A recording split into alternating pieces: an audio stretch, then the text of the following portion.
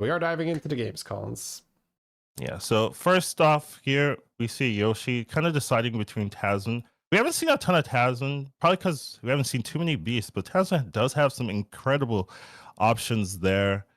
We have Sindragosa over there. We do have Anthony going with the Gale Wing, a very popular hero. There's a Marn being picked. There is people deciding, looking between the Master Wind, between a Reno for Alatimu, which also seems pretty powerful. This is a low MMR lob. We do see the Gallywix with 10 armor, so that is something to look through. So kind of interesting. We'll see if that affects some of the gameplay today. Yeah, we see him skipping it though, so likely not gonna have the Murloc Ellie. I guess Ellie's, I'm not even sure if he's allowed in that. So just Pirates, no Murlocs. Seems like reasonable to skip Gallywix. We have seen some people go for Gallywix and say, oh, this is too good to ignore, right? I'm getting 5 armor for free and then still top 8. So in order for Gallywix to do something, you do need a... Oh, this is actually a nice start here where we have starting with the lasso to then roll for coin. Because if you hit the lasso, you can't steal in the spell shop. So that was a cool little play by Chromie. Yeah, really nice there. We do have pirates in there, this lobby, demons in this lobby, mechs in this lobby, nagas, and beasts. So we do have a different variety of minion types here compared to last time. We didn't really get a lot of beasts in the last group, mechs as well. So it should be very interesting to see. So Collins earlier talking about Tamsin and beasts. So you have a fun little start here of beasts are in because the Mana Saber will spawn the tokens and then buff it. So that's already really nice. But the main thing Collins is referring to is getting Macaw and then using some, like the ideal setup for Tamsin in this lobby would be to hit a Psychus. The Psychus will start off as a 1/1 in the combat, but will then take the biggest stats. But because it starts off as a 1/1, it is your smallest unit on the board. So the Tamsin hero power will go on top of the Psychus. It will then copy the biggest stats on the board. And if you then use Macaw to trigger the Tamsin Death Rattle, which is now on the Psychus, let's say it's a 500/500, your whole board gets 500/500. Or 1,000 if it's Golden Macaw. Or 2,000 if you have a Titan. Right? So it gets out of control really quickly. So it's one of those heroes that when beasts are in, it's pretty good risk reward because you might just win the game randomly if you hit a Psychus or if you hit any easy way to trigger it, right? And you have Macaw and Barra and Titus and stuff.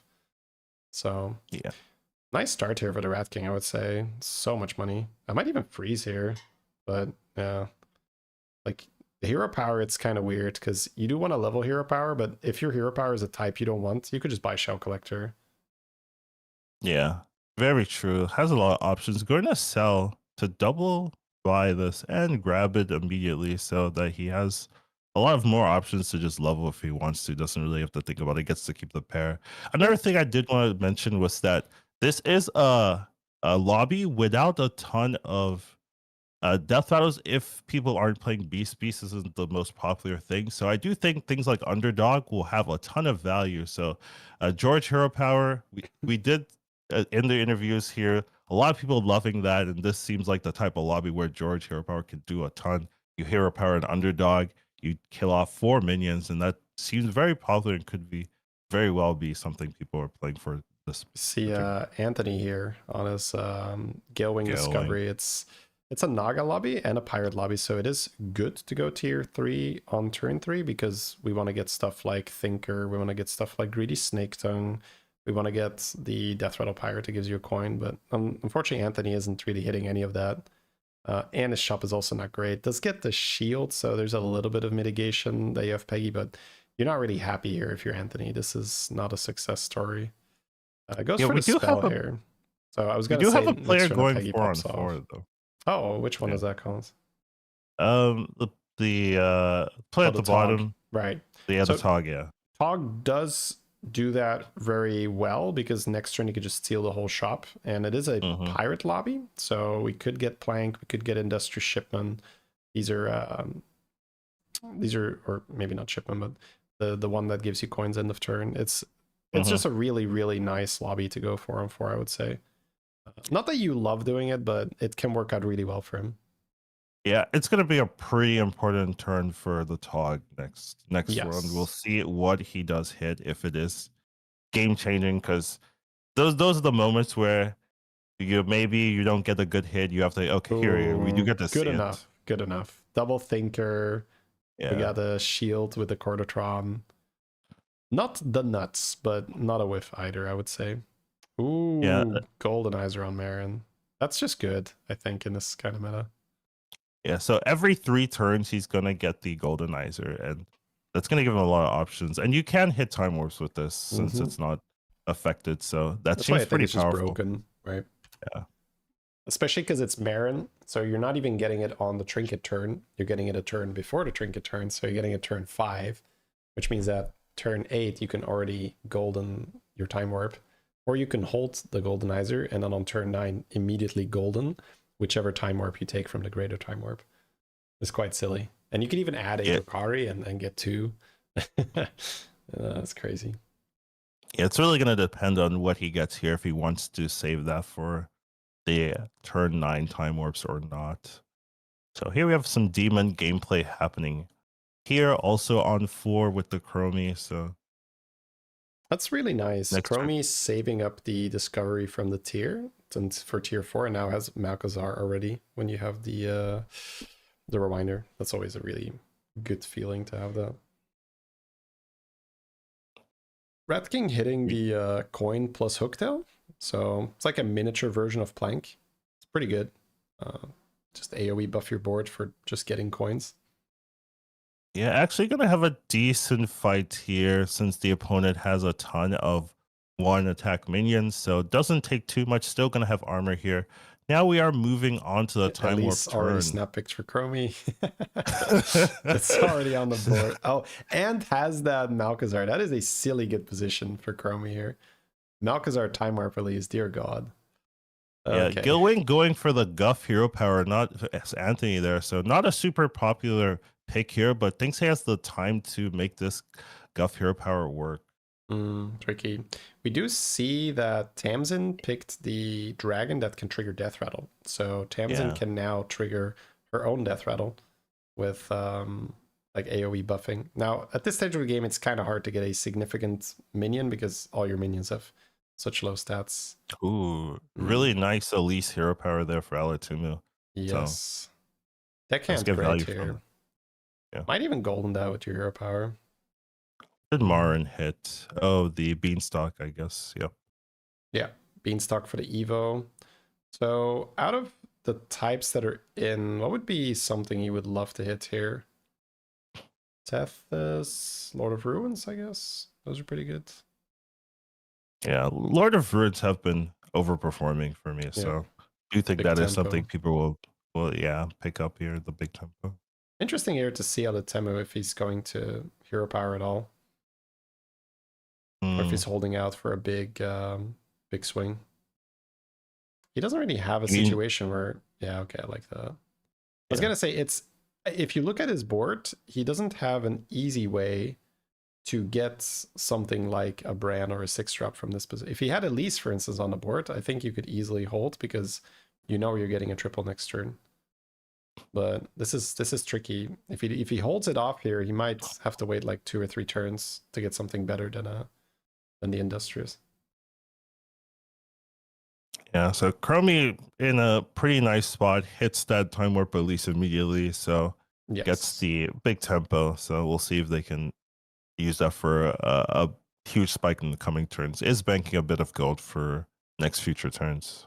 Seems like the 5-drop they got was not good, so not sure what that was. Maybe a panda and just discover a spell and sell it, but 5-drop's no longer on the board. Togwaggle is going to be a bully now, where you go 4-on-4, you take a bunch of damage, and then your board is insane, and then you start beating people. It's a big matchmaking factor, so it's pretty annoying for Chromie. Gonna take 10 damage here with the setup where they have the Malkazar and the Elise, but with the extra money on the board, they could even consider going to tier 5 and make a golden 5-drop and just trade the Gambler to buy it. Yeah, really powerful board from this Togwaggle with the hero power just filling the board. So going to be dealing full damage here. And we do have a couple people taking a bit of damage, but Chromie is the lowest one at 21. So people are still relatively healthy in the stages of the game. No one undercapped so far, but could start happening in the next couple of turns. This was really cool, Collins. Did you see where he used the Chromie hero power to get one more roll on the Elise and then rolled so that he only needed one roll for the golden? That was cool. Ooh, we'll just sell the Raptor here. Yeah, and would love to, but yeah, you want to buy that money. Yeah, but yeah, he was so hard. Yeah, I don't think that's worth it. Oh, he is buying it. Oh, wow. And oh my god. Okay. Wow, he's going in. This is amazing to watch, chat. You get 12 gold though. Yeah, but you have 20 seconds, bro. Like, chop chop. You better make this worth it. Oh my lord. Like, the rope is hitting. Oh dear god. And hits That's another golden in the next roll. Has to just roll and buy it. Yeah. Oh my lord, so much to do. Go. Might have to hold that, yeah. Goes all in here. Wow. I respect it, but I'm not sure if you got your money's worth because you made 3 gold, right? So to make 3 gold, you sold Malkazar and Rewinder when you have free rerolls on the Time Warp Elise. Also, he could have just taken Lord of Ruins when the 2 demons were still on the board and he wouldn't have lost this fight either. So right. I'm not sure if he's got his money's worth there. I think I would have preferred 2 demons on the board and just Lord of Ruins and be fine. Obviously, that's hindsight speaking because we know he hit the ruins, but just feel like for 3 gold, it wasn't really worth going so YOLO. All right. Yeah, go ahead. There are like some pretty good hits, you know, just to, I mean, Tethys is pretty good to be fair. So it does. Oh, and he hits armor. So has a or so now it's a little bit safer. He does have the time to maybe find direction. So it's it doesn't end up being too bad. Right. I don't mean to say that. I'm just talking about it's 3 gold, right? The upside was 3 gold. I'm just not sure that's worth it. Okay, it's the brand with the rodeo. You just love to see that. You already have I was gonna say you have that golden shark, so you might want to do something like Rylak, but ooh, has the Urzel and the demon, so would love to get some percussionists here. Yeah, he would have had a good time if he went Lord of Runes as well, as he saw himself 4-2 in the shop. So either way, it seems pretty happy to see, but this is definitely a lot riskier of a line to go for. Getting the has to do so much more work. Upsides. Has the buff for the new Zhao in the hand with the spell. Hopefully you can pull it off. Yeah, nice. The double buff, that's actually quite significant. But looks like the Chromie is going to settle in on demon buffing.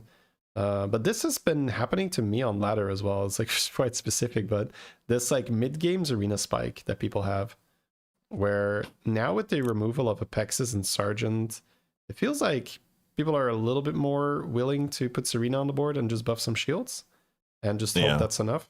And the mid-game spike there is ridiculous because if you do not have undead tokens, if you do not have beast tokens, you're just taking like 50 or 60 damage from shields. Like, can't really deal with that in mid-game. I love that we've been watching the same player the whole time. This is not something we really get to see in this tournament, but really get to see their vision. That was cool. So here we're at the Time Warp time. There is some armor, but unnecessary for the Rat King. He has 30. There's a hand of Dios there. Taking a look. No Psychus for Tamsin, so worth noting. Does not get the insta win. Say doesn't really have too much. Has the tier 7s if he wants to go for it. But here we're taking a look at Anthony. Anthony picking up the cloning device, so being able to make a big clone of something. Doesn't have a really clear target right now, so really gonna have to hit a triple. Feels like it's got to be Tethys almost, where you just need to hope you're infinite here. You would use it now. Yeah, I would, but Anthony's holding off right now. He might hit armor though. Yeah. That's the thing. If he hits armor, he can wait, but that's scary. He's got that 3/3 which he wants to cycle, but kind of wants to keep new Zhao. So this is a weird one. You could just not keep the Peggies, but hits that. You can go copy Golden that. Yeah, I just like saw Yeah. your news out. But you can hear from Collins and my voice that you're not that happy doing that. But you do need to survive. You are on 11, and 15 damage is a real possibility. I am incredibly surprised that he didn't just insta copy the Tethys, because he is running out of gold now, and it's I don't know what he's gonna do with the cloning device. Time Warp Nala saves the day immediately. Oh my god, yes.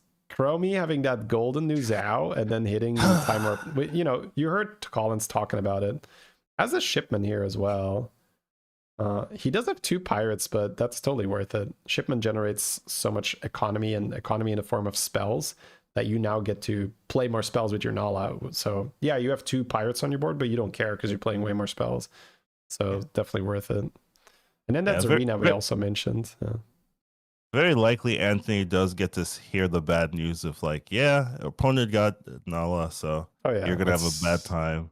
I don't see anything that Anthony could do to not be dead, which is a terrible start for us, I guess. But it is what it is. That's just, get wrecked by Nala. Seems to be a pretty common theme in these lobbies. In these tournaments, Has the Mutinous as well, which is super cool. Can easily pivot out of potentially Zarina later if he doesn't want to do that anymore. Did end up copying the Tethys at the end of the turn, right? So that's but I mean, again, these players are incredibly good, so Anthony probably had a very good reason to not instantly clone the Tethys, potentially because maybe he just says, well, if I copy the Tethys, it's just not enough. I probably still maybe I just need to get obscenely lucky here and somehow hit something better. But that's tough spot for Anthony here. Yeah, really a lucky break that the time warps are very impactful, and you can kind of see it there. Him getting the time warp Nala was pretty much game deciding in terms of this game for Anthony there. But that is the risk of picking a hero that can get under 15. I would say Going does sometimes struggle with that with the real issue for Anthony was he went 3-on-3 and he got no card that he was happy with. So he just got like something that was not completely horrible, which was Peggy and the shielded pirate, but that's not good. Tam's in here looking very good, honestly, but needs that armor. Fights the Chromie though. Oh no. That's just death, right? Is the interaction like, if that 615 is the lowest health, would that mean that it would get the Townsend start of combat and then transform away? I assume that's how it would interact. Right, it would. Yeah, I guess it wouldn't keep it. That's interesting. He does have the Goldrin in his hand, so that's likely going to be the target. But just gonna copy the Titus. I mean, it's a huge issue here because we're gonna fight a golden new Zhao. So this Chromie is the Nala high roller. Needs to roll it down for armor. Unfortunately, he doesn't know that, Yoshi. So, buying the gold like nothing is nothing is up. There's not a cloud in the sky. Let's take the gold for next turn. Everyone's happy. There's no debt to be paid. There's no huge golden Zhao coming our way here. Okay, buys that spell. Does he hit armor? No. Yeah. Also, without a maybe gold, looks at the. Would have to do significant selling here to make it work. Goes for the overconfidence. Everyone's happy today. It's a happy time. Then in 3 seconds we're gonna see the bad news. It's just Nala, bro. Like, this is for the viewers at home. Like, just pick Nala, chat. Like, when you get your time warp and you don't want to lose MMR, take the Nala. Whoa! There was a chance to win this. Yeah, he gets big, but the problem is the new Zhao, right? So if you go second, you automatically lose. So it just sucks. What's the line? Apparently there was a line. So I guess the line is no. You go first. You attack. You buff your Goldrin, and then the Goldrin dies, buffs the whole board, and then you win. Yeah, that would be the line. So you'd have to go first into the first, and then hope that you don't get cleaved. So yeah, for sure. No, I mean, Tamsin's position was very good. Oh, this is interesting. We did get that Drakari, so he is going to get the double Goldens. Golden Shivara with a Golden Urzel already. probably pretty happy to find a brand now with this Goldenizer and play some percussionists and stuff if he can get the rewinder, but probably doesn't want to buy the rewinder like up front. That seems a little scary. Oh, picking up the spore. Okay. So it's just going to be committing with a little bit of scam, trying to recover. Is 8 at health 8 here. HP. Yeah. This makes sense because when you play a build like this, which is essentially 1 or 2 big units, you need to put some other units on your board that do something. And Spore is something that it does something, right? It can trade into another Urzel. It can kill any big minion. That's the scary part. Oh, look, it's another Time Warp Nala board. Yeah. Not as big, right? Doesn't have the brand, doesn't have the Visionary Shipment. So I would say this is the budget version. The Chromie has is holding on version. to like 10 spells in his hand. Yes, so. yes, gonna get bigger for sure, but just by not having brand and by not having shipment. Oh, Psychus is on Say's board. The Kurtrus also has the Golden Bluesy, so is going to copy the stats from this Lava Lurker on the Psychus, so that's still pretty good. Probably just wants to slam both buffs on the Lurker then. Overall, not too big though. Doesn't have any thrashers to really abuse the bluesy value, so still missing out on a little bit of synergies, but has some stats to go for. Yeah, he's getting really big and does not die even if he loses here, because I mean the Chromie is a monster as we know. Yeah. The new Zhao just blocks the bluesy value, which sucks. Like he loses all his scale. It's just fighting a new Zhao is so disheartening. Yeah, it is. It's like, oh, the combat began and I've lost, 4 or 5 minions. Yeah, this is not a great experience. Which is, it also just shows if you're in a beast lobby, any excuse to try and get a new Zhao on your board is great. It's just really good. So on the other side, we do have the Tog Waggle with a bunch of cleaves. The other Time Warp Nala player. Yeah. Ooh, generating tavern spells with the Thinker here. That's good value. I do wonder if top 2 will just be the 2 Nala players. And just showing like, in this lobby, it doesn't matter. You just hit a Nala. We'd have to see. So Alu Temu, hero powered at Pirate, and we haven't seen him, I think, right? So see what he's been doing with that money. Did just take a big loss, so that's not, it's a bit ominous. Yeah. So we have 2 more players joining the lost column, the Townsend and the Marin. So top 5 left over. As we remember, only the top 2 people in this lobby will be making it out, so it does require impressive performances to make it out of this particular group compared to yesterday's group, which 5 players come in. So even making top 4 isn't a win in this one. So the mindset does have to shift. You have to be winning these lobbies to make it out here. Yeah, I was just replying to chat here, throwing the command in. So there was a question, did Zorgo, is he playing today? Zorgo played yesterday, but did not make it out. We have a standing sheet that you can check out. It should still have the results from yesterday. Today we are watching the largely APAC and Chinese group, but also have Anthony representing NA. Unfortunately, got a top 8 here. So Alutemu going for the Golden Jouster and just a bunch of magnetics, and then just the Flectobots. So also favoring that Zarina fast tempo. That's pretty cool to see. So might have to apply that in my own games as well, where there's been a lot of, I was saying earlier that, just picking Time Warp Nala in your own games is just going to increase your MMR because you're not randomly losing, right, when you have that. That blaster is going to do a lot there. Yes. This is also the Psychus board that is scaling incredibly well. So it did go against the Nala. So 1 second, Collins. Have to get the door. Yeah, all good. Also has the Mana Saber as a defensive mechanism into the big mechs here. So Psychus plus the blaster looking to be enough to win this fight here. So going to be taking damage off the Reno, but still going to be alive. So will be put to 8 health. So 1 more loss though. There are 2 Nala players and did lose to a non-Nala player. So That's going to be rough for the Reno if they have into a bad match. But everyone is looking strong here. You could see the fauna setup here has blasters since has no shields themselves. Does roll into a Thrasher or Hero Power into a Thrasher if they want it. So probably deciding whether they do want to lean into that viability. Yeah, going to be leaning into that. And here we have the fun, easy Nala gameplay. So just Nala kind of doing so much. You can kind of just scale out the wazoo if you have a brand and have ways to generate spells. It becomes quite easy. Yeah, when Naga's in, that's spell there is just incredibly strong, being able to trigger 4 times on the Nala, and you can see the ooze being picked up as well, just generating once again 4 triggers off the Nala. So really just being able to do a lot with those couple of minions. Is this George Hero Power, or are we just playing a bunch of glow skills? Because the Zarina is insane now because the whole board is shielded. So I'm gonna assume George Hero Power.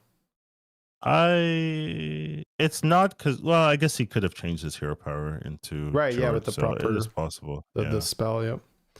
And really he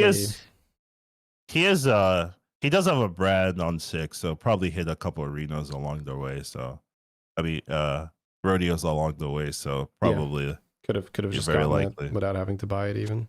Mm-hmm. Yeah, we can see that Golden Shipman and the Tethys totally being worth running the double pirate, because he has so much money that he's buffing so much more than the other. The Nalas are against each other. That might be a knockout. Yeah. No, I don't think so. Cap's still on, right? And the Chromie is stronger. Yeah, the Chromie is stronger. Yeah, that's true. 2% the knockout. I guess with Thinker getting shield and the Cleave doing amazing, but the Cleave already lost its shield, so it seems like probably a 0%er for the top. Yeah, probably a 0%. Yeah. That's so yeah, they're both gonna still be alive in this lobby. Both Nala players. We'll see if that trend continues. Wow. No one dies here, I believe, as well. Everyone taking. Say is pretty strong. Like, he has that Psychus plus huge Lava Lurker. So Say is the biggest one in this lobby. But the utility of the Wind Fury Golden Usao is so high. I don't think we can. I don't think you can really get there with the Psychus setup, but I'd be interested to see him try. Yeah, I mean, everyone's board is respectable, I would say. Like, this is a board that can win a regular game of Hearthstone, but this is not a regular this is not a regular tournament. No. It's a World Championship Qualifier. Collins, best of the world, duking it out. Got the Reborn on the Zarina. That just helps a little bit with Scam. That's nice. He's got so much money, and did indeed switch into George. We can see it here. He did, yeah. I mean, it would almost have to, right? It's like 7 shields. It's just like, okay, where is that coming from? Yeah, need to find an underdog, I think, for the final turns, so that he can hero power that and be really happy. Yeah, might even just want 2, where you just like swap it out. So keep scaling. That'd be the dream. Eventually get out of the Nala, but not soon. So. Yeah, the fact that it is shielded just makes it so easy to keep. It does have a Spore in the shop. Could see them buying it here just to make sure you have a card to end on. I probably feel a little uneasy skipping the Spore. Yeah, looks like Chromie's going to agree with that. It's just, you never really want to go in combat with a battle cry, right? That you end it on. That's not ideal. But there's Leroy. Can upgrade the ending unit now. Yeah. Also have Reborn on the new Zhao. I think they might have gotten that in here because we were a little bit delayed. Yeah, looks like it. That just makes it so much more difficult to scam because now your new Zhao is also maybe killing a Leroy. And 94.6%. Oh, I even hits the Myrmidon. Okay, no shot. No shot. Nice. Yeah, okay, it would have died anyway. Man, look how big this new Zhao got. 1200 damage just because he's got the Zarina on top of the Nala. It basically soloed the whole board. It just did everything. Yeah. He's running 1 minion and he wins, legitimately. Like, we can see Menagerie comp here just doing really well. But just in general, ooh, bad hit for Tog here. The other Nala player out. Say Alutemu sort of scamming him with the high mech damage. Damn. So you can kind of see some remnants of that last game with Jeef where he had just huge mechs, and Alatum is kind of doing the same thing here. I was gonna say I think he's making a second new Zhao, the Chromie. Because he just played a second new Zhao and just he has shield and he has arena, so he can buff it. What I was gonna say earlier, Collins, is it just seems that in Menagerie it's kind of easy to just fit the new Zhao, but there's probably other strategies where, you know, like shop buff the rightmost, where you can just pick up a new Zhao and have it be big. And it seems like any way you can get a big new Zhao on the board, you're just happy to do that. Like even if you're playing like demons and you randomly somehow get a big new Zhao, you're super happy about that because it just helps your demons not die to scam, and you know the new Zhao just does so much work against beasts and undead and stuff. So it just seems like an incredible unit this meta to try and fit on your board somehow. Yeah, I'm looking at Alatumi's board. He did sell a Leroy to buy another Leroy, but maybe this one's a little bit bigger. But overall ends up with 2. It gets the copy, so maybe that's what the game plan was. Now able to copy everything, and now can Vol'jin the Deflecto stats to be pretty threatening now. So not a bad setup. Also, really nice positioning on Alutemu, expecting the blaster. So putting the Annoyatron ahead of the Deflectobots. So the Annoyatron dying and reborning will give the Deflectos their shield back. And as we see, there is a blaster indeed. But and very likely with that in mind, he probably had a 6-2 Leroy. And then was like, oh, it's going to just die for free. So let me sell this. Yeah. Ooh, huge, first hit. But the main thing that matters here is that your Leroy's connecting to the Psychus and the Lurker, because I think if that doesn't happen, you're kind of already out, which is why he's just not favored. Because we are on 2,500 health. So that's what we talked about earlier, where the Psychus scaling has the highest cap here. It's just, will the new Zhao kill him before? And that did not happen. So we're going to get even bigger scaling this turn. So maybe the Psychus is just too big where it tanks the new Zhao, but it's 14. Yeah, look, second new Zhao. That's crazy. Sold the Nala though. So just gotta use those arena buffs to buff the damage, which is fair. I guess if you're running 2 beasts, 2 pirates, the Nala does get quite a bit worse, yeah.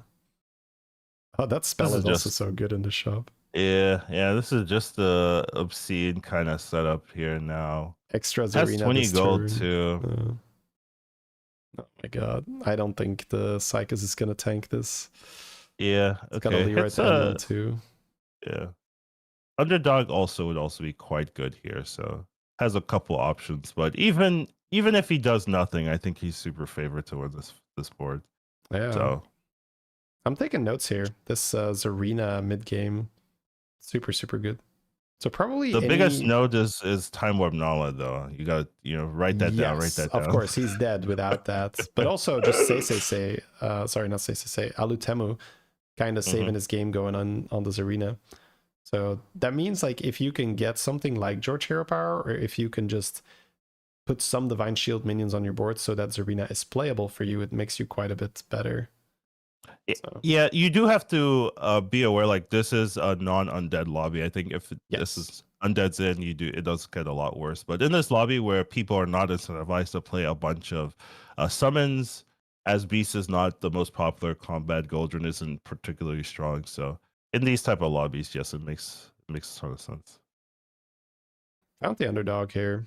Finds the Underdog, skips it though. Okay. Yeah, I mean, we got a lot of stuff to do, and you are fighting Deflectobots, so it is reasonable to say that. Oh no, you're not fighting Deflectobots, you're fighting Psychus. Well, still, Leroy is pretty good, but yeah, the Underdog is stealth, so we'll find the mark on the Psychus more likely. But still, this second new Zhao is now already 560 damage. Was probably rolling for a Scarab for Wind Fury as well. Something like that, yeah. Something like that. All right. Big turn here.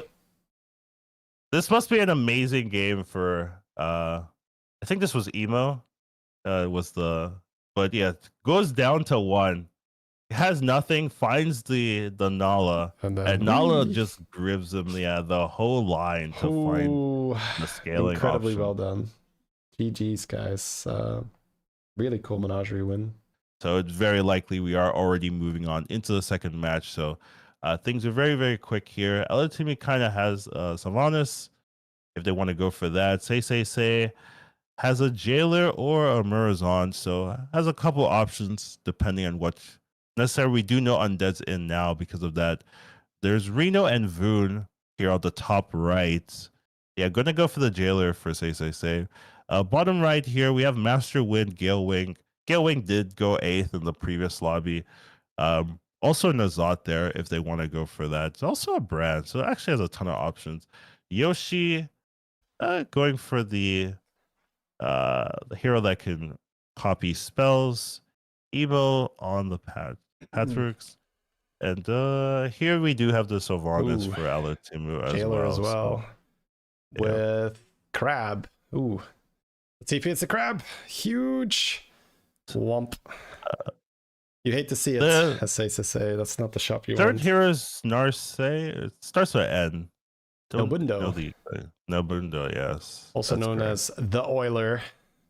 The Oiler, the copy hero, copy spell hero. Yeah, that hitting oil turn 3 on Nobundo is the best feeling. You're just sitting there like, oh, oil, and then hero power, oil again. So much money. Okay, so we do have undeads in this lobby. Elementals are also in, pirates, Quillboars, and then Nagas. So nice mix, no mechs in, but undeads in also going to shake up the game as well as elementals. So we might be seeing some big assets, as is what tends to happen in these type of lobbies. Yeah, as you mentioned, this is cool. Lutema could freeze and just level next turn hero power, make a golden crab. I think I like that. And then you can go for a pirate or a Naga 3-drop. We'll see if he likes to do that or not. Jailer, Jalen. Say found the undead. That is very, very good for him. You just stay on tier 1. Next turn as well, hero power is probably before he levels to try and get another skeleton. Because if you get 3 skeletons, it's 2 triples. It's so broken. Because you get 2 per, right? So you get 6. That's 2 triples total. But as you mentioned, there's no Murlocs, right? So the Acid Rain is going to go largely uncontested. It's, well, I was going to say that, but you got Leroy, you got Underdog, you got Thresher, so there's like you can still have 6 scam units on your board quite easily. But it's all about, you know, turning it into cleave stats and adding your own anti-scam, you know. Yeah, it's a bit more work, but it's still doable.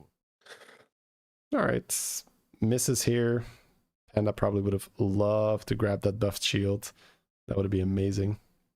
Could have stayed down and bought the host shop if they really wanted to, which is like huge stuff as well. Yeah, but then you get into really murky territory where your curve is like that's that old curve where you double level. Yeah. The only reason that curve was good, that was a curve where you only bought 1-drops essentially, guys, for the first few turns, and then on turn 5 you would level to 2 and then immediately level to turn 3 in the same to tier 3 in the same turn. But that was because you had cards like Light Spawn and Nest Matron. And back then, Nest Matron was game winning, believe it or not. That was actually a card you would go for. Now you rarely even see it on the board. And also you had a lot of economy, right? You had Alley Cats, you had Celemental was a 1-drop, Shell Collector was a 1-drop. So, but yeah, that curve is basically dead. Oh yeah, he had 3 triples.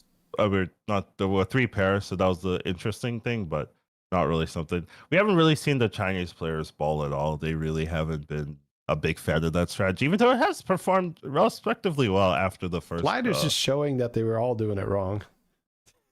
Yes. All right. Say got the triple frozen here. Ooh, Anthony in a bit of a weird spot. Has the it's playing Shudderwalk, actually. Didn't mention that at all. Yeah, I saw it and I saw Ellie Pirates. I was like, oh, okay, yeah, maybe. I could see it. I wonder if he can turn this into something with Quillboar. Like, we have a Jazzer and we hero powered it, presumably. So, but I mean, in an elemental pirate lobby, I just don't see Quillboar. I guess you can get Smudger. Yeah, Smudger later, but that's a long way. Smudger with Tempest.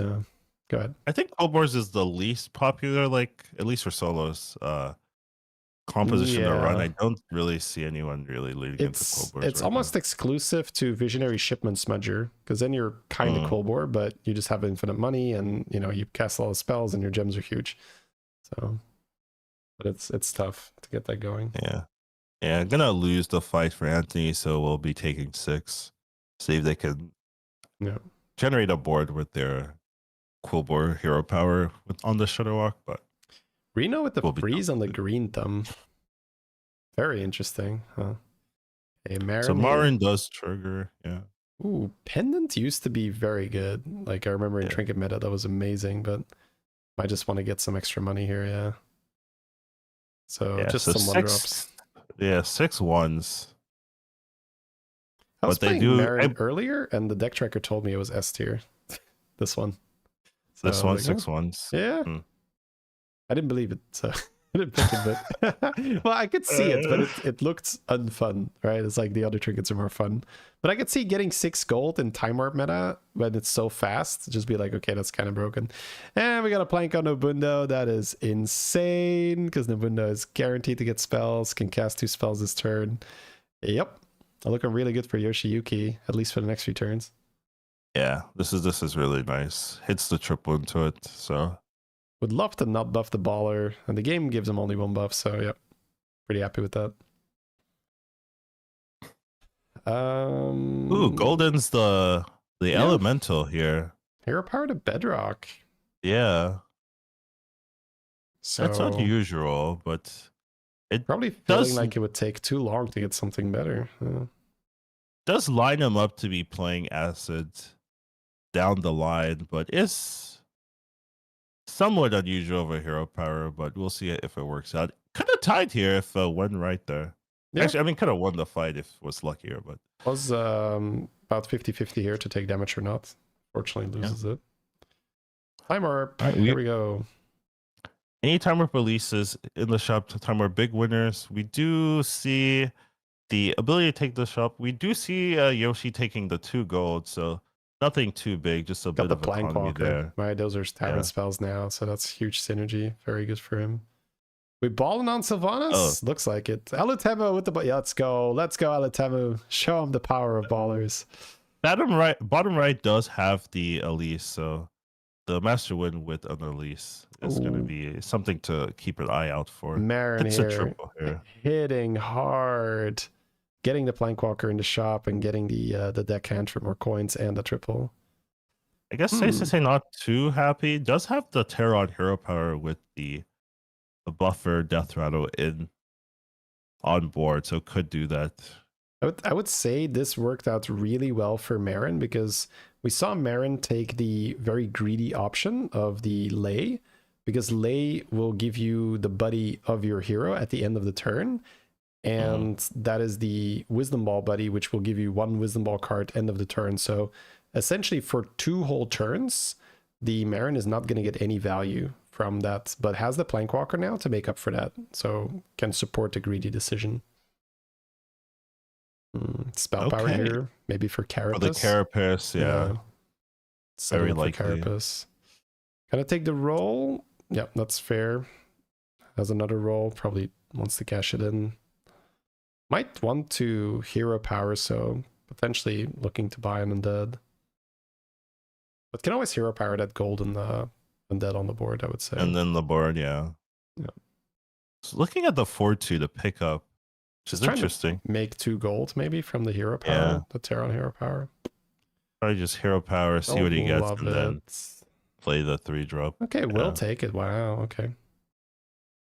Very interesting. Not taking 1 more roll for something like Spirit Drake or Industrious, or I mean anything there. Carapace, right? Guys, those are all in 4. So we do have baller gameplay going on here. We'll taunting the buddy to hero power and get it on Sylvanas. Yeah, that's very smart. Nice. Because with ballers, there's a reasonable chance your stuff doesn't die, right? Because you have snowballers early. Yeah, but Sylvanas is like one of the hero powers you're looking to get if you're a baller, just because it allows you to get higher tier minions while still on tier 2. So if you just start Absolutely. Sylvanas, you can just it does make sense to lead into ballers if you can. Also has the other time warp where the shop always has 7 units, which is quite good for ballers as well. I would say the one downside is Sylvanas just doesn't have extra money, so it's kind of hard to get extra oil. It's not like Chromie, it's not like Cenarius, it's not like Mubundo. So while you are going to get good units and you are going to be able to copy them, you're probably going to have like 10, 11, maybe 12 gold for quite a while. So not ideal economy for ballers. So Kurtrus here is just saving the evolve spell, so it's on tier 5.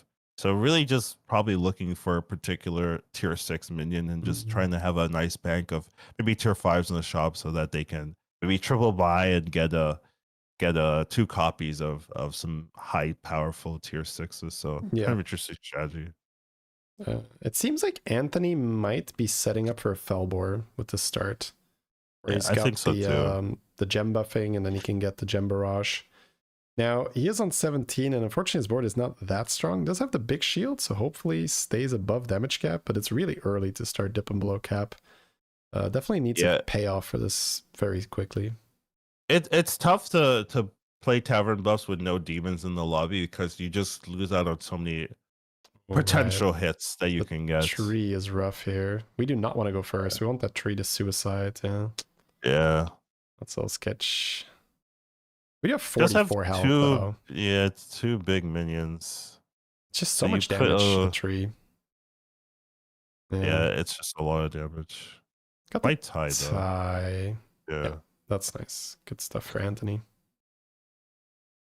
So we'll see what he is planning to do. He really needs to triple that Jazzer.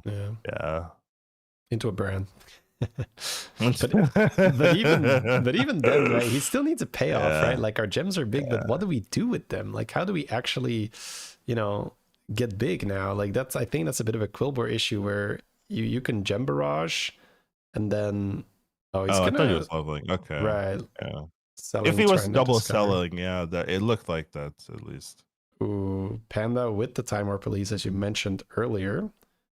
Want to see what comes out of this triple reward, I'm guessing.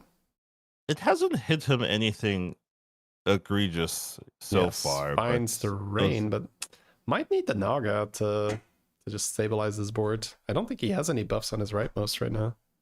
I don't think so too. Right, we'll still gonna do it. It's just so strong. Shutterwalk hero power with that 6-drop is amazing here. Yeah, and the brand on the board. Yep, absolutely. Yeah.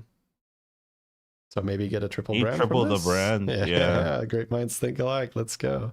Does get the Revenant, so nice little setup to take advantage of the acid rain if he can find going it. For the going for the eat spell. I like the avalanche here because you got this lurker that you might want to get rid of. You got this tree that you might want to get rid of later, so gonna save quite some stats here with that avalanche. Ooh, 2 bellhops now. Reno. Yeah, Reno's scary. The Marin, right?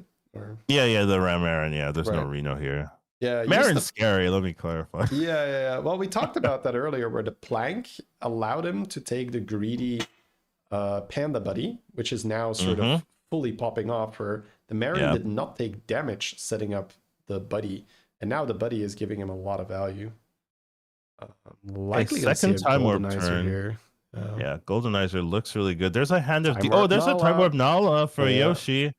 I don't know. Yoshi could get it if you just want some stats for free. Has the Plank Walker too, so and 3 spells in hand. I think it's a no-brainer for Yoshi. Yeah.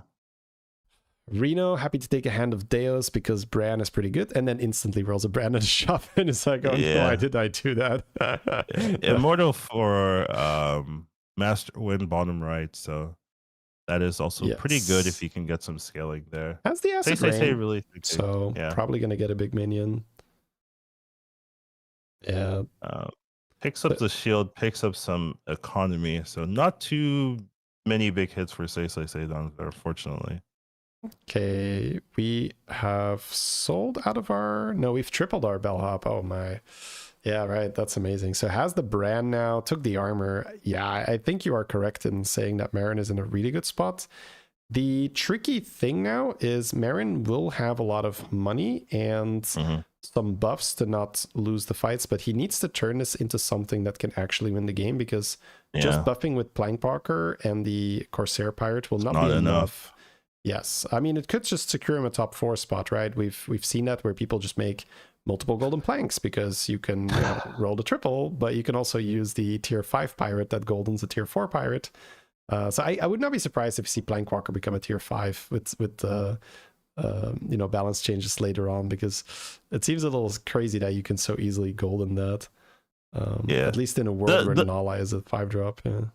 Yeah, the one issue, right, is like this version of the tournament, like top 4 is not good enough. You need to be top 2ing on average to make it out of this. So that's true. You do need the big plays, and that's not a time warp null. That's a regular golden null, right? Yes, I think that probably came from an Elise, and then Elise was sold. Elise was sold. Yeah, I can't imagine from the position where he has Acid Rain that he wants to invest 9 gold on the golden null. That must have just happened. Yeah, that is the time warp value. The cool thing is that the Immortal just adds the stats, right? So even if we're scaling it with the Nala, that's not wasted. That's just bonus stuff. So that is good. Oh, did take the time warp Nala, understands the objective, and look how big the board is immediately. Instantly. It's so unfair. Yeah, that Undead with Reborn is so fantastic here. If this was ladder, you would probably even want to move that Undead up, because it's conceivable that your opponent can't kill one taunt. Luckily in the tournament, people pretty strong on average. You're going to get your coins while eliminating the Shutterwalk. Yeah. Oh, that is awful for Anthony. Double top 8 start. That seems like incredibly hard now to recover. Like Anthony needs to just go straight first to have a shot. That is Anthony in scary. A really bad spot now with the double 8th starting the lobby, because you're now you just have to sit here. Got to get top 2 from that spot. Yeah. So it'll be interesting to see if the Marin can turn it into something that scales better. Reno, I would say, already has sort of the game-winning direction, where we are using the Visionary Shipment and the Hand of Deos to spend a lot of money and create spells. And the Weaver is then giving our Undead +1 attack every time a spell is being cast. So that is enough to win the game, right? Whereas scaling with Plankwalker is not. Now, the advantage that Marin has is he has way better economy. So even if he's starting a little bit behind, if he would start to buff with Weaver now, he would catch up quickly because he has much better economy. So we'll see if that's the case, or if Marin is just going to commit to buffing with Plankwalkers the whole game. He's holding the shield. I do wonder if that's like looking for an underdog to just commit that on, or if he's just looking for some like values, or he's just going to shield a random undead that summons this turn. So pretty interesting. Okay, we have Golden Carapace, Golden Catacomb Crasher. Has a shielded underdog as well, because he can make perma shield. So that's a really powerful setup there. Yeah, the Acid Rain here, I think this is probably the best pivot that Marin could have done. Well, maybe not even pivot, but the best way to use the money. Yeah, Acid Rain is just scales so fast if you have any scaling. Oh, buying the Weaver. Okay. Interesting. Doing a little on the side. So could go for the Giga comp where you have Acid Rain and a Wildfire that's big, and then the rest is like all undead. Big, yeah.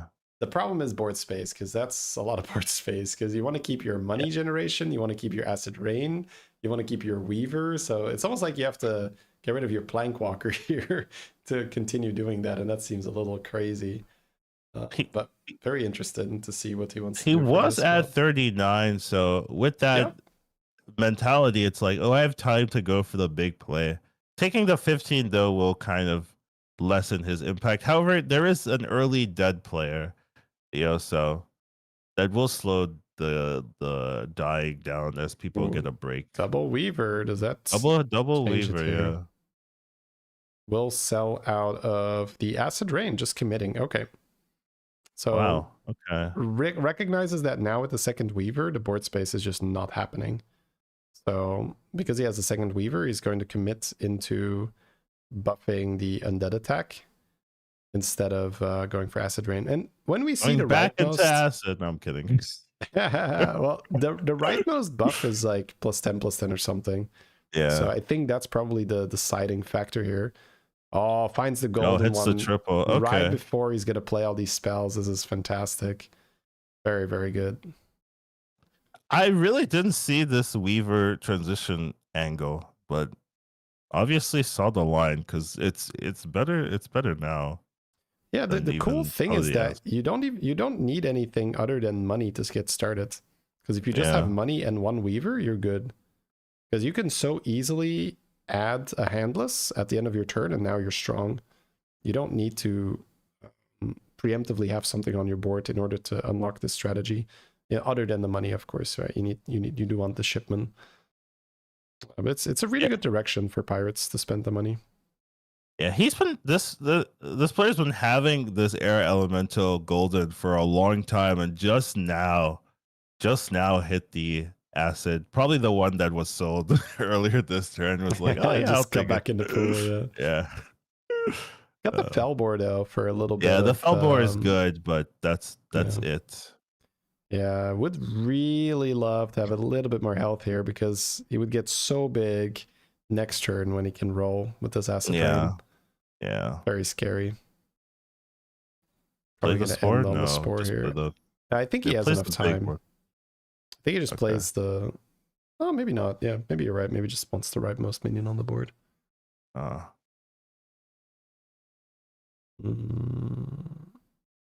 Yeah, so the Nobundo having the Time Warp Nala, just too much tempo. But probably not enough to win the game. So let's see if Yoshi does any kind of pivoting on his own. But I don't think so at this stage. I think he might just play Nala until it's no longer good enough.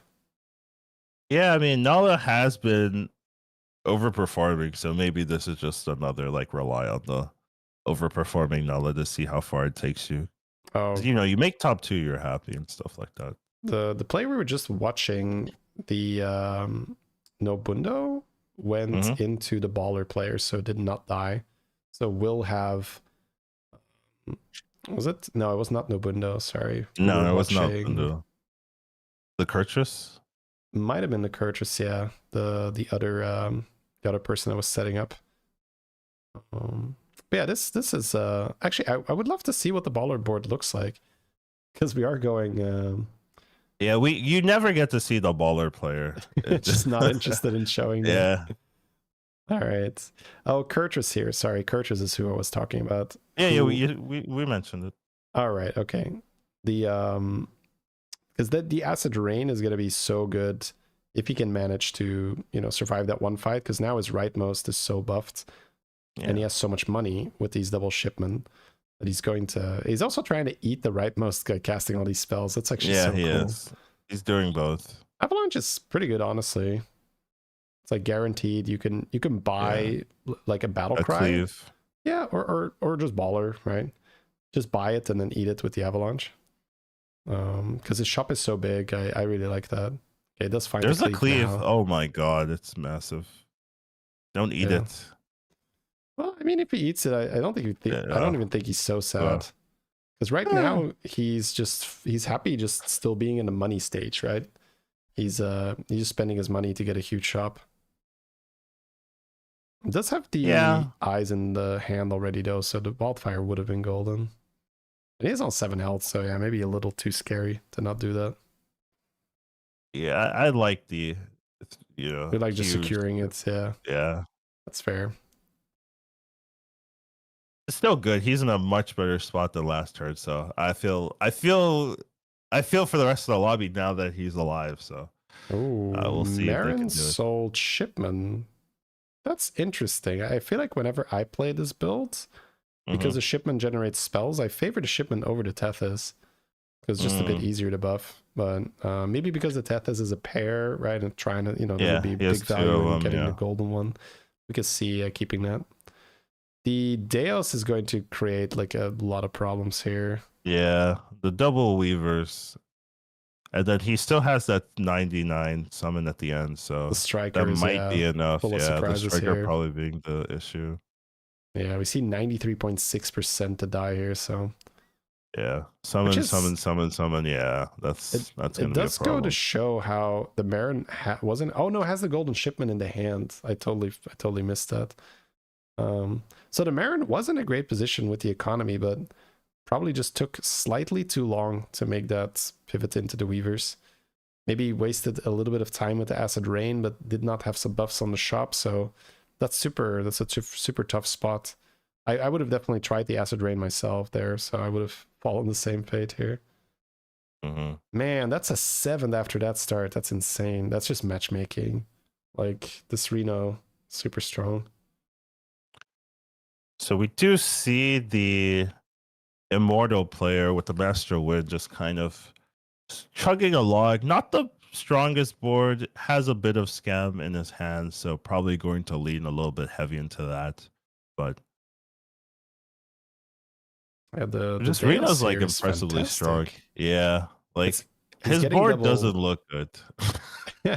Well, you have to keep in mind every undead has 100 damage.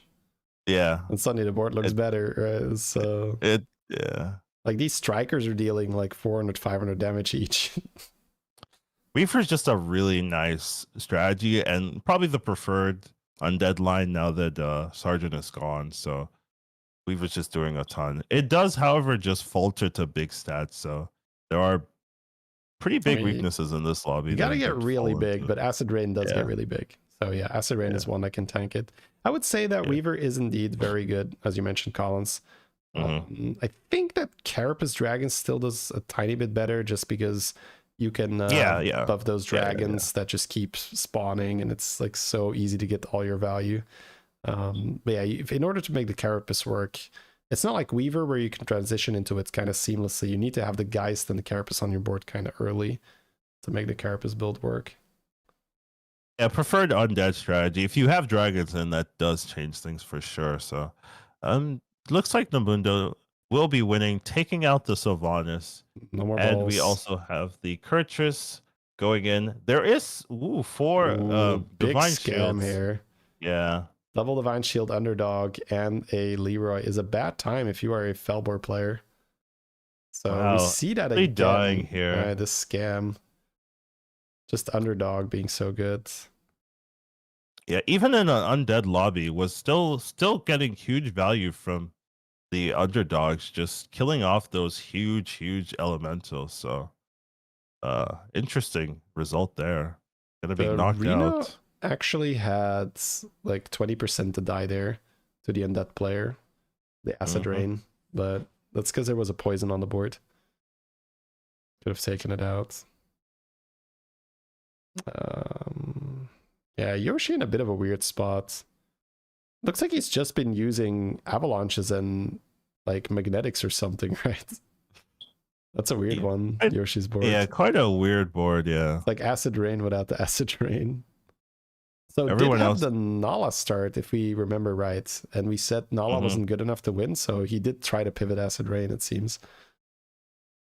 But it's tough though if you are looking for Acid Rain second. You know, a lot of times there'll be a window where people take more than half of the premium tier 6 out of the shop, and then you're looking for the scraps, and the chance of hitting it is a lot lower. You have to kind of wait for people to die so that it goes back into the pool. But usually the people that are dying don't have it either. So if you are trying to switch from a secondary composition, it's a lot harder to find those key pieces once people have already taken most of them. Even if you do hit it, you're just behind, right? So your shop needs to be so much bigger than your opponents for it to even work.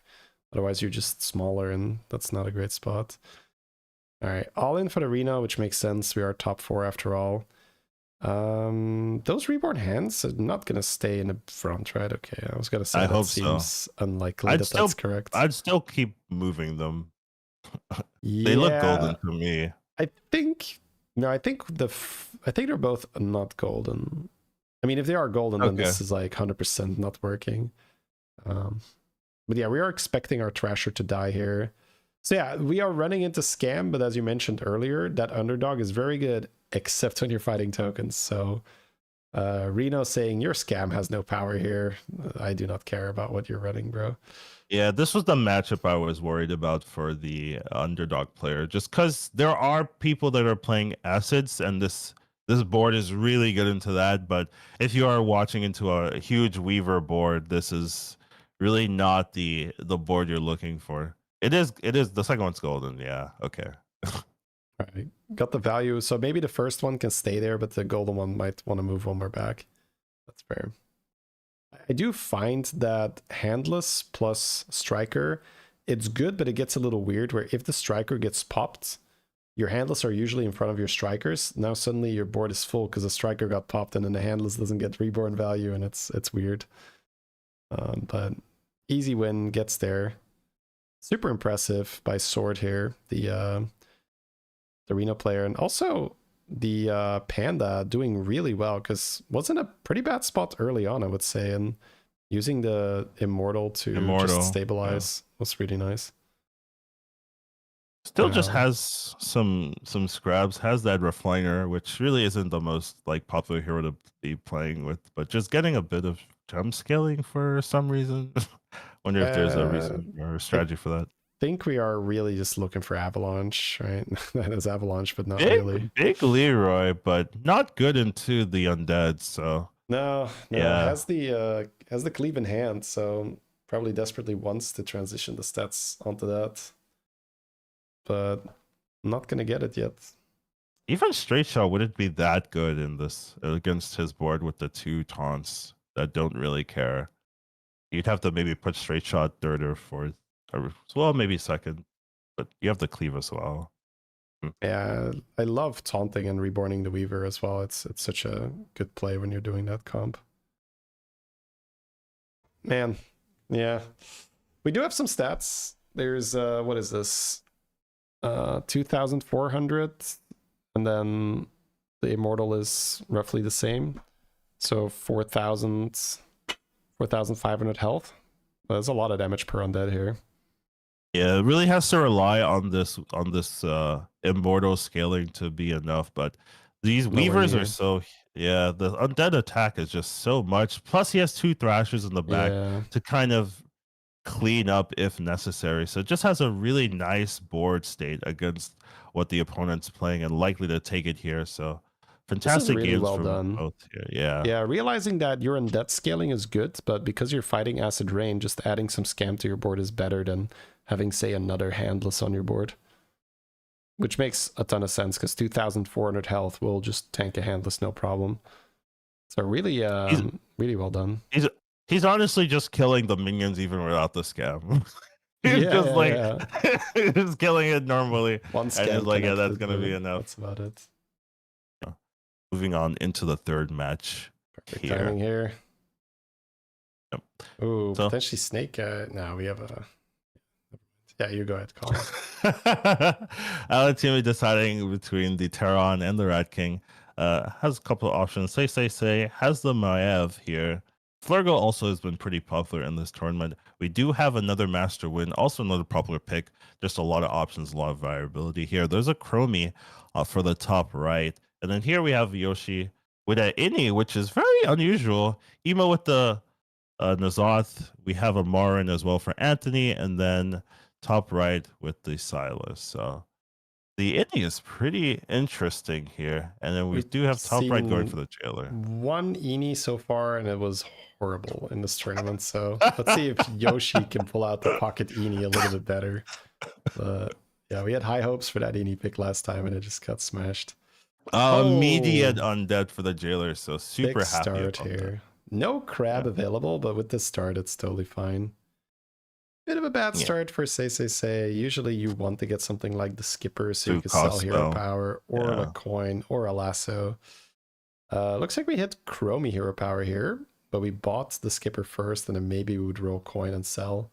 Seems fair. Yeah, not so in gonna this be lobby, worth we it do here. have undeads, murlocs, demons, mechs, and dragons. So first dragon lobby of the tournament might be seeing some stun drakes. We do have undead dragons together as well, which is a pretty powerful combo. So um, that is something that might be playable. Murlocs also being in is also something we haven't seen in the tournament. So it's a very different lobby this time around. Alright, just answering chat here. Mhm. So we have 4 Chinese players, 3 APAC players, and 1 NA player in this lobby. Anthony is a NA. We have Yoshi, Seisei, and Alutemu from APAC. And we have the 4 Chinese players. Is there another group of Jeef in it? Jeef played yesterday. That VOD is completely available where, let me link it to you. All of those are on my YouTube if you want to watch that. You should probably leave if you don't want any spoilers. Grab it So here. we have a large amount of players staying on 1 here. 3 players. I do think the Maiev and the Jailer do make sense. Anthony also staying on 1 with the did I say Maiev? Yeah, with the Marin. Okay. Actually, okay, gonna level. I guess this is the next turn now. So Jailer hits the hits the 1. So Oh, that's has so 2 good. triples now, yeah. Deciding if they want to go for a 3 or if they want to be a little bit greedier, they can slow it down and jeef it up to get 4s if they want. I think he needs 1 more for the second triple Collins where he's gonna get oh no, wait, yes, he has a go. Yeah, never mind, you're totally right. That's the 2 triples. Man, that is crazy.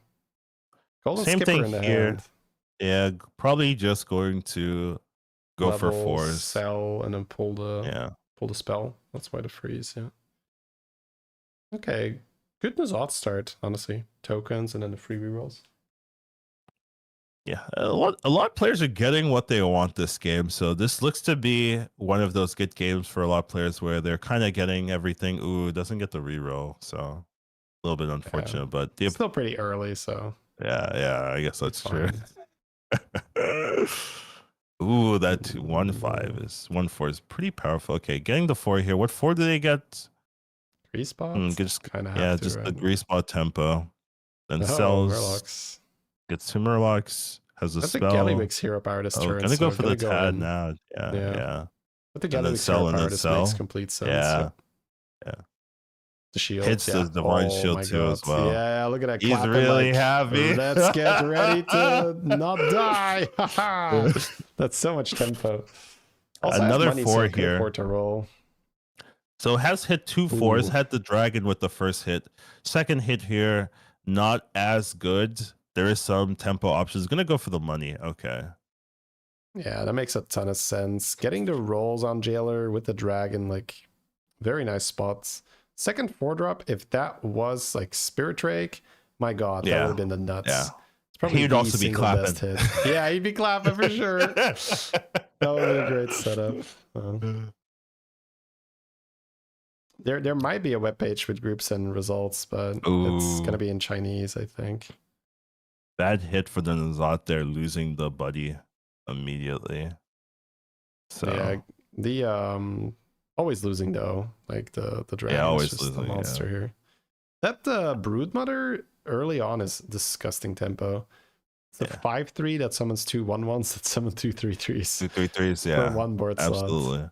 That's Marin ridiculous.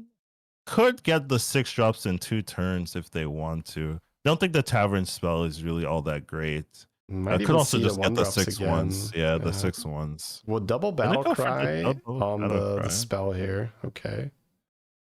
Scary though. Needs to continue hitting then. Yeah. Okay.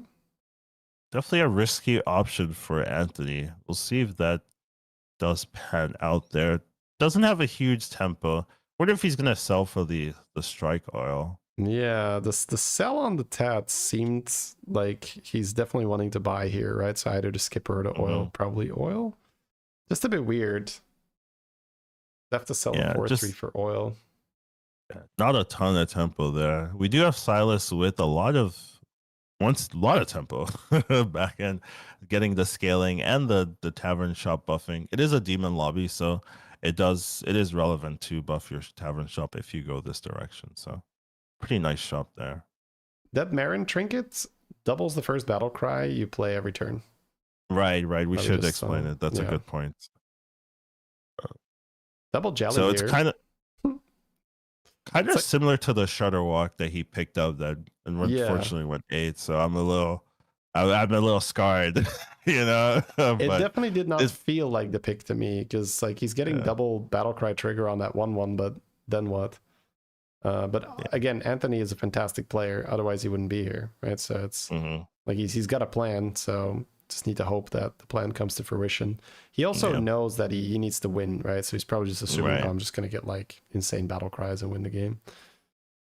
Ooh, say getting the big winner and then steal shop. That's a crazy good option.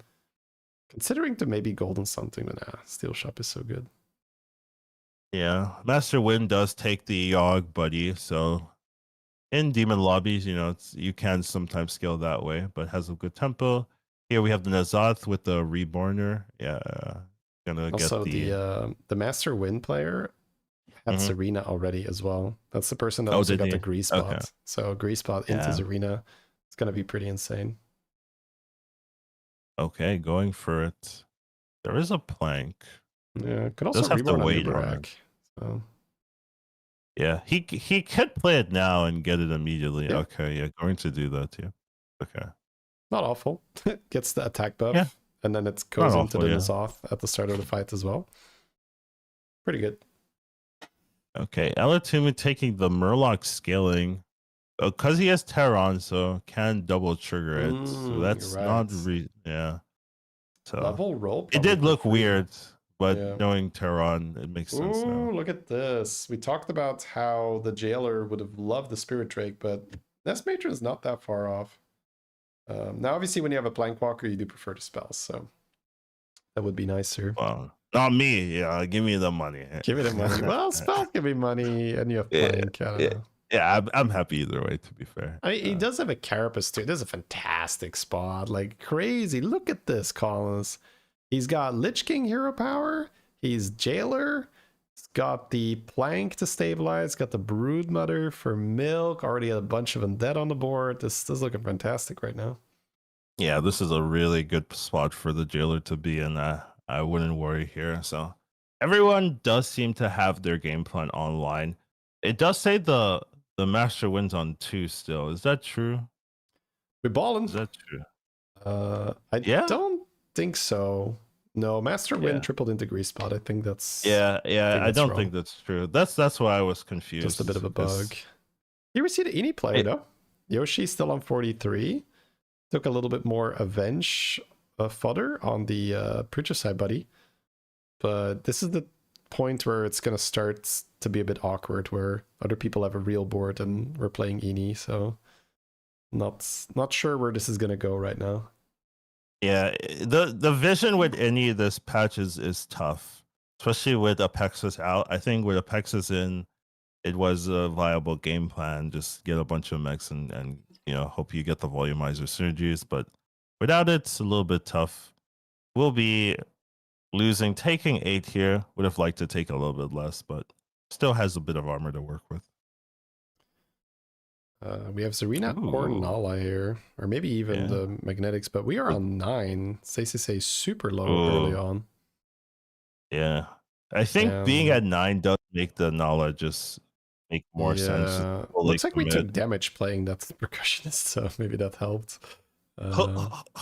Like the game plan now is to get the Time Warp Nala with the Nala, and then just like let that carry you to victory. The game plan is high roll and don't die. As opposed to just dying.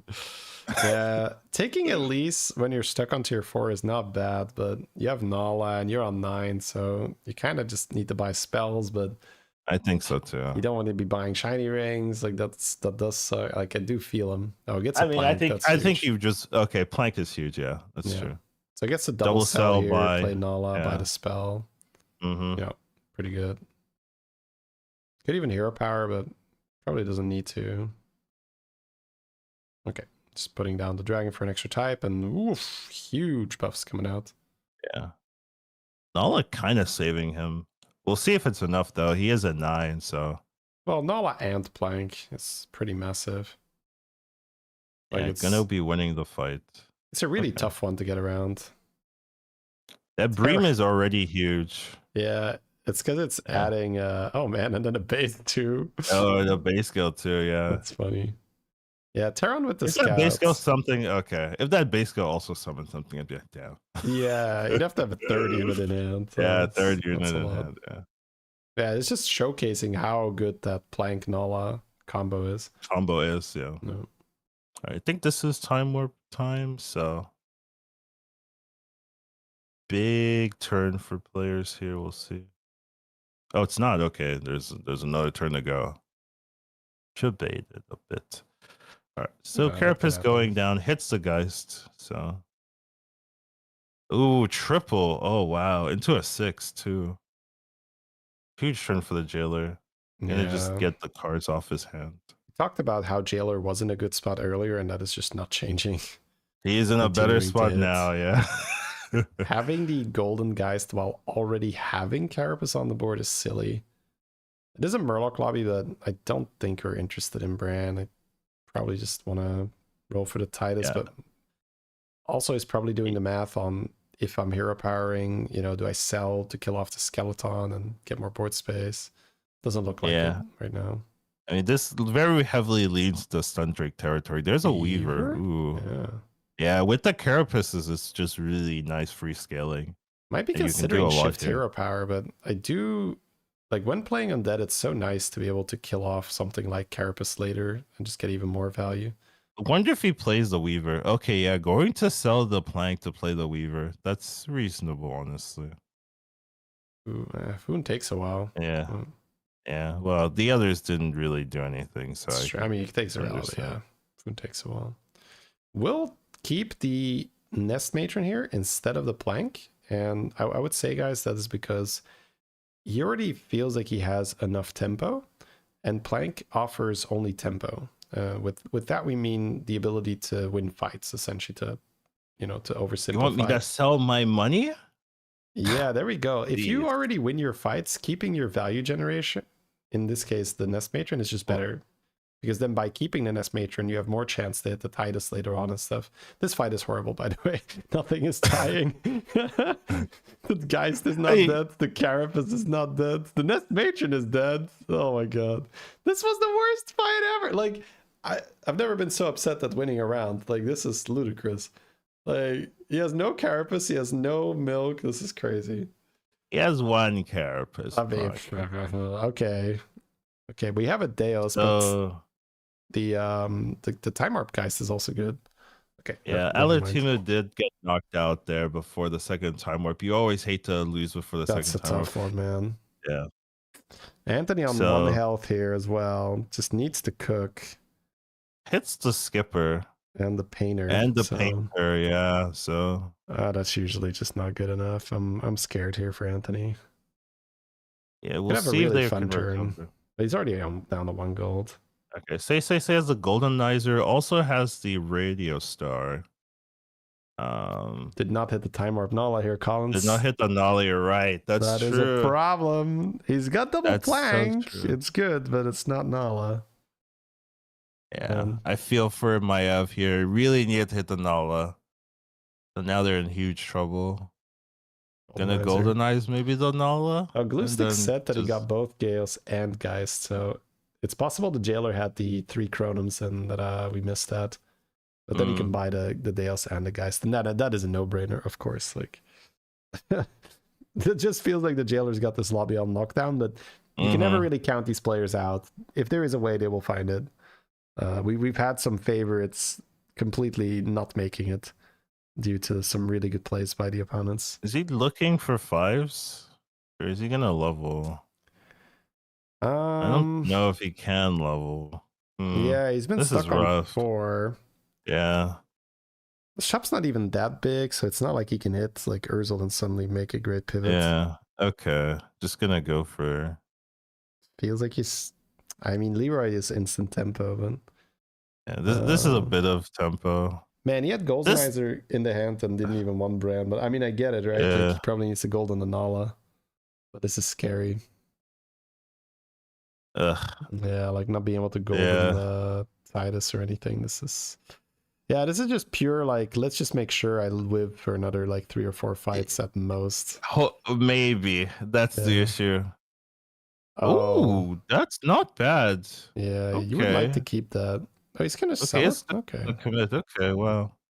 Oh, once the spore. Okay, understandable. Okay, sure. Can sell for the overconfidence. Probably want to do that here. Yeah.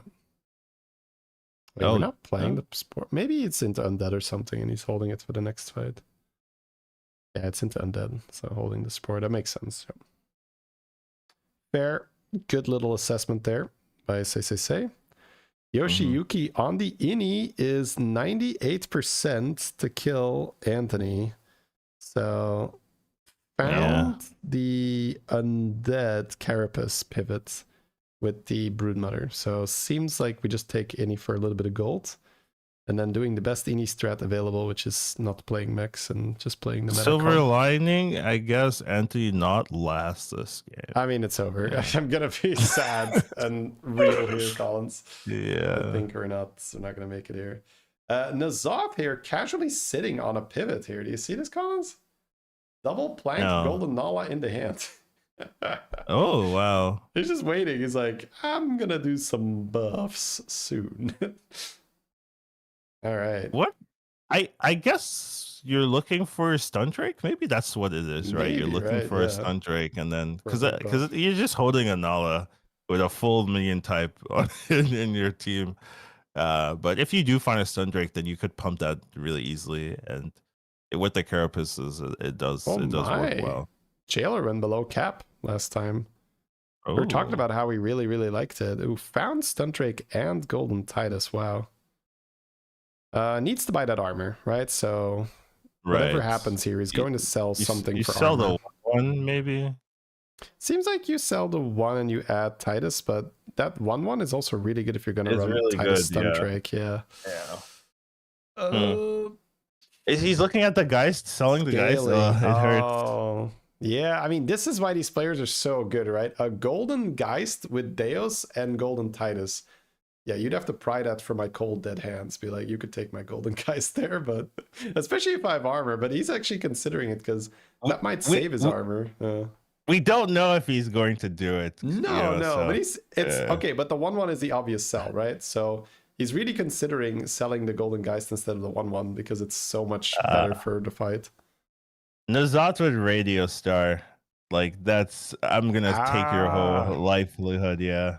Okay, so maybe not necessarily pivoting, but just randomly stealing golden Nala. Yeah. Okay, I see what happened there. That makes a lot of sense. We see Felbor's here for Silas, and he's super healthy. Got the double Titus here to just add so many spells into his hand. Oh, looks like N'Zoth did pivot, and look how big they got in one turn. That's 0% here, but still. 140 damage on this flank, like crazy. All right, we're stealing. Oh wait, sorry, it's the Silas that has no shot. My bad. Yeah, sorry. I'm reading the graph wrong. It's easy. Anyone can do that. Yeah. It's because I'm looking at the N'Zoth's board, so I'm pretending I'm the N'Zoth, and then I'm reading it like, I always lose here. Okay, so this Felbor were not so big. So he does it in one turn and is straight up bigger than the guy that's been scaling the Felbors all game. That's ludicrous. That's the power. Yeah, power of N'Zoth. Right. I mean, Say does die. We did talk about how he was stuck on tier 4 and he was just hoping to survive another couple rounds, but could not even get there. Man, N'Zoth Radio Star. No taunt on the Radio Star made it not die though. That was sad. Yeah, made it not die. Yeah, can add taunt if he wants to now though. Yep. He is at 37. Like, just has so much to work with. He's the only person. I guess it. Kind of crazy, man. How that's such an incredibly well played N'Zoth game. Just out of nowhere, transitioning full menagerie. I mean, you get a free golden Nala and you consider it, right? Yeah, I think about it. still needs. Okay, so, wow, just selling the plank immediately. Okay. What to play now?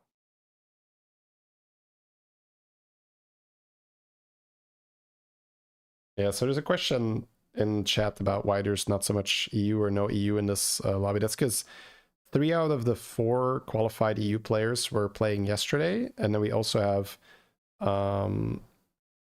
JJ as an additional EU player in Group C, but there's one more, right? Oliesh? Yeah, Oliesh and JJ will be playing tomorrow in Group C. So that's just how the qualifying stages went. The EU players either did really well or, you know, not so well. Yeah. So nothing in the middle for EU. It's top 8 or first.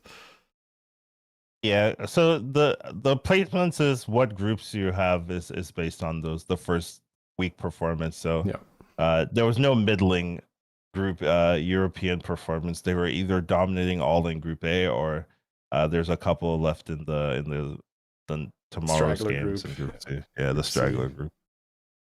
Yeah, the Ini did well, given that they're playing Ini, but going up against that menagerie board now.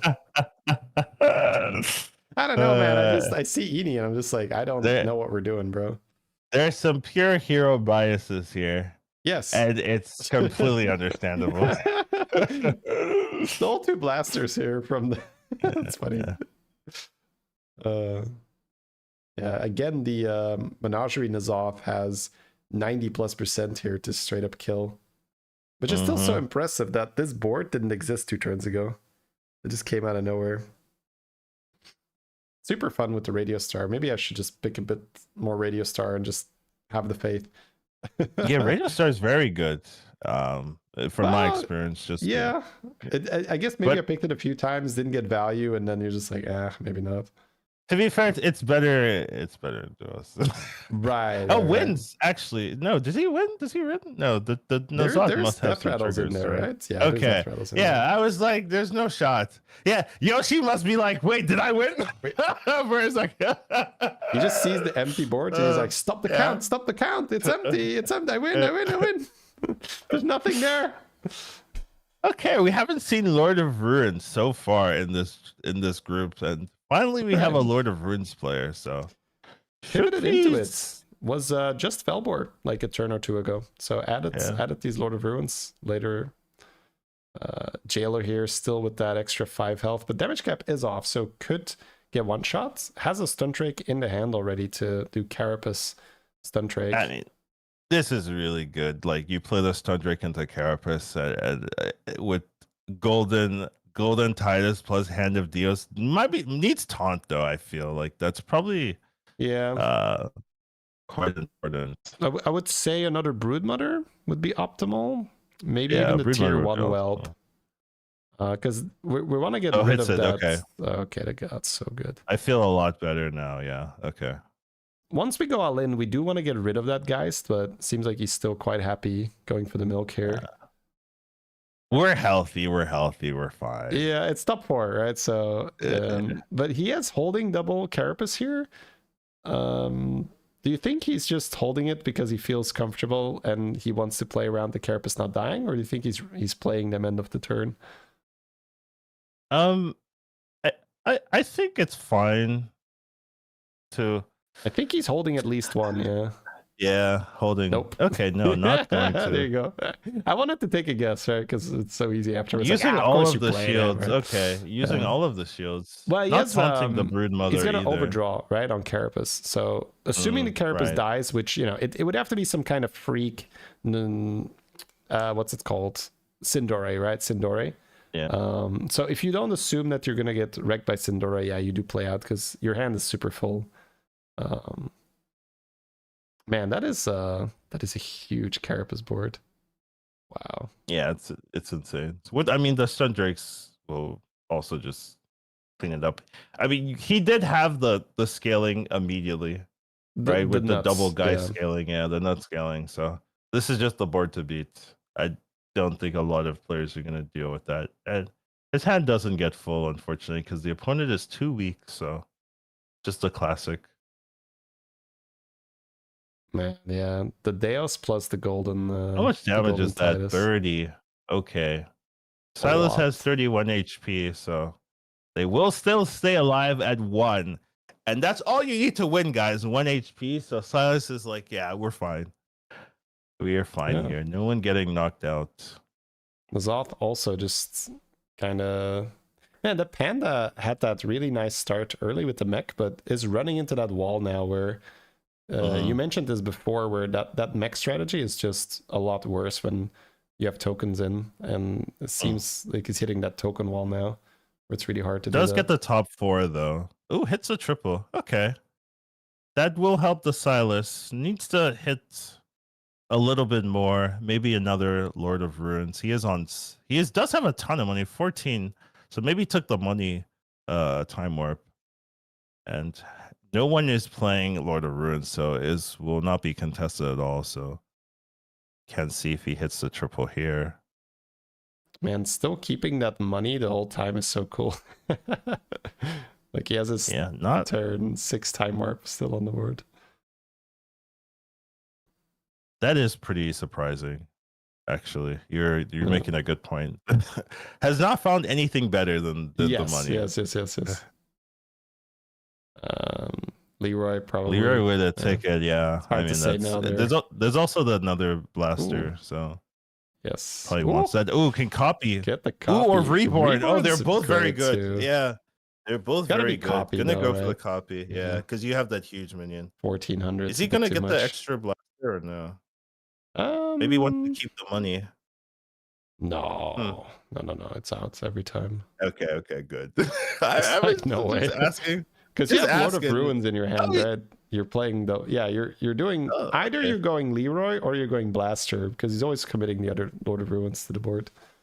I like the second Blaster though, just because like you have the copier, so you just get 2 huge minions. But maybe it's you're also against scam, so I mean against the undead summon, so the Leroy isn't really doing all that. 84% here with the Lord of Ruins plus the copy. Yeah, the copy does a lot here. Yeah, we can see that N'Zoth pivots into the Menagerie is now also sort of hitting a wall where Menagerie is nice, but generally speaking, without that Time Warp Nala and a lot of support from pirates that aren't in, it's just not big enough to take the game. And then we see Jailer also just having an amazing game. So this should be a Jailer win from everything we can see here. There's just an obnoxious amount of Carapace buffing. So he's got 65 and he got full damage. Value. Yeah, he's got full value. So next turn is going to be incredible. Because you remember, this is with four spells. This is with 4 spells. And then now he can sell his guy scaling, play all of them. Like, this just looks like a wrap. Oh, there's another. Okay. Oh, hey, Jeef. Bye, Jeef. Hello. Congrats again, dude. Good luck in the finals. But you're watching the finals of this game here. Where well, seems like Silas is gonna roach and just get a second place. But I don't see N'Zoth surviving the Jailer here. Yeah, you'd have to. Yeah, you gotta keep in mind, right? The stats that are on the board right now, it's like -6 Carapace still in his hand, so it's like so much more coming. So, but we're gonna see again. Like, these players do work magic, but I mean, there's only so much you can do when it's Carapace. You can't really scam Carapace unless you're doing some kind of Sindore small taunt stuff. But he accidentally ate something he wanted to buy. I didn't see that, but the Felbor, yeah, he ripped the card and then ate something and then put his hands on his face. So man, maybe that was the Sindore, I'm not sure. Like a straight shot or something. Yeah, I'm trying to think of what card you'd be happy to. Ooh. So he ate on top of the radio star. Yeah. Maybe a cleave, but which cleaves, right? There's no cleaves, no. There's no mechs or Elias or pirates. So he has the Alakir hero power, but it's just not enough. A golden base skill, okay. Golden base. Yeah, I mean, if he looks at this board, I think he's gonna be a bit relieved and say, okay, it wasn't Yeah, like really it happening didn't matter. anyway. Yeah. Dude, did we just hold a So bunch of carapace for BM? we did. I like it. Well, he just assumed that he's winning, which is a good assumption. So it's only fair. has 91% to kill him now, though. To I think kill, but 100% to win. So oh, so he's like making sure the Silas doesn't actually get the win. He's like, yeah, not so fast, you little shit. Let me you don't deserve to get second here. Well, 91.5%, still fair, plenty likely to get there. Giving the Nazatha a chance. Is it a good chance? No. But it is a chance. It's actually going to get it, right? Because now it lives. Now you can't one shot. Yeah, looks like it. Yeah. So might have underestimated just how big the Felbor was with that Mutinous line. And then suddenly there's enough stats that he might regret not popping more Carapace there. That seems, whatever. That's going to be a huge blow to Silas, expecting a cheesy top 2 and not getting it. Well, it's a lot of handless that he stole. Yeah. Dude, double Titus, golden Titus stolen? Wait a minute. Yeah. This radio star is kind of scary. I don't think there's anything here. Like, he has double golden Titus, but what does he do? Yeah. Like, if Apexis was in, you might actually get there. There's a Nazad. Like, what if you go like full blaster? No. You gotta fight. The Carapace is scaled so much health because it was the Time Orb Geist. So each Carapace is adding 30 health. Like, you can't blast him either. Yeah, and Lord of Ruin scaling wouldn't be strong enough. It's not big. Like, you can't blast him, chat. Keep in mind, right? Each Carapace on the Jailer is adding 30 health. Can't get there. Yeah. There was a Lord of Ruins in the 6-2. I don't know. But I know. I think at this point he's just trying to not die to Ghost, let's be honest. The Ghost, yeah. I think you just play as strong as possible for the Ghost and just say, don't die to Ghost, because I would love for him to find a way to not be dead here. Right? But I just don't see it right now. Eat on top of Stuntrake? Stuntrake with double golden Titus. But maybe, okay. The problem with that is the Carapace still has such a huge advantage because the tokens farm your tokens like for days. So yeah, that's true. I've just been in that spot before. Like, Carapace has a huge advantage over just Stuntrake. Because it's not like adding a lot of damage to your board is actually favorable into the Carapace. There goes the Titus. Yeah. It's just like, I don't know. all in on Ghost. I feel like you keep one, maybe the opponent has something for you. Right? Yeah, with the radio star. Yeah, with the radio star. Maybe your opponent has some. I don't know. You'd have to play the scam though, I think. I don't think. Yeah, you have to put the base skill on the board, I think. Yeah, it's tough. Yeah. I do like how he's holding a few Carapace in his hands. Just in case your opponent fully sells. Yeah. Yeah. I mean, in a tournament, no, right? But more like Sindore and a small taunt or something, and then you don't get your value. Because that's how he loses, right? If he ever has 0 Carapace. Yeah, 0 Carapace, yeah. He's selling double golden Titus. I mean, the Titus doesn't do anything. So he just needs to go all into the Ghost, and now it's over. I really think that's the correct move. I just don't see the line for him to. So now he's just sitting here.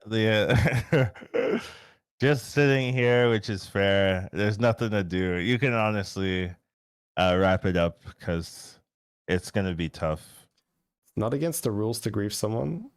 It's incredibly bad sportsmanship, and especially in a tournament, you don't want to do that. Like, that's a good way to not get invited again, to be like, oh, I'm just going to sell my board. Like, because that also is like really, like, yeah, I don't know. It's overall just a not done thing. Now, if you're rolling for armor, feel free to sell your board now. Yeah, but I think that's different, right? Yeah, if there's more people alive, you know you're dead, you're selling your board for armor, reasonable. But here it would just be like, well, like, I'll just sell because Can you do that strategically to not let someone in check win? They're playing on streamer mode. They don't know who they are. Like it's like they see N'Zoth, they don't see the name of the player, and the N'Zoth sees Jailer, they don't see the name. So even with check, you don't know who is in check and who isn't. Yeah, you can make educated guesses. You know, some people do like level faster than others and stuff like that, but yeah, it would be tough to know for sure. The time warp does not work unless you have 5 units on your finishing board. That was in the blue post from the devs. Okay, we are all in this turn because the N'Zoth is pretty low, and if the N'Zoth somehow beats us or ties, it means our Carapace has died. So logically, there is no reason to not go all in here. Apparently, they're not in streamer mode. They were definitely before, so maybe these guys are not. But when I was spectating earlier, and the other tournaments as well, like said you needed to be streamer mode. Okay, well, doesn't matter now. We we do have the final fight here between N'Zoth and Jailer. N'Zoth had a fantastic early game. He hit the 2 triples, got the early 4, and hit the scaling relatively quickly, was able to get a huge Carapace setup and just fully committed to that. You could see at the end, he is summoning 700 attack minions and 300 health minions, which is just too much. Too many minions, too many stats. The synergy is also insane because the dragons don't waste any value unless one of the spawns doesn't die. So with a handless, if you don't have board space, you just lose the value with a Golden Titus. But with the dragon, you don't lose value. You just get all your summons and you can just ram them all into a big taunt or something. A ton. So we are now in the next game. We do see a Chromie for Yoshi. Also actually has a lot of options. Gonna reroll the Sylvanas and gonna reroll the other options, likely Chromie. We have Finley for Roly Live. So top right, we have Anthony with the Gale Wing again. We'll see. I believe he played Gale Wing twice. Say looking at Master Win, I'm believing. Ella Tim with the AFK. Top right again with the Phelan. And then we have Jailer again as well for the bottom right. So a lot of powerful heroes here. Say, actually looking at the pirate synergy, really don't see a lot of people actually going to take it. Wow. You rarely ever see that hero being picked, I would say, and even in solos, it's just not consistent. It does have potential to scale. Every time you buy a pirate, you get 1 gold is the ability of that. So if you get a Tethys early, you can really just start popping off, but it's very risky because you have to hit those specific cards. If you don't hit pirate synergy, it does nothing for you. So, and it also doesn't have a high base health to really feel super confident. So kind of a very risky pickup here. Looking through the hero selections. What we said was going to happen, right, Collins? It just hits, because if I don't hit, I'm dead anyway. Yeah. So this is an undead pirate. Yeah. I believe it's say. I think. Oh, okay. He's like pretty high up, so. Yeah, but you still need to top. You still need to win. Everyone needs to win. he's not in a great spot because it's only top 2. That's true. So, but definitely not desperate, right? If you're in 3rd right now. It was this or Master Win, and went for the Hogger. Wow. Yeah, that might just be a comfort pick then. Like you just played a ton of Hogger. Oh, so kind of. Yeah, I mean, I think comfort is maybe what's going on. He could triple sell for it. I wouldn't triple sell, but double sell for seat your time is kind of acceptable. Sure. Next turn you could chef plus oil. Yeah.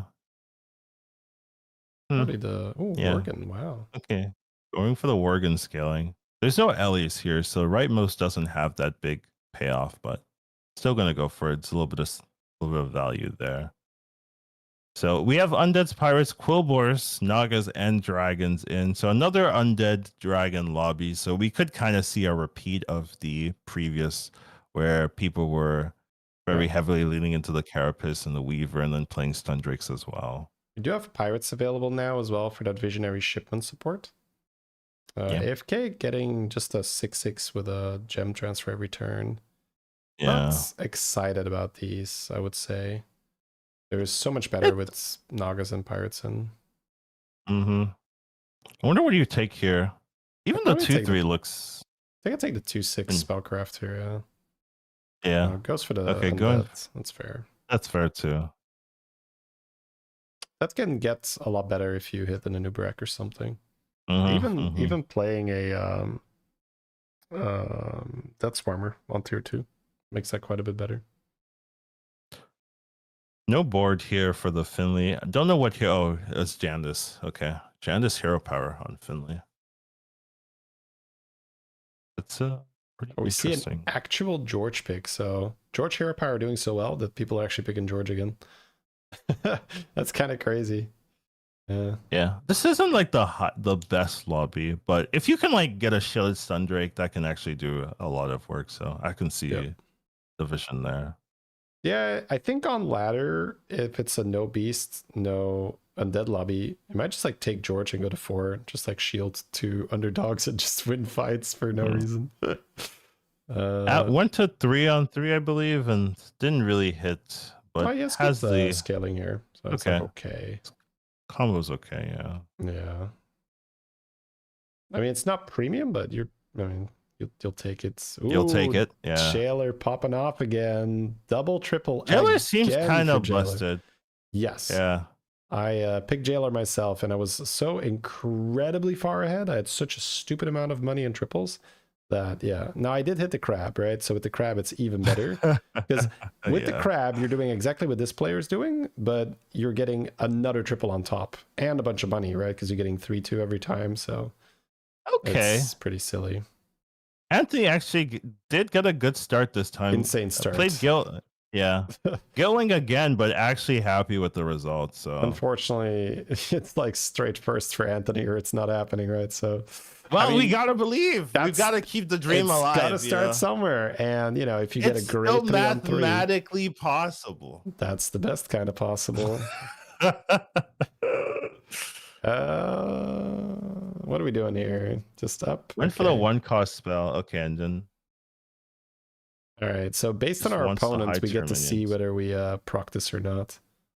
If our opponent goes to 4, I think we're pretty happy with that, but if our opponent's still on 2, let's see. Augur is on 3, so could technically go to 4. Yeah, there's 3 people on 4 so far. The Jailer does make sense. Probably got a 5 even. Yeah. Did get the 5, yeah. Oh, that's so nutty. Gets an undead per turn on Jailer. And he gets even Spirit the Spirit, is is also great, yeah. Even the spell power for Carapace is like not bad. This is such a stupid start again. This hero is so crazy good right now, chat. But undeads do have 2 very high tier winning comps. So you have the Weaver build and you have the Carapace build. So it does make sense that Jailer is just nice right now. So what happened was there used to be 3 undeads on 2. Right, there was the 1/4 that would scale every time a minion died, but then they removed it. On 1, yeah. And then they removed that, and they left the 2 good hits, the 2 tokens for Jailer still in. Yeah, disaster. He gets nothing. Dealing 10 and being outraged here at losing your free undead. Chromie's at 16. Wait, what happened to Chromie? Okay, Time Warp shop here. There's the. Gets the ship thing, Alutimu with the immediate Time Warp release.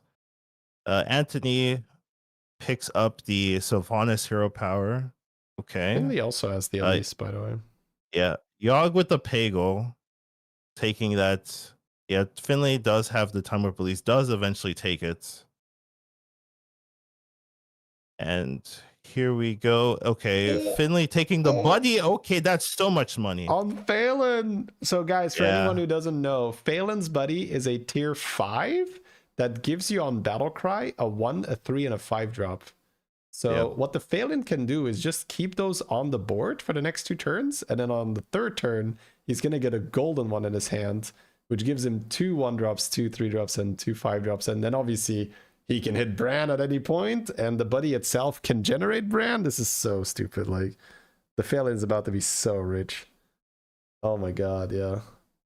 Yeah, so the Phelan will have a lot of things to work with, right? So he's Yes. also super healthy. He's at 42 life. My 42 god. life, wow. So As I've a done Phelan, the crag that's strategy, unheard of. by the way, Collins. I've done the one Yeah. where I sell my board and I get the panda buddy for crag, and that was insane. I don't think it's guaranteed, but you have a pretty decent chance to hit it, probably. Tell your board is a little bit, yeah. Well, or only have neutrals, but you basically just go to Okay. 4, right? So on the time warp turn, you go to 4, and you only have neutrals on the board. And then the panda buddy offering is in that, right? If you don't have types. So you're not guaranteed it, but if you hit it, so makes me want to consider it more when I have a hero. I probably want to ask like, oh, what's my buddy? Like, oh, my buddy's really good. Okay, maybe I should try to force that panda buddy time warp. So we see Say actually taking the pirate synergy, which if you're gonna do it on a hero, it is this one, and does have a golden.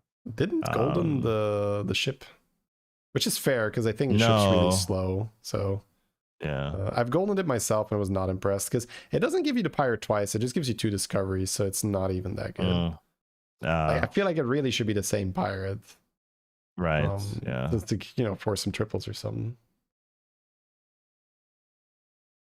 It's gonna win here.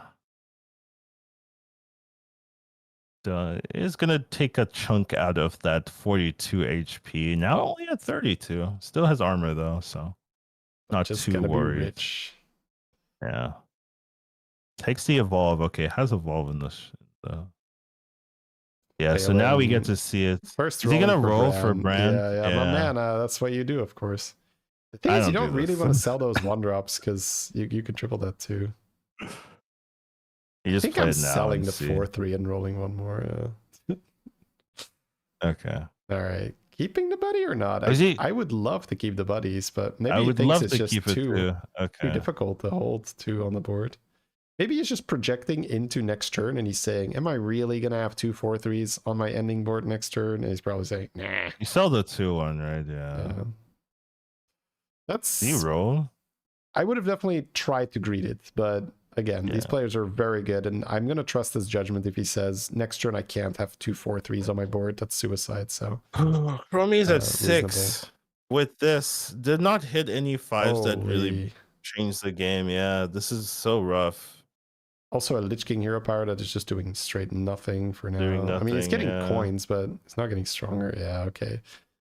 The ghost might have been better. Feaster? Yeah. Yeah, there was Go to the Feast, yeah. But took the ship right. It's a mood though, right? It's that like, well, if I don't take that ship right here, then fuck it. I'm on tier 4. Like, what's gonna happen? I'm already dead. So let's just assume that a miracle happens. But that's not where you want to be mood-wise in a tournament. But I mean, you are at that stage where it's high roll or die. So I do get it. Because let's say you go Ghoul of the Feast. Like, how are you getting top 2, right? It's just... You get top 7 or... Well, you probably die the next turn. Honestly, I don't know. There's no good outcome there other than your opponent randomly doesn't have anything, right? So... Yeah. All right, but yeah, these players always have something. They're sick. We have George, Golden Topego. That's such a common thing. We talked about that a few streams ago, right? Where you just use the 4 or 5. So easy. I don't think they should ban that, right? But it is strong, so it's definitely something to be on the lookout for. You can golden time mark cards with the pirates need help. To be fair, so I'm not even. Do they? I feel like a lot of my wins come from pirate money. Like, pirate money is very strong, but it's true. The pirate type itself, if you want to play pure pirate, does want help. Selling the Drust, okay, for the triple. Just not interested in scaling. Dude, that's how bad like pirate scaling is. He's selling Drust and then not picking Drust here. He's going Evoker, right? He's going Evoker or something. I can almost guarantee you he's gonna just play Evoker and use that to scale instead of pirate scaling. Sundrake, something like that. Yeah. That's so funny. That's a bit sad.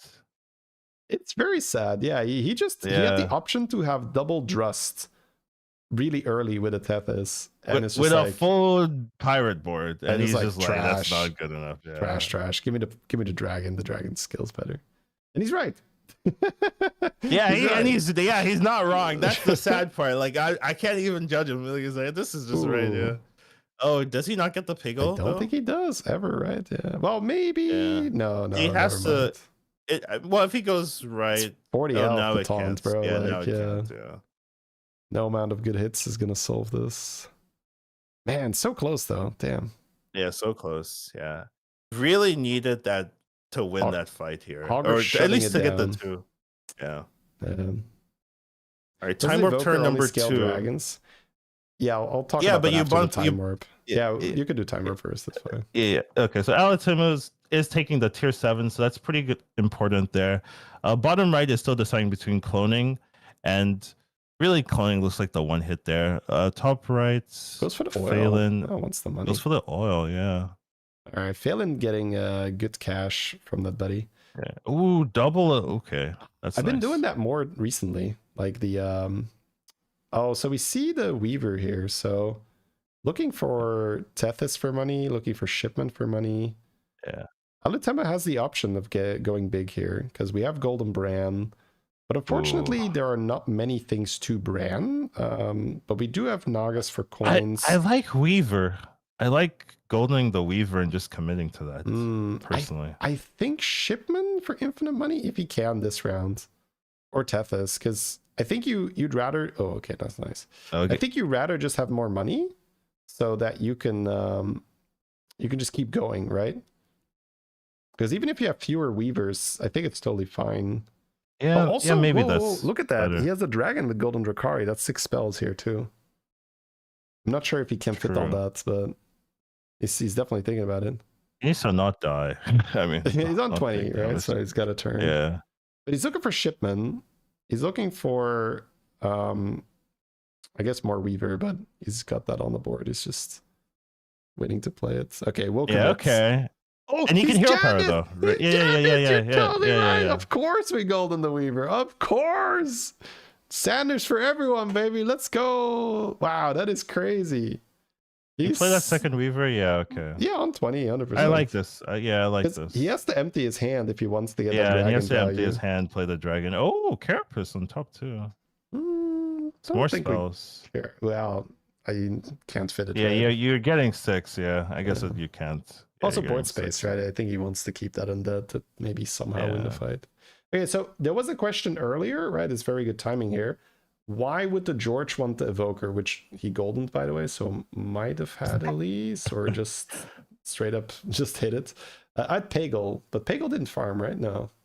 But yeah, so the Evoker only buffs dragons, this is correct, but is this the same as saying, why would you play Weaver on Pirates? Because Weaver only buffs undead. You're just going to play more dragons later. And the same way with the Weaver player is just going to add more undead later. So he's just preparing the transition now by farming up the Evoker, by getting a lot of money and spells from the shipment, and the Tethys is giving him more money.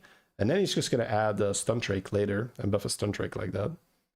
Yeah, and Stun Drake is one of the highest, the strongest performing comps in this particular meta. So it makes sense to lean onto that compared to playing Pirates, which really doesn't have a future, especially if you need to top 2 every game. Like Pirates won't do it for you at all. So this Stun Drake combo will. Wow.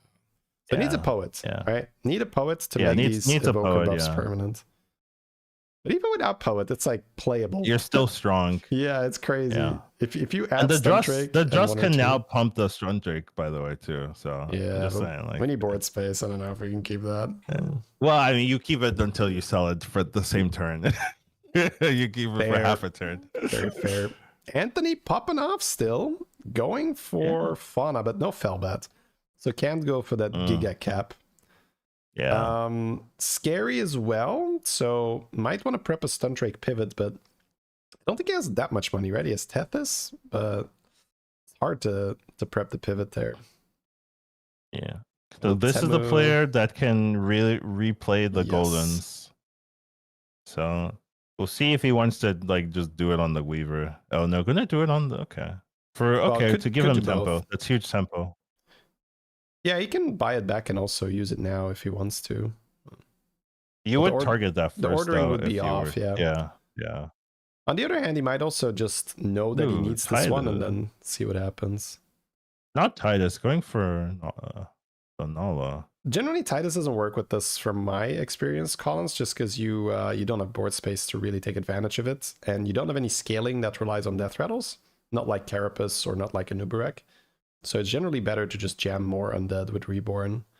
Again, from my own experience playing this comp. Also, that taunt undead is like really good to end on because it protects your stuff in the back. I really like it. Okay. Just play the spell, yeah. Okay. Sure, that's fair. So good turn for Alatimu here. Actually has a huge threat now. Yeah, we'll be fighting into nice. Anthony. Damn, got 5% here to lose to Anthony. So low-key kind of hoping for the 5% to keep Anthony strong. But we also, yeah, I mean, Alatimu is also awesome. Yeah, very likely. Yeah, has to kill the guy first, which is gonna. Yeah, it gets the summons here. Huge. All right. Yeah, just getting a little bit more money. Like if Alatema was above damage cap, this would be so much easier because he could keep more money on the board, and that money would then give him reborns, more handless, eyes for the handless. It's a good experience. This Chromie died so long ago. Yes, right. You're just I just realized. Like, oh my god, I gotta wait for 20 minutes.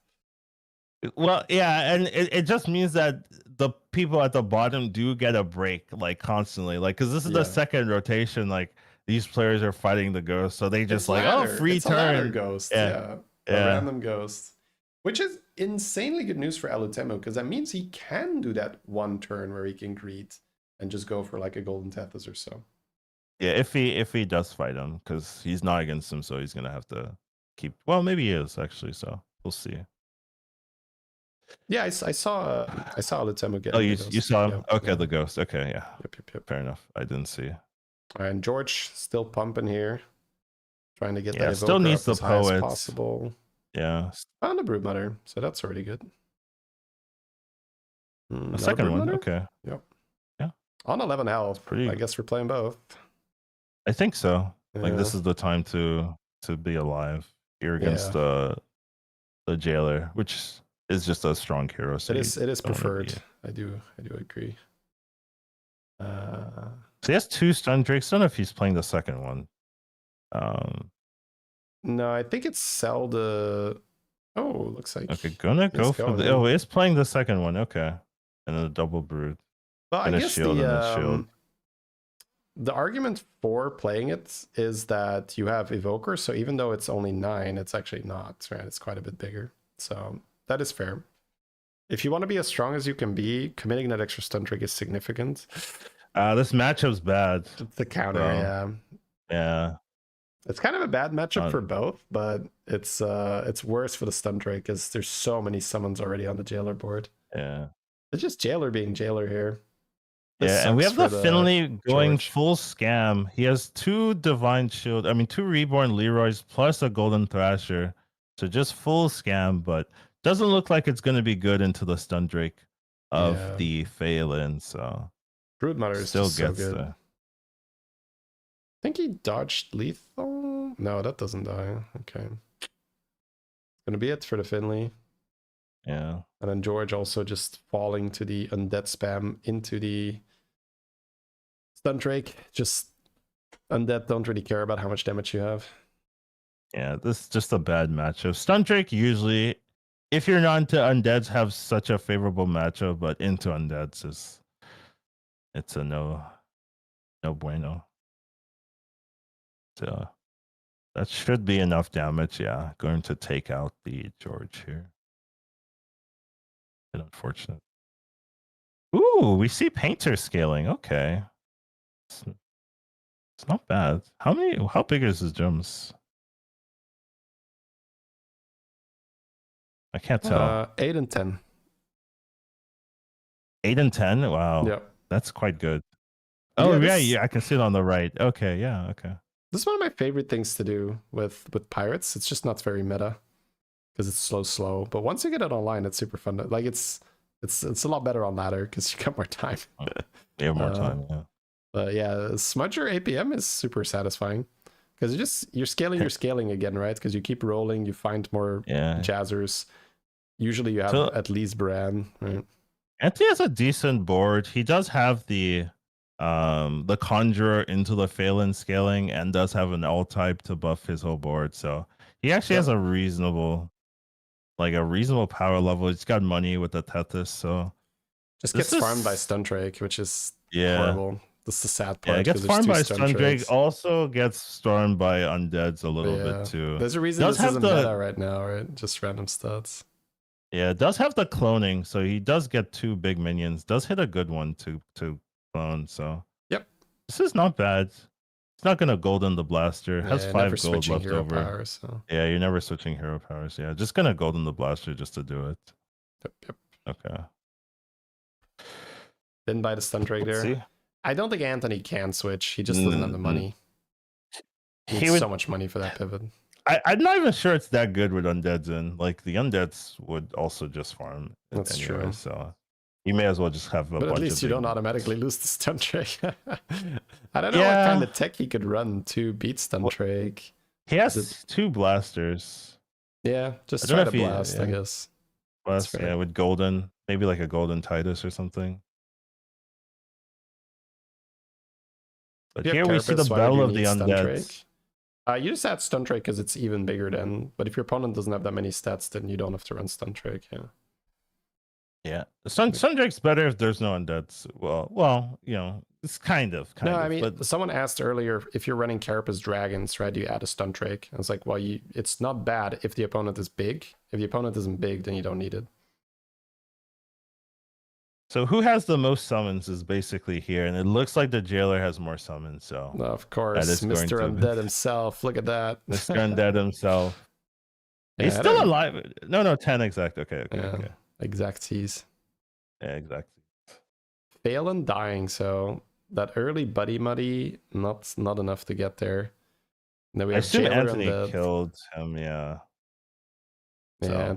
This is a really good game for Anthony. Needs the first though to really like recover. So we'll see if they can do it. This is actually really cool. This Cool Boar setup is super fun. Yeah. Looking for a gem transfer so for the got cleave a ton now. of value. Yeah. Got the discover spells in hand, so the rodeo, yeah. All right, let's pay attention. Has been holding on to this Tethys pair for so long. Please, sir, some infinite money. Yeah.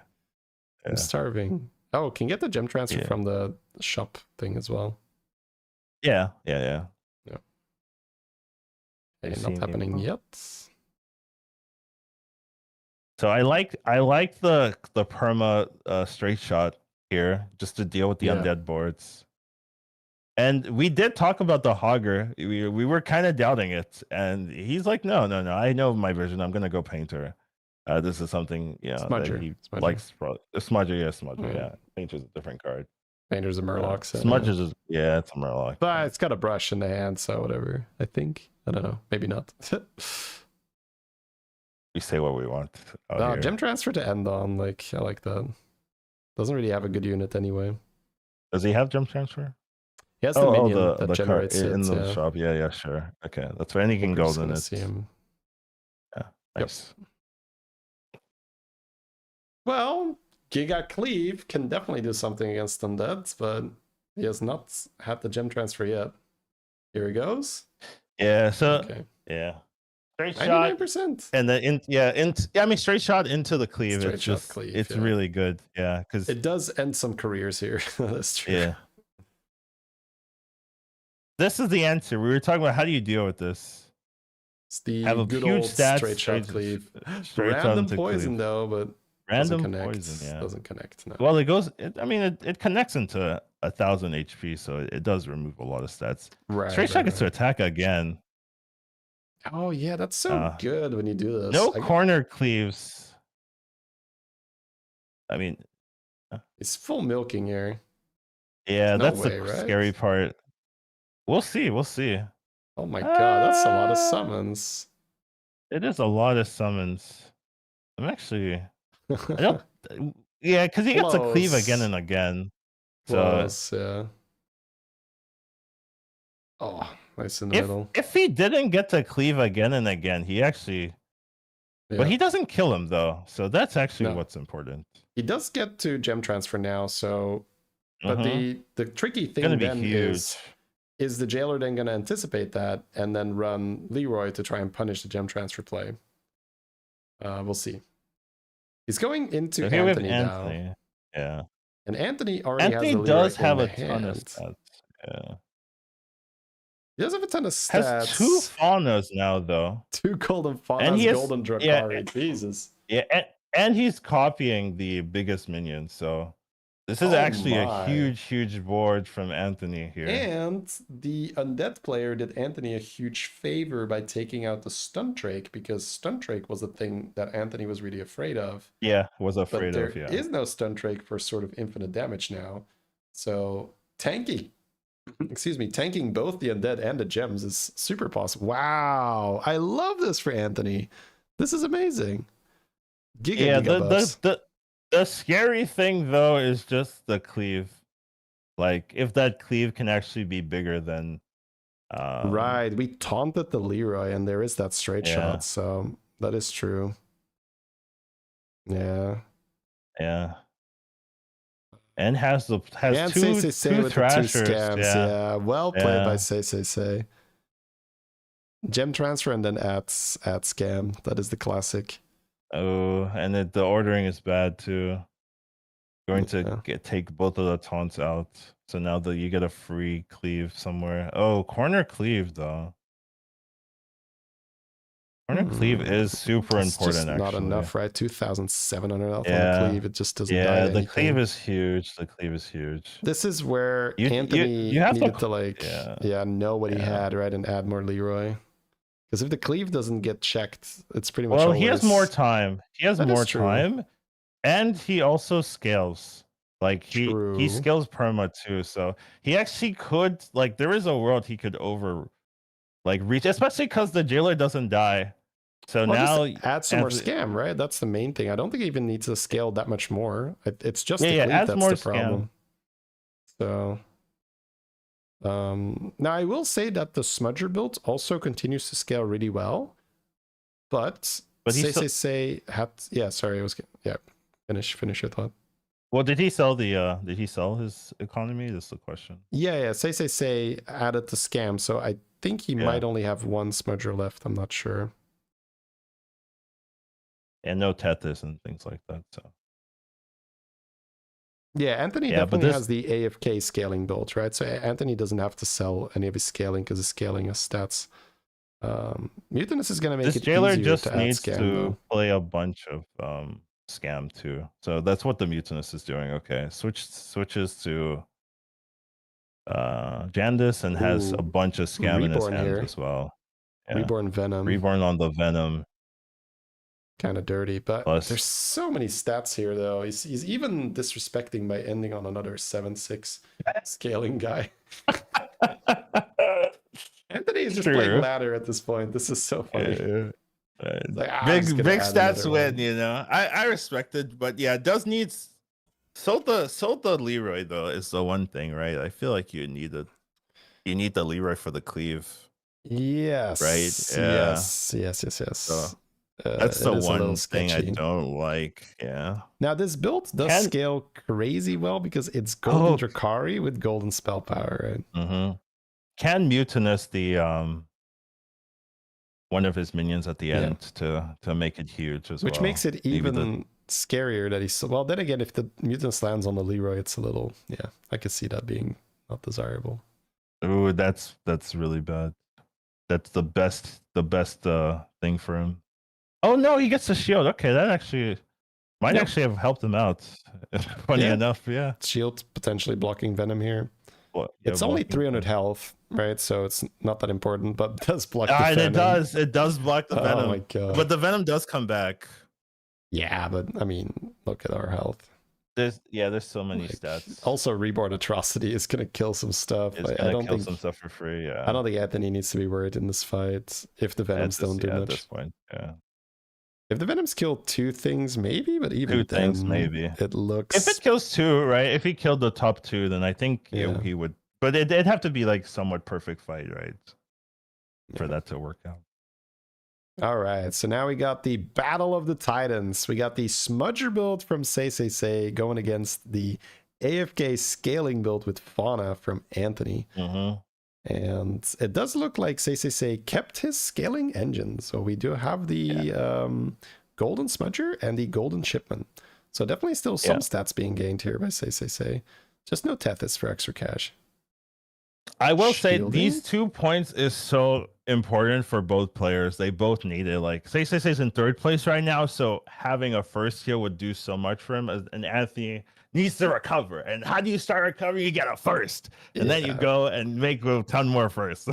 So Say is trying to, get in a decent spot. Anthony's fighting for his tournament life right now. Like, if this is not a first, it's just so hard to even get there. It's already really hard to get there, regardless. Might even be discovering the death rattle here to try and hit another Leroy. Wouldn't be surprised by that. Yeah. It's a 2. Okay. Does hit it, okay. What do you sell? Selling you sell the small dragon, right? Yeah. The small one. Yeah, absolutely. And now, where do these go? What gets taunted? How did the mind game start, chat? Because we know that there's a Sindori and a Cleave. Just watch Anthony try to figure this out, because this is incredibly. This is probably the most important thing now. Where do the Leroys go? You don't want in the front. Seems the Leroys optimistic. to go into straight shots. Yeah. I wonder if you even want to give up on some scaling and just add it even further back.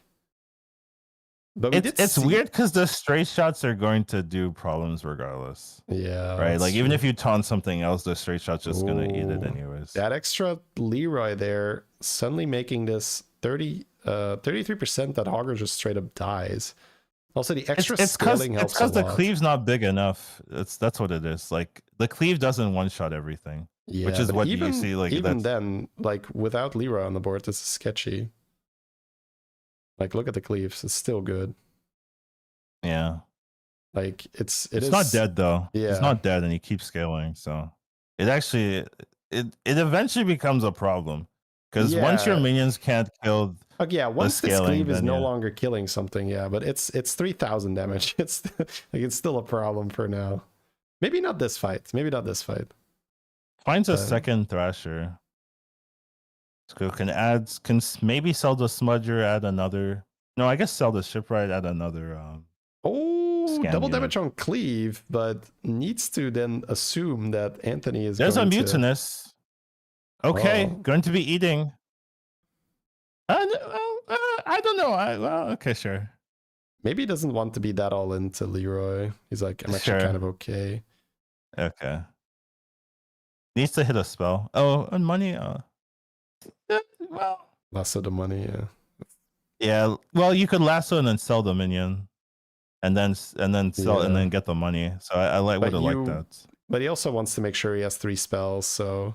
You have 5 gold. I mean, I'm like, sure you. I know. Okay. But he also wants to do positioning. So maybe he's like, you know what? I really don't need to do this to myself. This is my board. Just give me as much time as possible to figure out what goes where. Because that extra 4 gold, the chance that does something is close to 0. And him having like 5 extra seconds on positioning, I feel like is more important. Take 2. I mean, may as well. Sure. Hogger has the double damage up, so can go for mind game and puts cleave first, but that seems super scary with Leroy's out there. Yeah, so probably not gonna do that. Yeah. Probably want to keep that cleave nice and tucked away behind the Sindori. Yeah, that would not have been a good spot.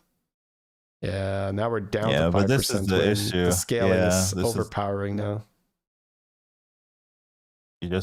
This was just be bigger than them. Like, this is a classic strategy. This is the just Collins be bigger. Win. Yes.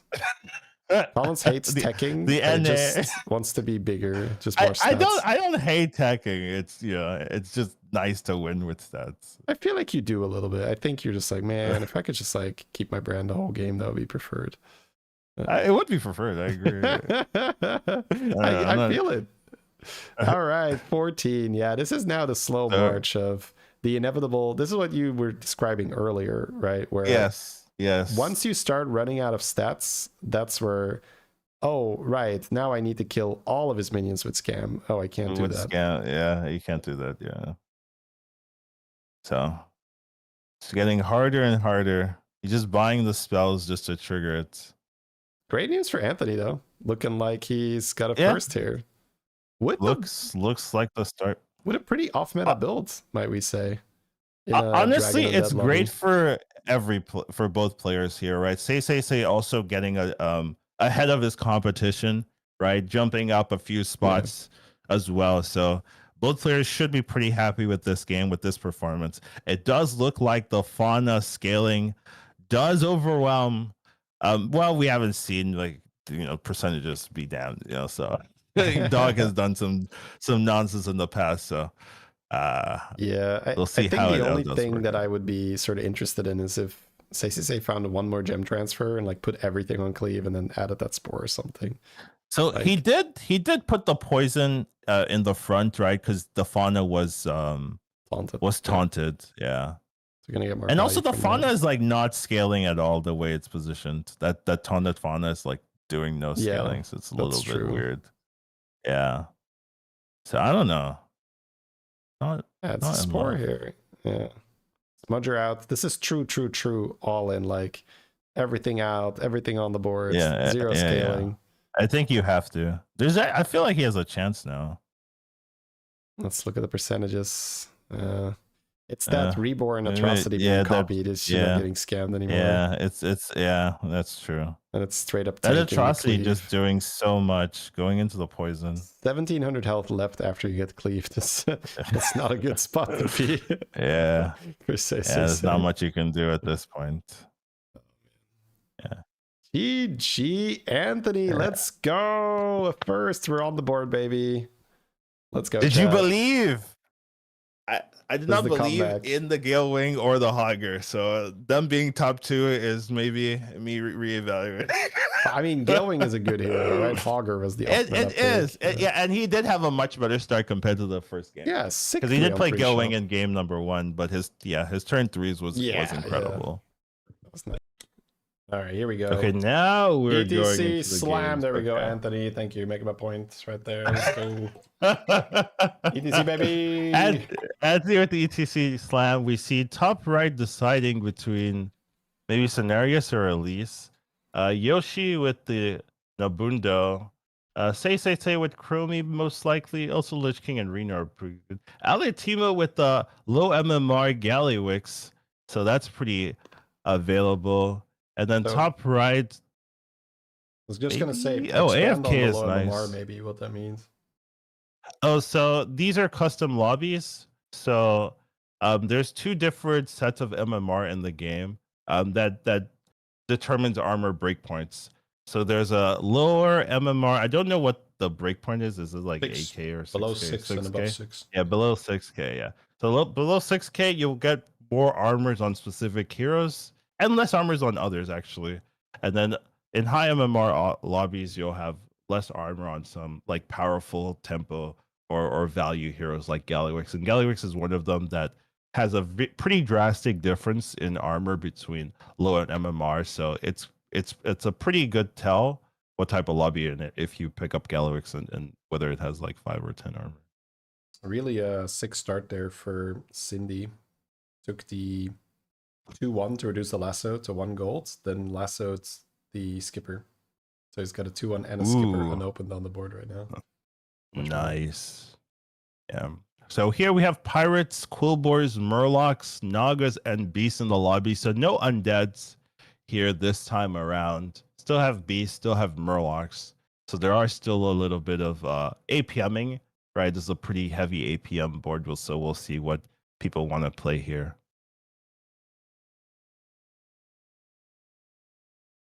Just finishing this Chromie getting Oh, the good. double Oh, good. chef is amazing.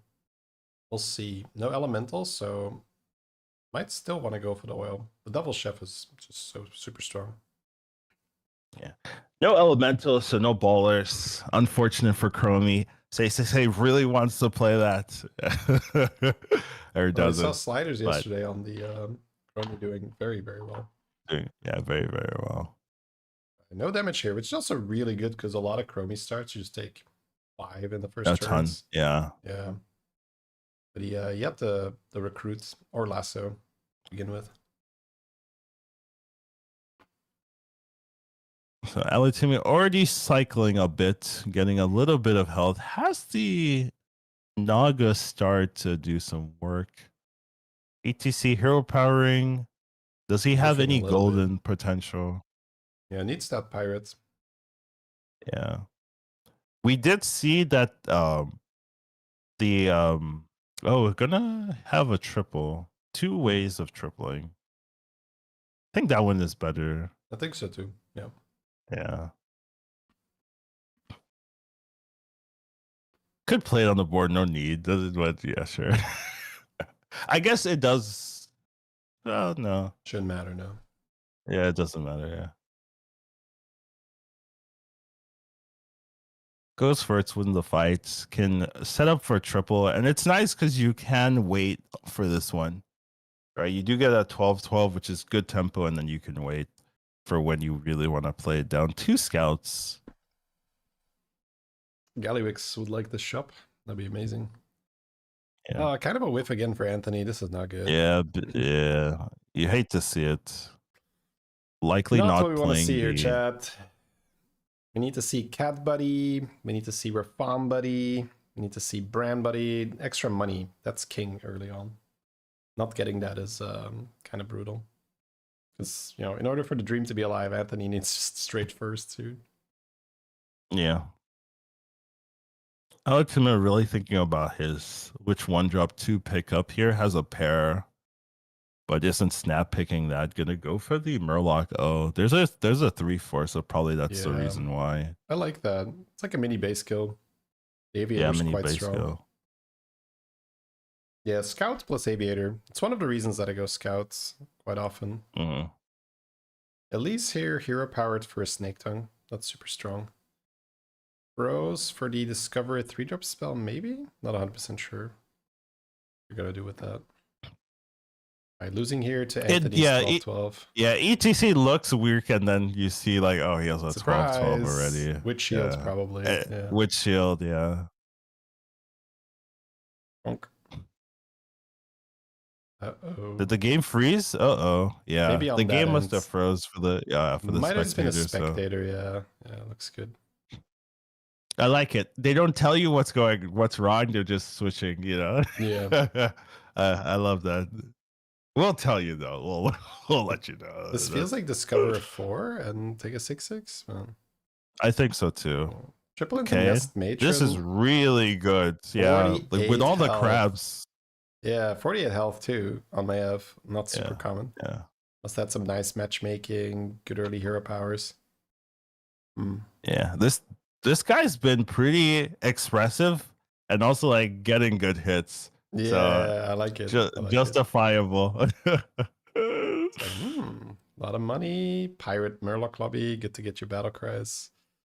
So yeah, at least froze that spell and then leveled and got a 4-drop for next turn. Yeah, got the 4-drop and hero powered into the same 4-drop. So because he has 2 of them now. So that's pretty sick. Sindragosa also on 4, not a big board, so and he's also already on 29. So that Sindragosa is a little bit scary.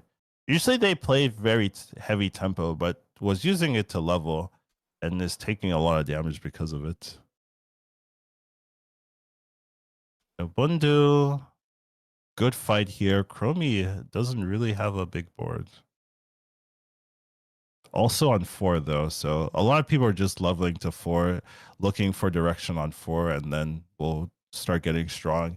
Next turn also is the time warp turn, so this is going to be big turns for a lot of these players. A lot of them are on 4 and are also getting the time warp advantage. Oh yeah, I like So that Naga Pego a for lot Anthony. there in the top right. Yeah. Top Yeah. right Naga. Big winner potential for Yoshi, but Real still thinking about the options. Not going to go Ooh. for big winner, so Wants the that's actually Golden Thinker here. unusual. I can Yeah, see that and because Golden Thinker is just stupid good. yeah. But unusual. Okay. You're right. Yeah. Yeah. Another Pego pick as well for the Cindergosa. So the players that are on 4 just going for the Pego to try to get an early 5 Ooh, these and are an early great shots for discovery. Sydney. Yeah, great shops. Getting the double health or get the endless fine. Ooh, Orca is great too. Yeah. And the money. Gonna sell the money to roll. Just gonna roll, use the Elise. Oh, okay. Gonna get that. Hits the triple. Is gonna triple sell. Oh no. Oh, he's Cindergrosa. Cindy, Right. Yeah, the Panda's great here because you want to double play. Yeah. Overconfidence. Yeah, is double like, sell. I'm not losing. Yeah. I mean, it's Ooh, so good. This is suffers. such a fantastic turn. Nice. This 34, is so 34 HP he spent this turn. So he's getting almost 146 on this is, do you guys remember like the demon? That scaled based on Battle Master, yeah. Got the Felboard That's too. what this reminds me of. Wow, beautiful Cindergosa turn. 146 health Pagel. Out of nowhere. This was talked about big turns for these players here, and you can see how big it was. 146 of value. And he's going to be guaranteeing getting these golden 5 drops, maybe even golden 6 drops after a couple of turns. So what a fantastic play from that Cindergrosa there. Yeah, that's, I mean, we also see a plank already secured here with 2 Tavern coins being generated. And this Shoal Commander Naga, it's something that I do like picking in my own games as well. Like buffing a Greedy Snake Tongue with that always feels really good. Oh, but the tree is the trench, tree is so good. It's a great early triple, guys. If you're on turn 6, turn 7, getting an early tree, it's wonderful. Even turn 5 if you're really lucky. I have to say a crazy game for that though. Yeah. So the tree giving so much attack stats to the board will be allowing this Nobundo to just take the win here. Elise now taking a lot of damage, going down to 15 health already. So is under cap. So that's very scary. Elise not worried at the slightest, immediately leveling to 5. Okay, getting the triple. All right, so getting a 6 here. Hopefully it's enough. It's not below cap this turn, I think. Yeah, you're right. You're right. It's turn. Yeah. So can't die yet, but still not preferable. Would love to get an armor and stay above 15 because the cap is coming off very soon. Yeah, it does not look like they're getting very strong this turn. No. A few spells. Now, they did fight someone with the plank is good. Yeah. Okay, that's true. The plank will buff. I mean, Gallywix might just want the painter because with the painter, that's what I'm thinking too. Smudger's cool, but requires gem buffs, so painter's just a bit easier. Also has a Mercules. He really wanted Tethys. Yes. Really wanted Tethys. Unfortunate. They're gonna go for the demons. In the shop. Oh, there's a Lasher. Okay. Interesting. Oh, not playing Lasher first. Okay. Nala. Okay. Oh, Nala. So not what I was expecting. Yeah, taking the buffs this turn and then freezing Tad, or just not caring about the beat. That's interesting. Just opening up a bit. Oh, he has Orca. So he's just thinking, what if I can just keep my cap here? Yeah, not cap, but my armor. Yeah. But of course, he's going into the 1 million health Pagel, so it's not gonna be the Battle Master Pagel. Yeah. Battle Master Pagel. I like that. Commander Pagel. Destroying the board. It's pretty sick. Yeah. How did Cindergrosa take damage last fight? Was he at 19? Can't believe if he lost. So I'm gonna assume no, Cindy was at 19. Okay. Went to 4 early and then had a huge turn. Immediately takes the beasts as well here. Yeah, there's something where we might be slightly behind on the meta, where there's this APM beasts bias maybe, because both Gallywix and Cindy are pretty good at spamming. So maybe, okay, gotta go like Oh Felbo wow! too. Immediately hits the the Felbor triple. Yeah, Interesting. incredible. This is a important 6 here. Hits Okay. the second Oh, copy. No, really? skipping it. Wait, what? So then Okay, he's now not playing the. oh, he He's has a not playing that Murloc. at He all. needs a Murloc, maybe. And he has Reborn. Okay. Yeah. Okay. That's I can true. kind of see it then. Sure, sure. He's just thinking, I need to keep my cap at all. Yeah, see, we are thinking about scaling, right? We have a scaling brain on. It's like, oh, but take more scaling. It's like, bro, I'm on 19. I don't want to lose here. I'm going to take Reborn Atrocity. And it's also a Murloc for my Primal Fin. Shield's good. Armor's great too. Yes. Got the Tad as well here.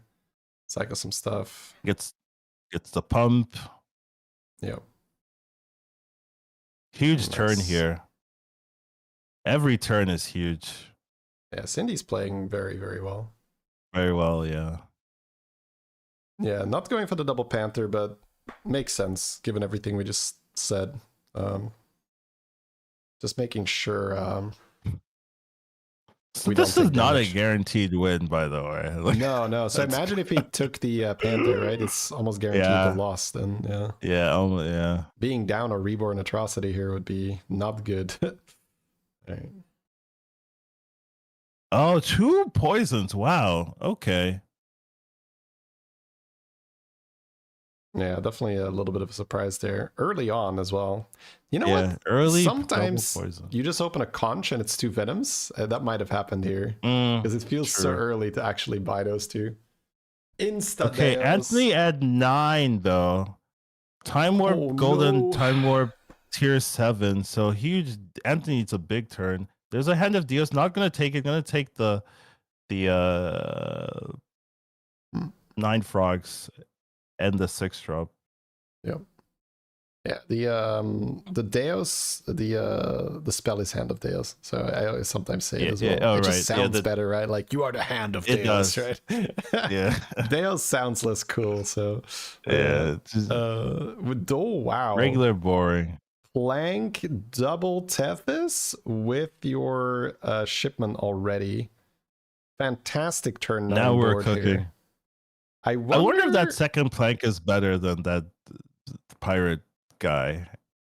That 1721. Likely, but for now it's fine because he's still got like full pirates, right? But I think the moment he adds like 1 or 2 non-pirates, it doesn't matter. But I wonder what he took for Time Warp, because I don't see an oil. I don't see any more Time Warp cards on his board. Maybe like the Discover 30/30 6-drop, and it was like another Tethys or so. Maybe that. He has the 9 frogs. Maybe it's the 9 frogs.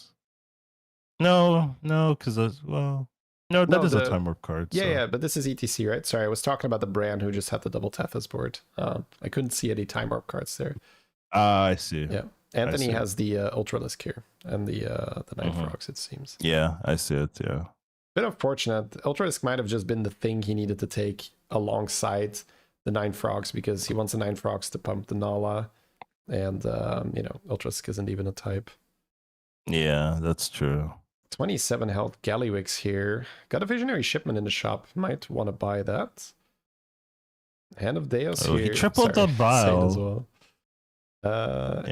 Not sure if that was kind of bad or not. Yeah. It's also below cap the Nobun though, so going into a big menage. Yeah, okay. Below cap fights Time Warp. Golden Nala. Yeah. It's so unfair. It's so unfair, unfortunately. This card is maybe almost definitely overtuned in terms of how powerful it is, since it triggers with every spell.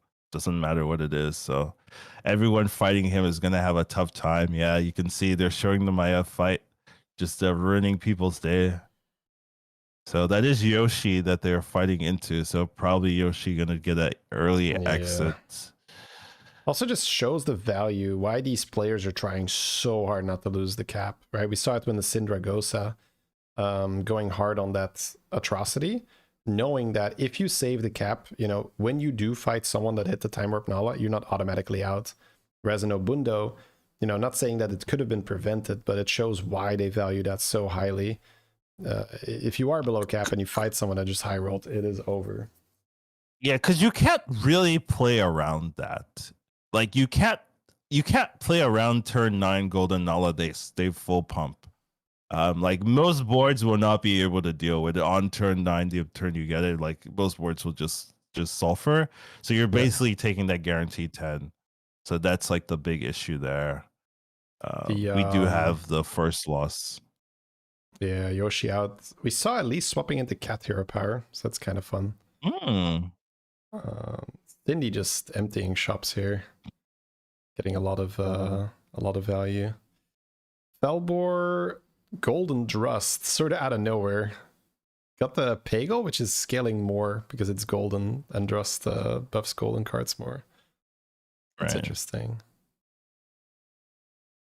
Probably taking the barrages, yeah. I was gonna say the spell buffing for your Felbor seems quite important. Yeah, I think so. Nice that's your big minion. Navigating it like that. Still has the Elise on the board, pulling some 6s. Has to be a bit careful here. Yeah, can't use the coin because might eat the monkey. All right, let's see what's in here.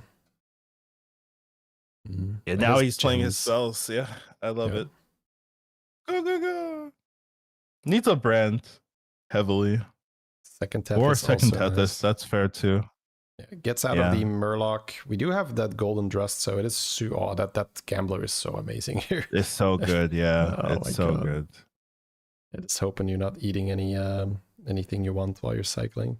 That's one of the things. And Cindergosa just keeps going. Yes, going and going. Yeah. Yeah, it's super fun here. You don't even have to freeze here. It just automatically freezes for you. Which is kind of chill. It was like, oh, it's always going to freeze anyway. I was going to say that when you have Felbor on the board, it is kind of tricky to play that APM. Yeah, no golden Pagel value is tough. Yeah, I was more thinking going into the scam, but you're still fine. Okay. Yeah. I mean, it is a big card to Pagel too, right? But 0 value does suck. Another day at the office for Cindergosa, though, not really phased by that happening. just calmly continues destroying the lobby. Galliwix here, gonna go below cap. The brand with the double Tethys early is now got a golden Nuzao on the board, so probably tries to find a way to buff that. Talked about that earlier, how good the Nuzao is in avoiding getting scammed, and there are Murlocs in and all that stuff.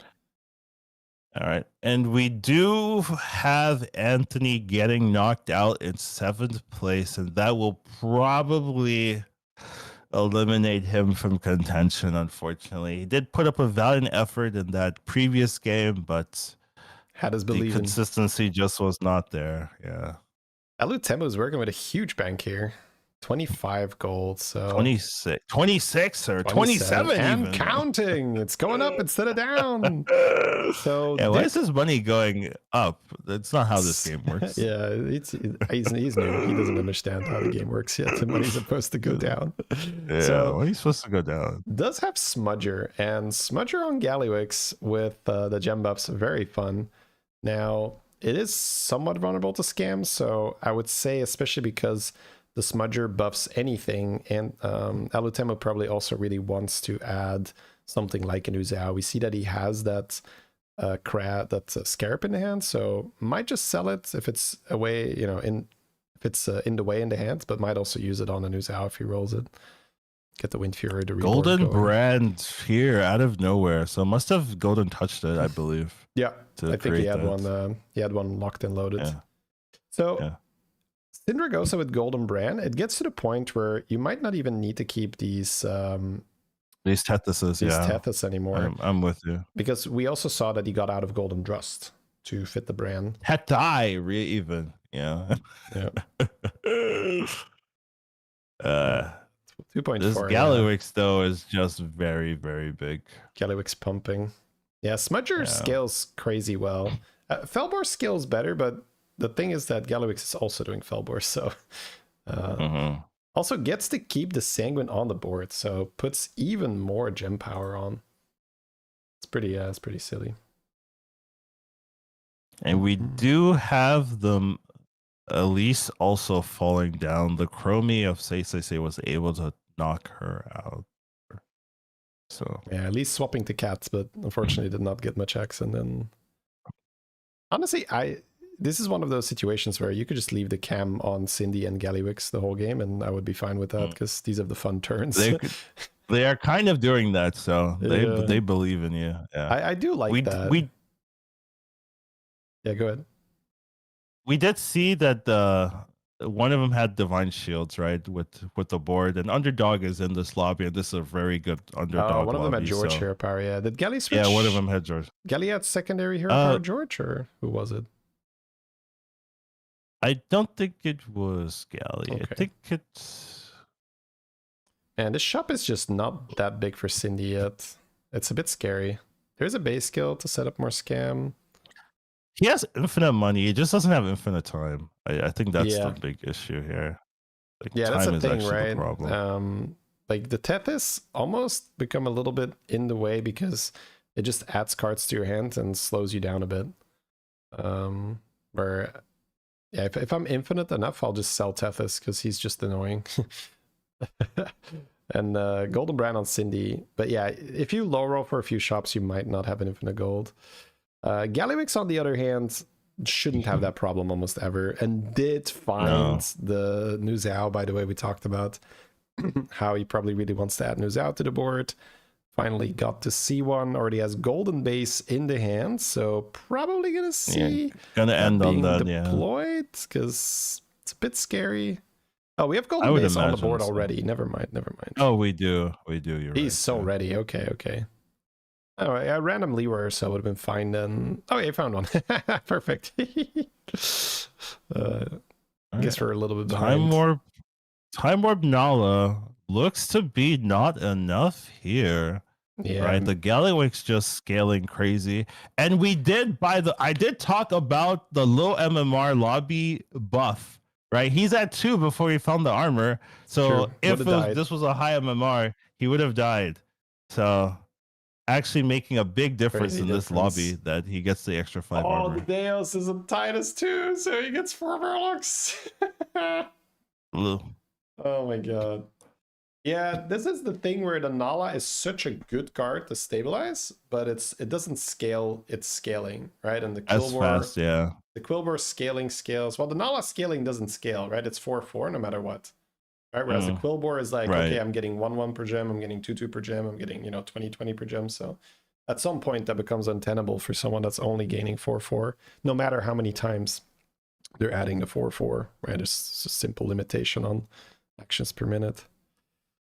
Yeah, the longer the game goes, the worse it is. But Nala is just so strong when you get it. Oh yeah, doesn't take anything away from the fact that she's amazing to pick in the mid game. Especially in these tournament structures where, people are just strong very fast. It's very, very safe pick, very good pick. Yeah, but once you have this Golden Brand as well, this every time he now gets the Battle Cry that gets Gem Barrages, it's insane. He has... it's just a ton of value. He has so much. He has 211. So he has no health, but he's making it work. No damage, right? Yeah. No damage. The shop still got buffed a reasonable amount because his spell power was like 7/7, so he's getting damage from there. That's the advantage of the Gem Barrage, double dipping on both. We have a Frostwolf copy here with a shielded Underdog, but it's just not enough, right? Cindy is pretty big. Gonna be playing that, okay? So needs Murlocs. Yeah, just trying to get the Wind Fury to double Venom. Yeah, it's not looking good for my Ev right now. I was having a good time in the mid game running people over with Nala, but now both the Gallywix and the Cindy are just giga scaling. Has a 67% chance. Apparently. Well, I don't know if it accounts for the hero power to remove the shield there. Right, the Brucon. The Brucon hero power, yeah. So I think it's actually lower than that. Oh, that Underdog did so much work. Well, the Underdog might have just saved it. Because he had no more poisons, so the Underdog had to attack there. Right. Yeah. Yep. Stays alive here quite convincingly, so Time Warp Nala with the scam, enough. Yeah, Shielded Underdog and Wind Fury Bow, not bad. Oh, Thrasher in the shop, huge.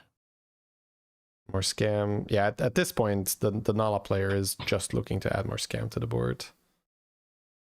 Cindy a little bit, like, okay, we lost our cap, but it's still top 5, so you can't take more than 15. So if Syndragosa finds armor, she can again, or I guess he can again just chill a little bit.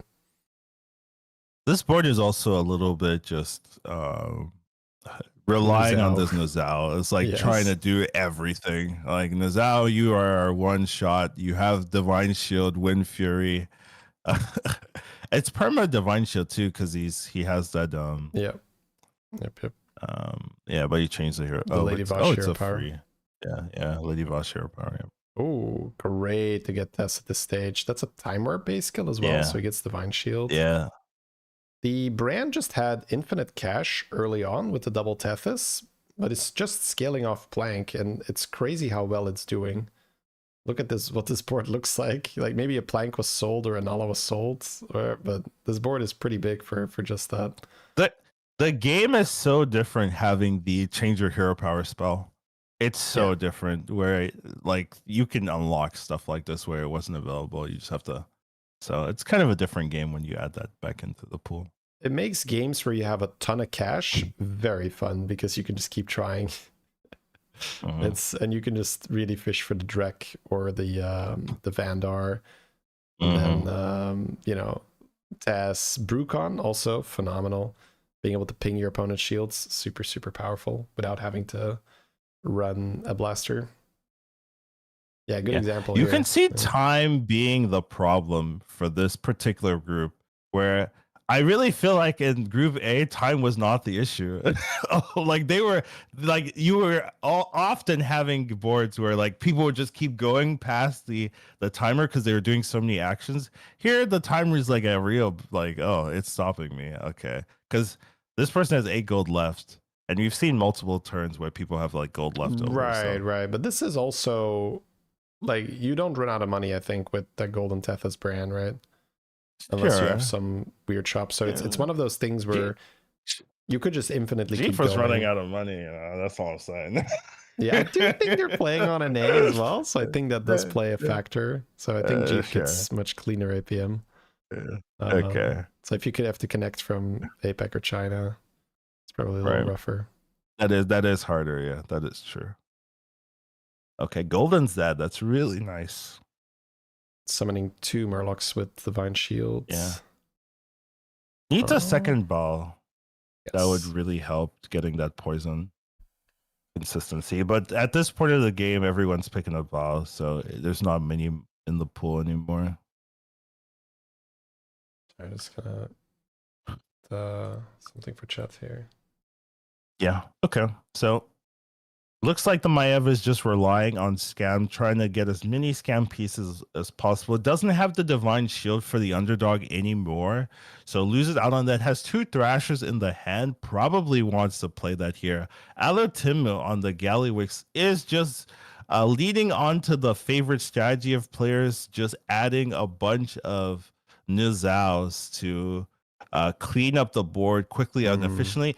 Keep in mind, also a Deus. So those rallies will be crazy effective, totally and the gem transfer. Switch hero power. So, no! Incredible board there. Probably wants to pick that up, yeah. So this is just a fancy cleave and the turn. Ooh, wants the Divine Shield really badly. Don't know if he has the space. Oh, doesn't have it. Oh, not even playing the golden base. Oh, I guess he has one already in the hand. Okay. Yeah, the thing is, like, he had Zephyr's hero power available there, but he had double bow, so you can't really click it. So hopefully that Nozal does so much work here. Kills 4 minions, yeah. And then also will be popping shields too on this top. Feels like some cheesy anime where one bad guy goes and is like, "What's that? That's a fraction of my power. I'll show you a real cleave." Bam! That's exactly what that looked like. That was a horrible hit, but don't think it matters. We got enough stuff. Yeah, the bow spine is enough. Yeah, so Yeah. still wins. That was a pretty bad fight for Elitumu, but doesn't But I mean, matter. the Deos lives, and It's just incredible. Uzao Yeah. lives. So I think when the Yeah. Golden Uzao and the Deos get to do their thing, it's not happening. So I think I was a little bit worried because he Yeah. didn't get to shield the Nizao, right? And if he got, but then again, it did go into a Leroy, so maybe it didn't even matter at all. The way how he loses there, I think, Collins, is if the Nuzao from the opponent attacks first and doesn't die to Leroy, and then just attacks again and actually kills the Deos before the Nuzao goes off. Like, I think that's the 20% where he loses, or I don't know. Man, it's just Nuzao, huh? Nuzao's all the way down. It is. It's just. It always has been. I'm looking at this where there's no more Smudger. Like, it's still worth to play that thing, huh? Without Smudger. I'm just trying to take mental notes here on how to navigate this myself. But Alatemo, great call there. Yeah. Knowing the board here, it's like giga scam. So more Nuzao, more better. The Ooh, another shield. Yeah, shield's great. Really another good. Base too. Base is also pretty big because he's played quite a few gem buffs to the shop. I like it. Look for more base. Is that what we're doing here? I don't know. Oh, more shield. Reborn is good too if he wants to. Oh, it doesn't have it. No yeah, no time. Yeah. Man, crazy. I will not get the Wind Fury off. It doesn't really matter. It's Deos. I mean, rally into with Deos is just not a balanced composition, especially. Yeah, I mean, what even is this? I just said it.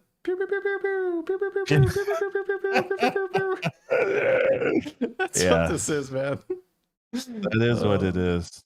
If I'm playing this on ladder, I can't help not doing like That's what it feels like when you have Deos plus Nuzao. We're already into the next match here, so big important choices. Heroes have been pretty impactful. Say is the one to watch, and his choices are not great, honestly. The brand maybe I mean, Kurtrus is also fine, but nothing too premium here. We do have a Gale Wing for top right. Anthony with the Master Wind, which is super fair. Yoshi looking at the Phelan, which is a pretty risky hero, but you do need the risk at this point. All the players are looking for first. If they have a chance to make it in, it's because they get first into first. So I think you have to go for the high roll. There is Elise as well for the bottom left. So some choices here. Taking a look at the minion types, we do have Murlocs again, Demons, Nagas, Beast, and Dragons. So no undead again in this lobby. There are also no pirates for the Tethys and the Plank, scaling and money. So it looks to be a pretty generic. I think you might see some Lord of Ruins. You also might see some Murloc base skills, as you always see. And then there's a couple of Stun Drake pivots that I think people will be playing if they get a big enough minion. As well. Fauna Fellbed is also in. That's also absolutely playable. Yeah, I think in these lobbies you can almost bet that there's going to be a few Murloc boards. It's just such a flexible type with base skill and economy. So the Phelan got Atrocity for his 6, which really isn't the riveting payoff that you're looking for. So probably not super happy about that, but maybe they can still make it work. Yeah, it's not awful where you go up and get stronger at the same time. So go 6, get some tempo. Go great 6, start get for some tempo. Great start for Maiev here, honestly, where turn 1 probably got the spell and then hero power to skipper. And then turn 2 got the hero power 2. So 4 minions on turn 2. So say with the Sylvanas, that is quite a good hero if they can make it work. And then we do have Gale Wing as well. So I think all the heroes are pretty solid. Nothing too unusual from the picks. You have different varying hero like strengths, but overall like respectable hero choices. So shouldn't be too drastic for anyone in particular. Gale Wing pushing 3-on-3, as is the custom. We do have Nagas in for that profound. Oh, he's gambling. Okay, not gonna sell for the 2-drop. Just gonna go for the extra. Eat minus a gold. I don't really like that myself. I think I would have gone for it as well.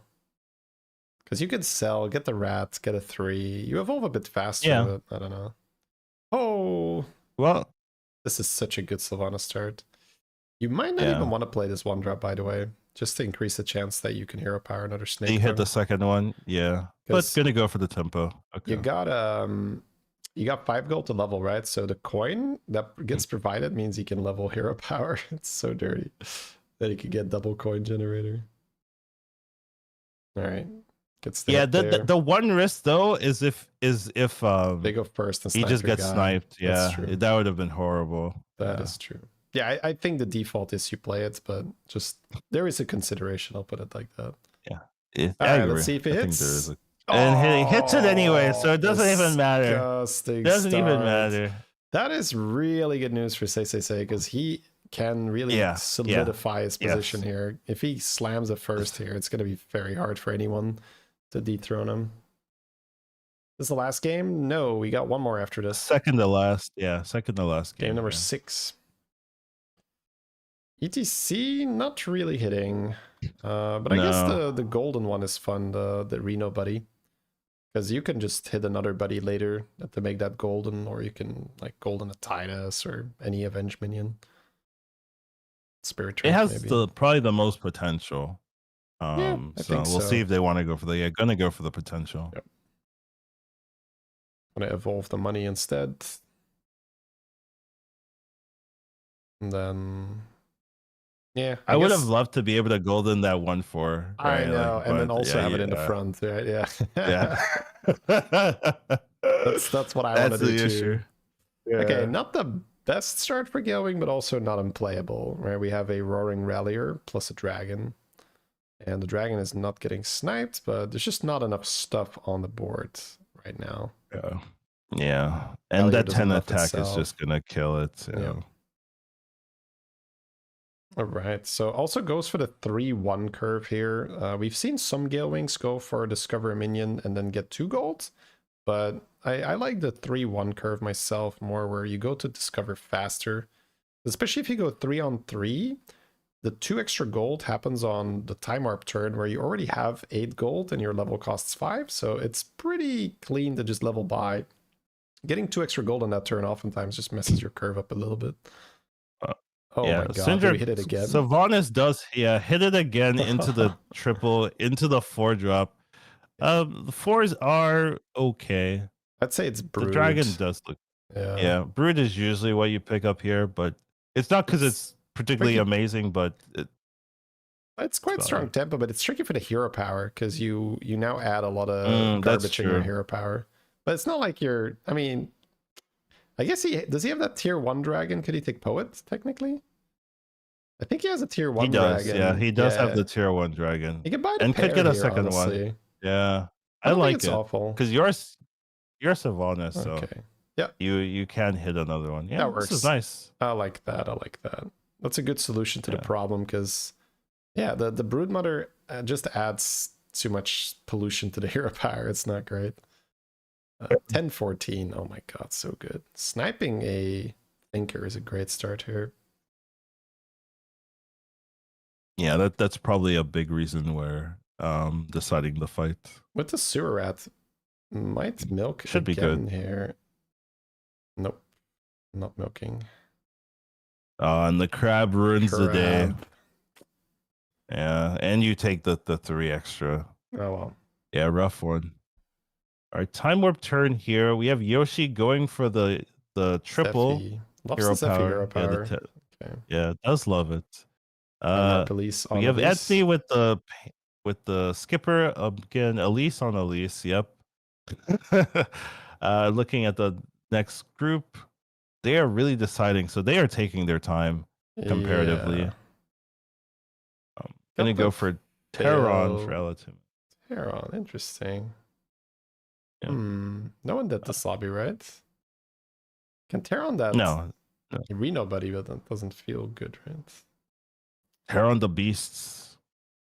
Sasuke really and sitting Sasuke here. is not happy with this, and it's so important for him too.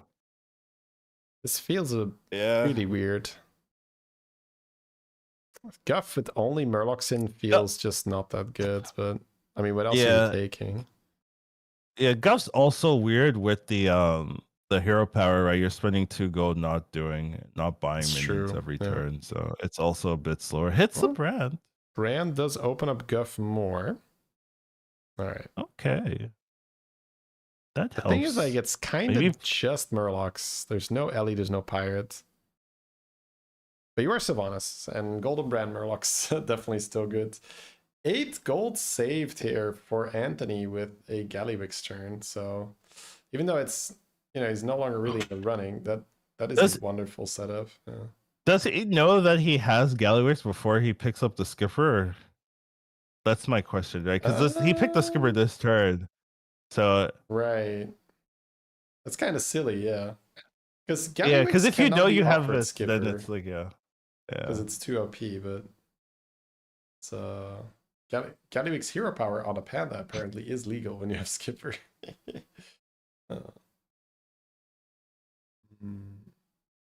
Up that tier 5 beast on Phelan.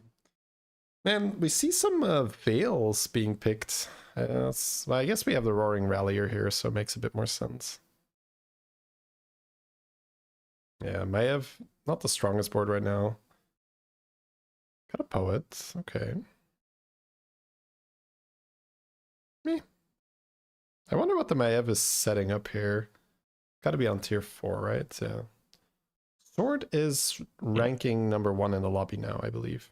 So quite important for him that he does not get a bad game here, because his board right now is not that good. Gets the tie though, wow.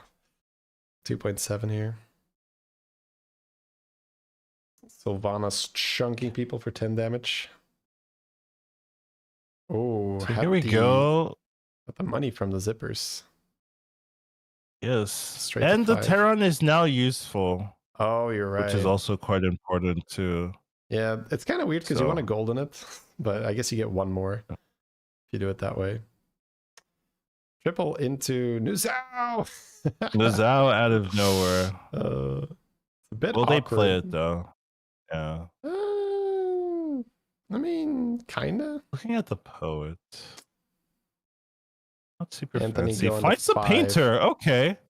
But hits the Painter with the Skipper, so that's actually really good. And now he has the money to take the loss and then really start going. He definitely wants that base go, but he can lock it if he wants to play a little bit, like take some damage and then start going off. So I'm not sure if you freeze base skill there because he doesn't have Gallywix hero power anymore. He doesn't have that much money. I'm with you. I'm with you. I don't think you need to. Brand first. Give me Brand. Also, this person really wants a Lord of Ruins.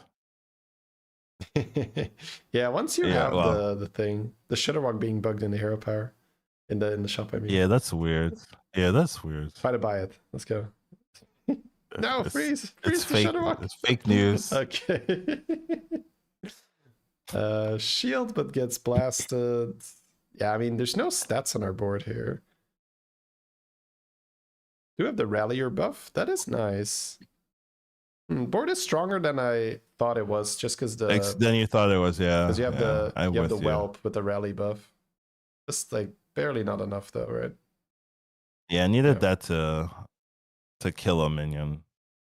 And then you could have tied. Or could have played Nuzao.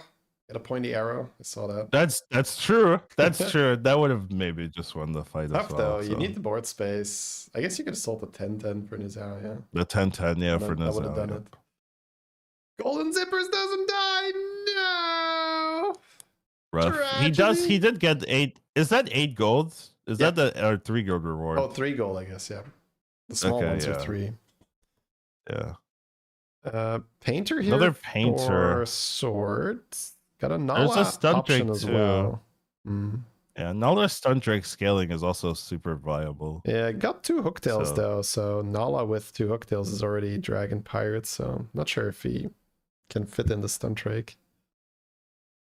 Yeah, say with that Guff Hero power now getting payoff. Quite confidently goes for the 5 generation, doesn't even want to look at the Painter, but yeah. The takes Painter too at all, long. yeah. Yeah, no Murlocs on the board. I was also looking at it too.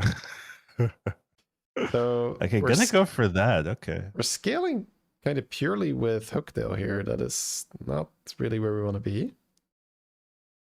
Desperately needs Nala on this board, or maybe that 5-drop dragon that does rally scaling. I'm not sure. It's just the board's not getting bigger, and that's kind of concerning. Yeah. Next turn is really important for Say. Yeah.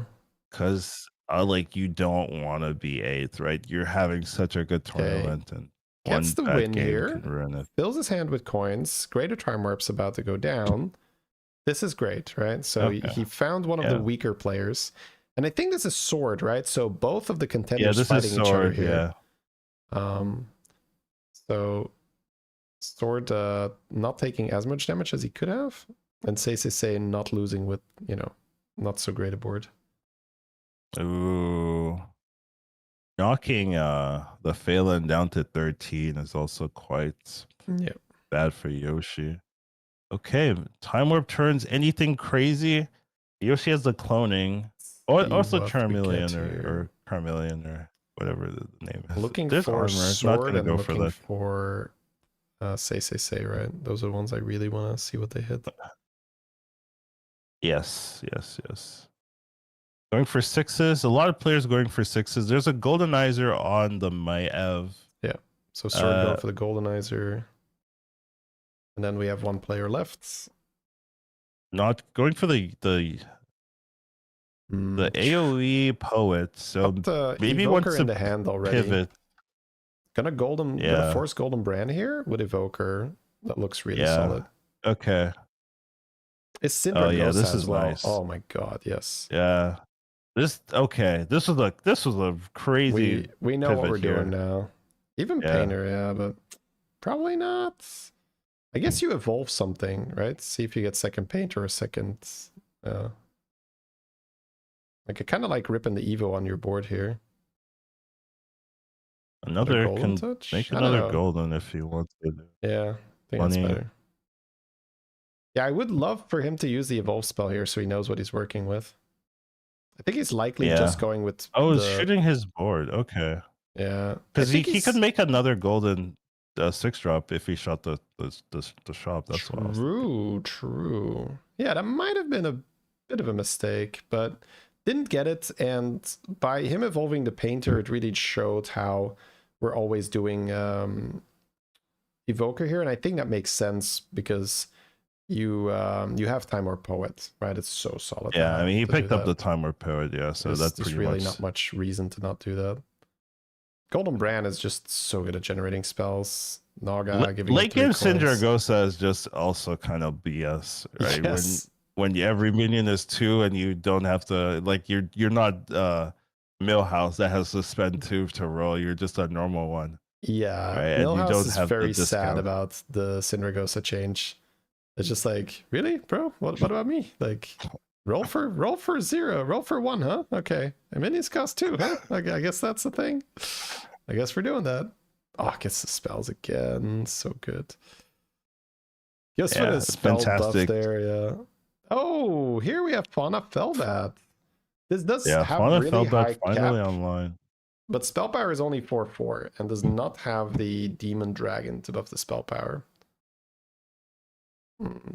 So, Out Timid with a ton of poets, but the scaling just isn't there for the ETC.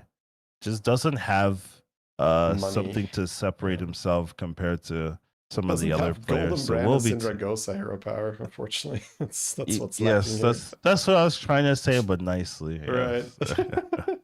That's okay, Collins. We just say it here. It's significantly better if you're playing Evoker to have Golden Brand and Syndragosa hero power. We've done the tests. We know the results. All right. Unlucky. It just doesn't have the golden brand. Say with that Golden Guff. Suntrick. Yeah, with the Guff, it's so weird. Yeah, he really got rolled a bit on his first time warp. First time warp was just not good for him. Yeah. Hmm. So Anthony painting it up. Yes. Buffing his needs. Okay, he does have a base skill, but not on the board. Needs to triple, I guess. Yeah, I guess that's the problem. Just look needs at the to milk a triple little really bit badly. more from this double magic. I mean, he can sell out of the magic pins at any point, right? These are not core, I think so too. Yeah, but sometimes you just. I think what I would do this turn is I would just milk as much as I can and then just end on base skill, and then if I hit the triple, cool, and if not. I say needs an armor here. Has golden brand double Nala. No Nuzao so far, but gonna pick one up right now. No Murloc in the shop. No Murloc, so didn't get the discovery with the golden brand. Oh, right, so that's right. kind of bad. He's kind of got money, and I think he just needs to go. So this is a really scary spot. 27. Oh, Mutinous is good. This is awkward. Yeah. I think you just sell a card from your hand, then play Nuzao and triple coin. Yeah, I like that. And then just bank Mutinous. Oh, gonna eat it, try to hit the Nuzao, and then play more spells. Yep. It's fair. It's totally fair. Does he have the time? Does he have time? Yeah, he's like, shield. Where's the shield? No shields? Are you for real? Where's the shields, bro? That's nice. Had the time. Oh no! Oh, yeah, you can see the little smirk, like, oh, I got it. Wow, he actually did everything. Wow, I was shocked. He's like, yep, that's me. All right, into 80%, into 78% dead. Yeah, I mean, we did say he really wanted armor. That's a tough one. That's so bad though for say, right? Chance. Oh. That's so bad. He was looking so solid, but yeah, that first time warp I think had a huge effect. Like a lot of other people had something that really helped him out, and that Guff hero power in this lobby. Because why is Guff hero power not so good here, guys? You don't have elementals, so you're not gonna buy like Tavern Tempest and the reroll guy. You don't have pirates, so you're not buying the gambler for free. You're not getting a bunch of extra money, so. There's really only like Murloc cycle things that you could do to make Guff hero power worth it, and even then, it's not great. Sundrake here for Alutemu. No. Yeah, it's so rough because now the card's not in his hands. He'd have to be pretty lucky. Like Maiev is also in a tough spot, so. You actually want Maiev to win the lobby if you were. Yeah, that is a weird one. Like this lobby could, if Sword goes out here, then this lobby is suddenly like open, where there's a lot of stuff that could happen. But what board did Sword have again? His board wasn't super impressive, honestly. The last time we checked, so right. Yes, there's a real risk that's doing all the stuff. That's true. Yeah. Cheap Mutinous here. Always love that. Yeah. He gets two copies too. Yeah. Already used. Phelan board is a little bit weak. Yeah, got the pump here. Trying to figure out where to put the buffs. Some temporary scaling on the cleave versus permanent scaling on the lurker. You got the chameleon, so just making a lurker bigger probably makes sense. Bigger makes sense. Yeah. Alternatively, there was throw everything on Nuzao, copy Nuzao. that's a real option too. If you're on 13. It'd be like 150 win for your Nuzao. But then next turn sucks, that matters. So Phelan is too strong.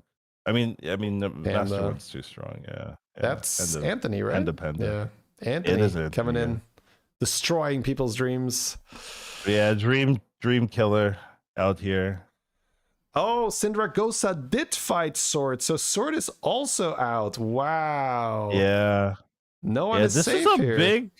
This is a big issue for everyone. Like the top two got bottom three, 7th and 8th. Yeah. Because I think we see. Oh, is there another Anthony loss also. as well? Well, Anthony is Okay. eliminating someone, and that's it, right? Because the Elise can't die. Yeah, I think Anthony eliminated someone. Actually, Actually, the stun Drake no. is also doing all. Yeah, I don't think. Maybe Anthony Phelan killed is someone. not. Is Phelan low enough to die? Yeah, he Oh is. no, Okay. no, you're Yeah, right. Okay, must have been like just 15 or so. Yeah. must have been the wind. Yes, I heard some. Is it Phelan dying? Trolden brand, double evoker. Yeah, this is just. Yeah, I think this is just Sydney's Cinder game to Ghost is a lose, right? problem. Yeah, it is. Don't I really agree need with another you stun completely. drake. Oh yeah, every time you roll that spell, it's like stun drake to the front, leave it there, double the damage. That's so cheesy, yeah. I like that. What's happening? So every time you roll the Brood of Nosdorm or whatever the spell is called, the one that doubles your first minion's attack, you could see people like slam it and they swipe the stun drake to the front. And then it just doubles the attack. Yeah, I see it with the poet. Yeah, you could that's hit really that, good. You know, with this amount of cash, you could hit that 3 turns in a row, right? It's just like double. You get a pretty big stun drake pretty fast. Oil from the mycologist, I think. Not sure. 14 maximum gold now. Still have the panda. The brand is golden. Yeah, does not. Ooh, considering to switch It's hero a triple powers. that dragon, I think. You know, if I'm on 27 as Syndragosa here, I probably hold my hero power for one more round until it's top 5 because I don't think I'm losing. I see what you're saying. And then farm for one more round and then Cindy. But again, these players are so good. Like, we also see like health is king when it comes to these games. So doing anything you can, like if that was a Drekthar hero power, that could very easily be the difference between a win or a loss. And we've seen people just being able to play the top 2 forever because they have a lot of health and that being the difference. So can definitely respect wanting to be safe and checking for a good hero power here. This ETC is unfortunately stronger because he has more summons. So true. Yeah, we are still in the scaling stage here, right? The ETC is a bit more all in for the fight, which does correlate, right? Because he has 10 health, so it has 10 to be HP. Yeah, 10 HP, so it has to be in. So now that Syndragosa takes this damage, we're probably going to see put a lot of resources in trying to hit Titus, maybe yeah, stuff like that. Maybe like eyes for the Broodmother, second Broodmother, which could be a problem rolling away the Syndragosa hero power because might not have enough money to do that now. And Anthony's just killing people with his painter skipper scaling, you know, just pump some murlocs and it's good enough. It's just weird because it's gonna struggle into these sports, but he's just not fighting them. So he's just killing everyone else in the lobby, leaving these guys alone, as you do. All right, so going out, and then we have this fauna scaling, but this is from when Anthony won. Where do you remember we said like, oh, that's a problem for Stun Drake, and this is Stun Drake, 2 Stun Drake opponents, so it's a bit of a problem here running into the Stun Drakes with the fauna build. It's a cool build though. I don't think it gets there at all. No. Like the main issue is just he doesn't have a tavern spell scaling or a Drakari, so it's just not a super clean version of the comp, so it just wasn't able to get there. Anthony's big, yeah. Does have the double scam too. So the ETC does have a lot of summons, so I don't know how much damage the Stun Drake had, but if it's significant, that's going to be a problem for Anthony. He did. He had I think this is an Anthony loss now. Is it an Anthony one shot? Maybe not, but it does look to be a tough board. Yeah, 25. How do you even deal? Leroy, basically. I don't think Anthony dies if he loses. Like, seems decent right now. You need Nazao. Somehow Anthony needs to like mutinous a huge Nazao or something like that. And then give it Divine Shield. 2 mutinous in the hand, so that is an option. Yeah, 2 mutinous in the hand. I don't think you're going to be able to stun Drake contest, so you just have to be the counter. Okay. Which is like... Looks like he might be eating and then going golden base and Leroy, Yeah. Which makes sense. It's good, Try to go all but in. not into this matchup. Yeah, it's good, but in the wrong matchup, I think is the problem. So Yeah, 95% for the stun drake. Yeah, 344 damage. That is significant. Yeah. Just a bunch of shields. The whelps deal a lot of damage. We have Terran as well on Alutemu. So that matters. And then, as we talked about earlier, the Fauna board also struggles heavily against Stun Drake. The Syndra Gosa does have 1,000 damage on the Stun Drake, which probably doesn't matter if we're going into the Stun Drake mirror. So what would be good? Like Blaster into huge Nazao, something like that. With Wind Fury Rally, where you so almost always when you have these combo builds, you have like small taunt plus Sindore being a problem. Yeah. Because then you suddenly open up killing their backline before the but he has like 3 taunts or something. Yeah, he has 3 taunts. Yeah, playing around it. That's why I was I thought you meant just like generically, like okay, but yeah, specifically for this slot, it'll have to happen. Sure, I'm thinking, how does Anthony get the right. So it's just so Anthony going against a Cindy. I mean, 1,000 damage stun Drake is like good luck with that, my dude. Yeah, it's good luck. Yeah, I'm with you. Like the issue is he relies on stats still quite significantly, Anthony, and like if you try to tank 1,000 damage stun Drake, it's not gonna have a good time. Yeah. So Stun Drake having a great time without undeads in the lobby, right? There's no countermeasure to deal with these boards. You could just have a big enough summon, and the Carapace is like the issue is like the 3/3 gets rid of shields and stuff like that. But here, there is no problem to deal with. You just kind of get huge attacks on all of your minions, and then they all trade 1 for 1 or 2 for 2 or 3 for 3, depending on the Broodmother summon. So just really powerful. Yeah, this specific board, it's so hard to deal with because he played it with Time Warp and Time Warp Poet and Evoker. So the issue there is that you can't even like Blaster, or even if you have a medium-sized cleave, there's like 300 health on the Broodmother, for instance. It's just very safe. Yeah, that's why I'm saying, like, if you go Blaster, then the Nazao, like a golden Nazao has like 2 out of 6, right? To kill it. Right. So yeah. then you maybe have a shot. Yeah, I guess what I was I didn't mean necessarily like the Blaster session not being good, but I got you. On ladder you can sometimes blast these boards where the Broodmothers have like 8 health or whatever. Yeah. Kill them early. But these players are too good to give you that option. Time Warp Poet, everything's big, right? There's not much you can do. Yeah. Big Leroy doesn't need his effect. Yeah. So we'll be taking out Anthony here. It's crazy because this is without a Titus. Like this can get significantly stronger as well. So even without Titus, enough to take him out. He actually could have lived if it went onto the Stun Drake. That attack went onto the Stun Drake, then the poison would have killed the amalgam, or I guess it's 50% to kill the amalgam, and then you'd actually just take 8 and you'd have 1 HP left, but you'd still probably die to the next fight. I don't think it's good. Yeah, it doesn't so matter. Huge news here. Cindy found Titus. But Alutemu has 4 Broodmothers, Terran hero power, and Drekthar hero power. This is a problem. Oh. that's a lot of stuff. So I don't think a Titus is enough. Because there's a lot of stuff here, my god.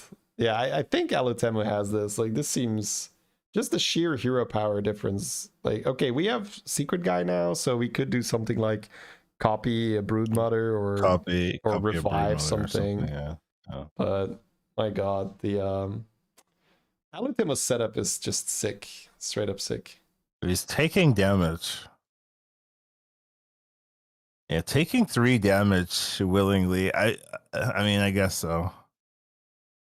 Just trying to hit anything. Yeah. Well, no longer Cindy.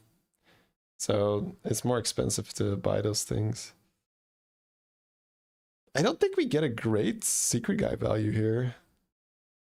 Going for the shield, okay. Just trading. That makes sense because I don't think we have much to revive or to copy. Do you golden the second brood mother, or are you just not gonna golden it? Okay, sure. I mean, yeah, 4 brood mothers seems perfect for Alutemu. No, he goldened it. Okay, he goldened it. Okay. I was wondering. Oh, you're talking about Cindy. Sorry, I thought you meant for Alutemu. Yeah, Cindy. Yeah.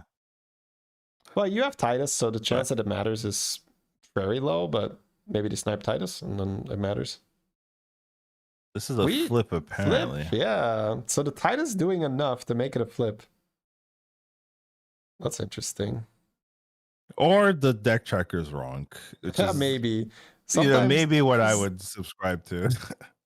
Stun Drake is really hard for deck trackers, so yeah. Let's see how this fight looks. So he does get nothing here. Oh, I mean, honestly, right now it looks awful for the. It feels like no shot for Cindy. Yeah, no shot for Cindy. That's what I feel too. Yeah, Alutemu looking at his 2 broodmothers, saying, "There's plenty more where that came from." This is Whoa! He's atrocity. He's emoting. Yeah. Oh, did it snipe the? No, it didn't. Okay. Why is he cheering? Maybe he's done the math. Maybe he's. Oh right. He's just calculating something. Like if he makes it, that kind of thing. But did he think he won? Okay, I think he's like delayed it. Like I don't know. Maybe the spectator is ahead, and he's just looking at the hits. Maybe. Like, what? That's awful. No, I don't know. Or just like, what if I just randomly start reacting? I'm gonna throw these casters for a loop, man. It's gonna be great. What if I just start saying shit? Wait, no. Oh, desync. Wait, desync. We are still in the game, Collins. Oh, so that's what's happening on his screen. He's won, and he's like, yes. And then he's like, sees he's alive, and he's like, what is this bullshit? I'm sorry. Blizzard, no. It's desync. Okay, so what desync means for anyone who's never encountered this, it means that the result that you had on your screen is different from the result the opponent had on his screen. So this usually happens where there is some interaction that is not calculated, which in this case might be like the Terran hero power with the Frost Terran hero power, yeah. So where on Alutemu's screen he is getting the Terran hero power, and maybe on the CD screen he's not getting the Terran hero power. Not getting the Terran hero power, yeah. This is rare. It's very rare, but it happens from time to time. Kind of crazy. You're so generous. I don't know. When am I desynced? Like it's been months, I think, since I desynced. I desync maybe in duos more often. Okay, yeah, maybe duos. But duos, to be honest, I actually RDU has a lot of bugs, really well. RDU said Battlegrounds stretches the limitations of Hearthstone, and Duo stretches the limitations of Battlegrounds. So that's fair. I think that's super fair. Yeah, Duos is breaking the game. Okay, chat. So we're just gonna do this again. Let's hope it doesn't keep desyncing, because then we're gonna be here for a while. See, but the issue is that the trigger of the desync, I assume, is the Terran hero power, right? Which is going to keep happening, and there's a pretty important fight. This is why I was saying I think the percentages are without Terran hero power. Yeah, that's what I think it is. So we're gonna get an official it looks wrong whisper to Alutemu, like, can you not press the Terran hero power, please? Because we are stuck here. Just like. But what if he loses? I know. I was actually joking. Makes a huge difference. He's not gonna do it. They're never gonna do that. But that would be funny if that. It's like the only way to resolve this is for you to not click the hero power, sir. Yeah. We're also watching from Alutemu's point of view, right? So we get to see the actual game point. Honestly, where I assume we should watch it from the Cindy's point of view, right? So that we can see if the Terran goes off on his screen or not. I don't know. Maybe they're not thinking about that specifically. Sure, but like because it's weirder for the viewers if you watch the Cindy win and then, or the Cindy tie and then True. True. stay alive. Where you watch him kill him every turn and then is still alive for some strange reason. Like, I don't know. it's That's pretty clear. also Like, weird. I don't think you can save this, Collins. Yeah. All right. Now, combat RNG still plays a part. It's not like you keep tying forever, right? yeah, for You sure. you can just get the other 50% where he actually kills him. And Nope, that's not this he time. lost. He lost. Yeah. Like, the Terran hero, it's so BS. Yeah. Oh my, it's fine. It's fine. It's We not need fine. to. I would love to watch from Cindy's POV. Like, where I think you just don't see the Terran go off. Oh my god. Blizzard, Ooh. please. Blizzard, God. please. This is so illegal. This is so illegal. Oh man. Oh no, chat. So 2d6. Yeah. Very likely the Terra. Oh, now there's a Brucon hero power too. God, what are you guys doing? You guys breaking the game. Like, now he has to calculate the ping. This, this might actually shift it, right? Because now there's Brucon hero power. Yes, that's what I'm saying. Pinging the shield. Jesus. I don't know, man. I feel like Alatura should just. I feel like a ref should just say, like, look, you were dead. Yeah. Right? Like, yes. The Terran hero think so power too. kills you every time, bro. Like, yeah. Because now with Brucon hero power, suddenly, there's a Titus on the board too. We have another Broodmother. The tide is turning here. Right? Like, the percentages are going to keep getting better and better for Cindy, it seems. Because Alutema was kind of capped. Assuming he doesn't want to run Titus. My god. He gets the crab. Like, he gets the crab. That crab might help. Yeah. But it's really just unfortunate that we have to deal with this. I really hope there's no, like, Brucon shenanigans and gives him an edge here. I mean, 5 shields removed is pretty good.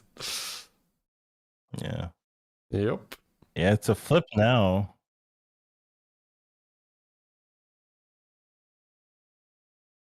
Let's come back with shield taunts. Yeah, that's Reborn Divine Shield Atrocity is so nasty on the board. But scaling isn't really an issue, right? It's not like Evoker is doing anything right now. It's just the tech cards on the board. Yeah, these people are playing for, a big shot at prizing, so they want to try their best, even if this is not the Syndragosa's fault, obviously, right? Until a ref tells you to stop, like, you play. Oh, that was so scary. Very bad hit for Alutema here. Oh no Titus, right? So he loses a little bit of value, but not that much. We're good. Yeah, it was scary because it could have killed the Stark. Yeah, for sure. Yeah, that's my issue. So Titus is alive with the atrocity. Yeah. Let's see where the hit goes. Needs the Brood to go. The Brood needs to attack here. Okay, it does. It kills the Titus. It kills the Titus. That's huge. Yeah. So barring shenanigans. Yep. Oh wait, no, that atrocity is still kind of a problem, right? So we kill it here. Is it another desync? No, the Reborn on the atrocity. The crab. The token, it's not lethal? Are we going to 3? But is it gonna kill him? Yeah, it's gonna kill him because of the bug, right? He doesn't get the Terran hero power. Really? It's so BS. I feel like I don't like this at all. You need a ruling here, right? You cannot let that stand. Yeah. That is like, come on. May have been a conceit. Oh. He was texting on his phone. Oh, that could be it. Yeah, that's true. All right, no break. We're going into the final game here, chat. Very important game. Alutema, with Marin for the final game. Very risky hero. Honestly, there have been so many Marin trinkets that have not been that powerful. So we'll see if Alutema gets good RNG here. And then there's also Goldenizer, where you just straight up golden your time warp cards. That's pretty good. That's true. Voon on Anthony. Yeah. I think Marin is top tier. Like in this meta. Okay. Yeah, I like him. I'm just looking at the tournament results, and they have not been fair. super impressive. So that's why. Say, going with a professor, which I never see. He took Hogger earlier, didn't he? Right? He's got some Yeah, he spicy did. pocket Yeah. picks. Maybe Oh he's just wow, flexing. 6 Is Yoshi hits still the in the 6. running or not? I don't think so, right? No, I know he's not. Yoshi's He's not. bottom. Yeah, I can see it here. And yeah, That's a shame. there's That's a wonderful 3 that are start. on the run. It is one a of the great best start, starts but... you could have. All right. Yeah, that's true. So say, Alutemu, and then Sword, and 2 Chinese players I don't know the name of, unfortunately. Merzont here. Yeah, I mean, oh man, this game is going to decide so much.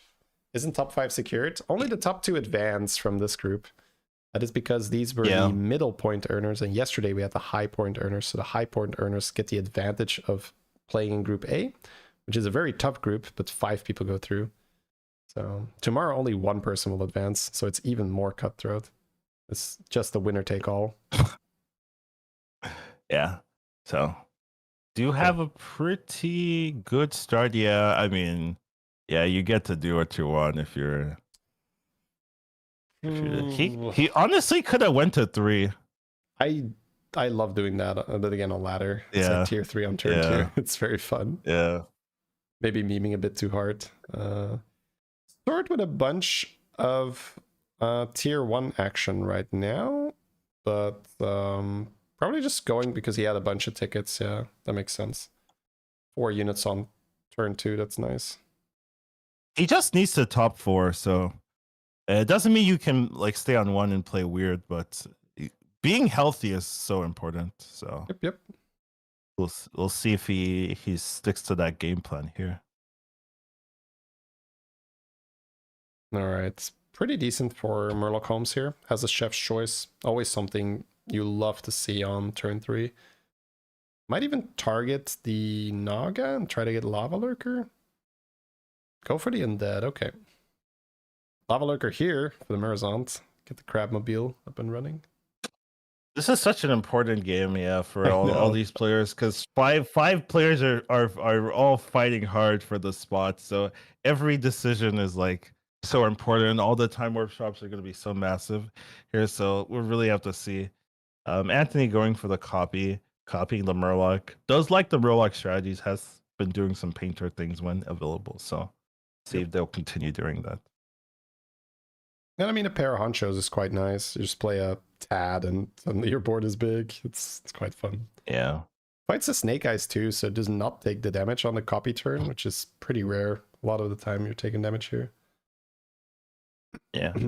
The professor is also 3-on-3, so see if they want to like hero power. It says that Yoshi. Yeah, I was saying that, but in this lobby it doesn't, right? So let's just assume the game is correct here. ETC. Okay, they give him back his HP. Reviving him. They haven't given back his color though. Okay, they're gonna reset it. So we have 1 miss, I would say, for ETC, where we got the Terran Buddy, which is just not that good right now. It's just a little tempo. That's just the observer respectating guys. But we do have the Brand's Epic Egg for ETC, so that's nice. I want to see some Putricide action here. Like, that's definitely the exciting. This is like when you're watching... most interesting. You're watching like League of Legends or Dota, and there's like something that gets picked, and you're like, whoa, we never see that. So. I thought you were gonna say it's like you're watching Super JJ.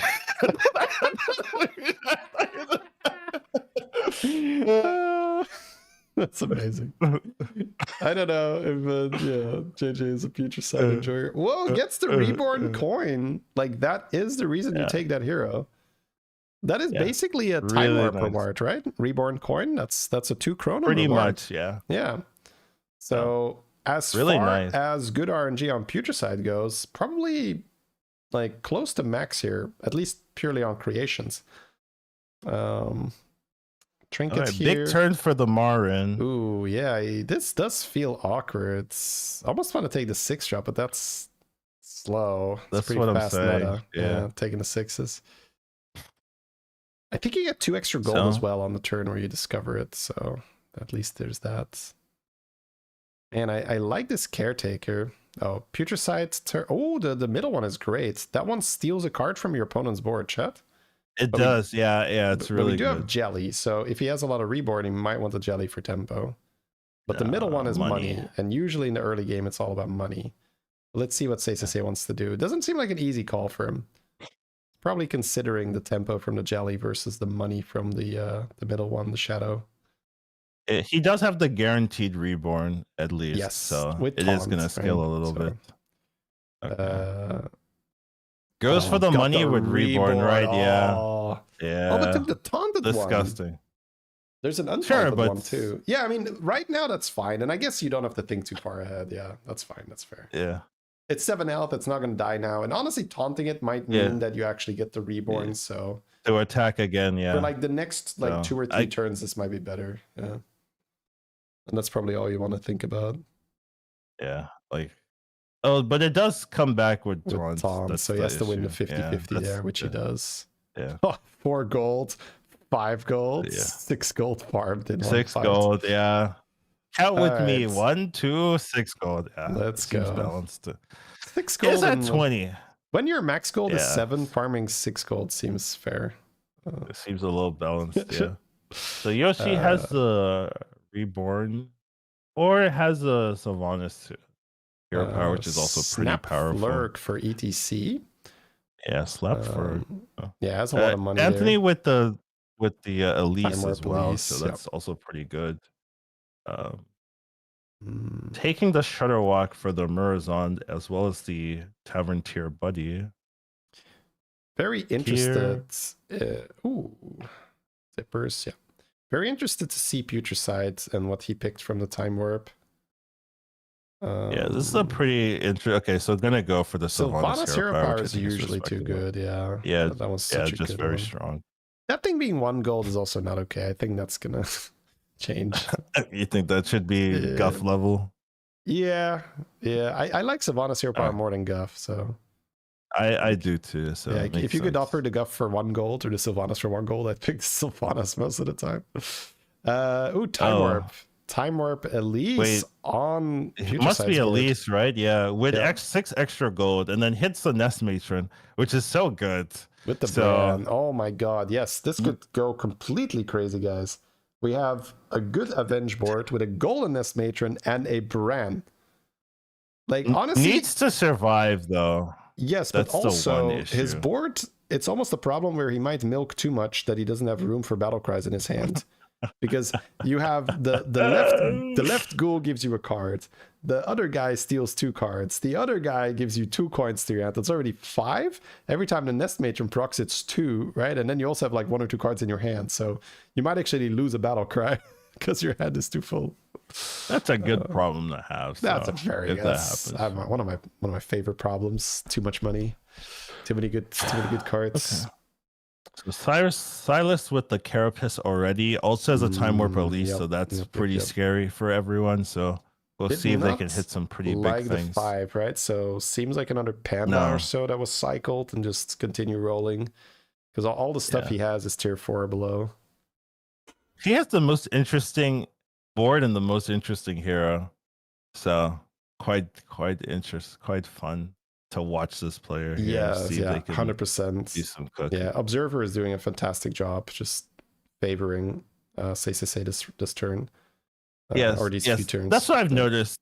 They have favorites for sure, and a lot of times it's just correct. Like I don't know. Yeah, I don't even think it's tied too. I don't think it's favorites in like the traditional sense, right? But I think they just say not every board is equally interesting, and that is true. Right, you can stare at someone with 0 gold, or you could watch someone pop off with brand. So not every board is equal. Oh wow, not leveling. Okay. Oh, one of the 4-drop. Okay. Yeah, there's no more sergeants. One of the 4-drop. Maybe he just wants the death rattle for money. I don't think he's gonna go undead, right? Like yeah. Ooh, armor's great. I don't even know if he keeps that Winter Ghoul on his board, honestly, because he has the Broodmother in his hand, so he can generate so much more tokens as well. Yeah. Oh, there's a Titus. Okay. But it's so much. You got Golden Nest Matron and brand. Man, this is hard. This is actually hard. Are we doing an undead game? Maybe we are. Maybe we're just gonna keep the ghoul. I don't know. I honestly don't know, Shady. You could go Titus what here, the right? line is here. There's a Falmor. Oh, let's go. Some shop buffing on the side. Why not? Yep. Oh, a little bit of Murloc with your breath. Man, I would not like just, I mean, my head is exploding. There's 5 different types he could have played this turn, Collins. It's actually outrageous. Yeah. I think that. Oh my God. Oh, okay, well, that now helps. it's golden. That helps. Yeah, okay. Some spells. Sell the 7/6. Just go. Go. Yeah. Okay, buff your shop. That's great. Get the 3/3, buff your shop, then ram all the spells on the board. Come on, get it in there. He doesn't get it. He doesn't get the 3/3. Oh, there's too much stuff to do. That would have been so good. Yeah, right? I would have missed it too. Yeah. I'm pretty sure. So. That was an Azul. Oh my God, did he block it? I don't know. This was an insane. Like, yes, keep watching this. This board is sick. What a crazy story. Did he this lock game, the man. golden Azul? I hope he did. I really do. Oh my God.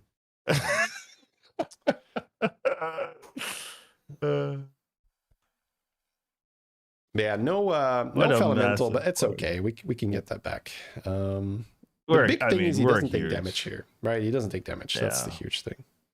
And we get 2 more. Oh my God! And they're all demons. Oh my God! For the Azul. Yeah. Another just Elise popping off kind of story. All right, we have to watch the Time Warp Nala for the mirror next. Let's go. Yeah, fair. Time Warp Nala. It was so OP. Yeah. Also, he's on 11. Basically right? saves his game. Yeah, it basically saves his game because he's at 11. So it's also so good because he gets another time warp next turn, so he could even goldenize this Nala. Or so. Okay, he does. Okay. Gets another Nala. Does he want it? I think so. It's not the other guys, right? Carapace would be the only. Yeah, the Catacomb would be the only thing I'd be looking at because there is a 3/3, but it I feel like Nala is still better. Beasts are out though. Yeah. Interesting. I'm with you. Okay, I mean, I want to see where he takes that. I'm curious now. That seemed like such a clear Nala to me, so very interested to see if he can make Overflow work here with no beasts. Murloc Board is a little bit weak. This is one of those I do not have Geist. I need Geist. Oh, I do have Geist. Never mind. I need more Geist. The issue here is that he's kind of playing for top 4. Yeah. Right, like with this board state, no Titus, and you really need a good performance to win. He set up. Oh right, he's against the. Oh, did he have crabs? He does have. Oh, I totally missed that. He had lava lurker crabs. That does make sense, then, guys. That makes sense. Yeah. There you go. Something I missed. It's been farming that lava lurker all game. We haven't been watching this player, so I think it's fine to miss it. Like, so I'm not. Next time you see a lava lurker, gotta do a quick crab check, little crab check. See how many crabs are you holding, sir? Yeah. All right. Yeah, this is very bad news for the Murloc Homes. Below cap, no good scaling. He's in 3rd place right now. Yeah, I believe. So this is a really important game for him if he just. Takes a loss with here. a Goldenizer as a Titus in the shop, but I don't think he can do anything with that. Want to see more Putricide action? Honestly, just give me that Putricide board. Want to see what's going on there. There's a Dios for didn't see the hero. That Ghoul on the right is too OP, right? Yeah, I agree. Also has Ultra Disc with Carapace, maybe. That Ghoul that he just took, guys, has the Death Rattle to trigger another Death Rattle. So if you have Titus, you trigger the Ghoul twice, which then triggers the other guy twice, which is 4 times. It essentially makes any Death Rattle golden when you trigger it with Titus, or double golden if it was already golden. It's pretty silly. And he can put Reborn on it too. Oh, that's very good. Actually incredible. Yeah. Oh wow, got a Weaver scaling, so Yoshi with big Weaver board. So that's pretty nice. Yes. And should be contesting a lot of boards. Already has the undead on the board as well, which is important. So it's not like he needs to look for it. Probably just needs to move his striker to the back. It's making me a little uneasy To the that back, it's still there. Yeah. Okay, there we go. That's better. Needs some base skills. Has 2 balls in his hand, so. Yeah. Although with Golden Brand, I guess base also opens up just easily rolling a Primal Fin and having a target for that. That's also quite useful. Ooh. Reborn's very good. Reborn. Yeah. This stage you could reborn the striker, but the hand is like kind of easy value. I like that too. The striker oftentimes summons so many things it doesn't reborn, so. But early on, can we take it's not 15? bad. Yeah, I guess we can, right? We can take 15. Yeah. It's greater time warp, so. Yeah, okay. Yeah. Murloc Holmes can't watch. Look, it's like, I feel you though, bro. This board is not good. Like, please, So sir. he went for 7 drops. Yeah, he went for 7 drops and didn't hit anything that was relevant. Zardira in the hand. I He guess he needed needed Stitch. Stitch, Yeah, Stitch. Yeah. Stitch. There was even pants in the shop. Then Taunt Stitch. Summoned a bunch of carapace and stuff. Oh my! Would have been nice. Oh, there is no mercy. A mirror from the other matchup. sides. Yeah, there's no mercy. Yeah. That is so sad for the. There's a lot of hearts being broken in this game, Collins. It's 2 people make it, and so 3 people will be disappointed, right? Because 3 people are in the running of the, 3 people that are in the running are not going to make it. So there's more people not making it than they are I'm sad for everyone. That's the issue, right? I'm like, oh no, for a good fight. They fought hard all day. Yeah. But pretty cool structure now. In the end, sort of like enough. Really feels it's entertaining, right? When there's such a narrative. I want more of this. Yeah, like this is so nice. 100%. Okay. I did talk to Blizzard. Like, Blizzard, can you do this? Like, hey. Putricide is still above cap. Would love to see what's going on there, because Yoshi, as much fun and cool as this board is, he's out of the running, so doesn't matter that much how well he does. Although he You play for pride, sir. For sure, sir? but I don't want to watch it. I would like to watch someone that's still in. But I still want to watch the sure, but it does matter in that he can make someone lose that then now doesn't make it, right? So it's not like it's irrelevant, but it's his placement for himself is not relevant. Yeah, it's going hooktail, but it's time warp hooktail scaling. Yeah. It's not bad. Oh, hits the triple. That's huge. Needs a ball. But I guess he's buffing a breed, so there's some value. It might be Titus in this 6 drop that summons 5 drops here. Nope. There is not. Not yet. Oh, right. He's making that Flurgo work. He's trying again. Snapped it quite fast. Oh, we're back to the Putricide. Okay, this is a completely different board. What happened? Yes. Well, he rolled Golden I guess he used the money. And then he swapped. Yeah. Right, that's he true. He got Kill Jaden offered from his time warp and just used that to swap, roll a bunch of demons. The scale, yeah. Now, one thing that is really bad for Say is it's a Murloc lobby. Scale. Yeah. So demons. Oh, I thought you were gonna say Anthony's board. That's true. Anthony. Well, how much does he have? He kills 3. This is Reborn Leroy and another Leroy plus a golden ball spine in his hand. But the other minions kill like legit nothing, right? So. But he has potential 6 poisons. Yeah, for sure. It might be Anthony's enough. board is scary, 100% scary. Yeah. And Silas is giga farming. I don't know if it's 100% scary, maybe like 60-40. All right. ETC will be knocking out the Marin.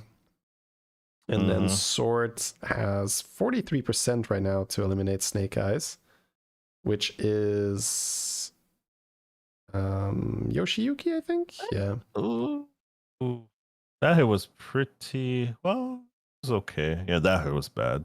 Yeah. We talked about it earlier. The how the Carapace dragons seem favored into the just regular attack undead just because it's a bit easier to run the dragons.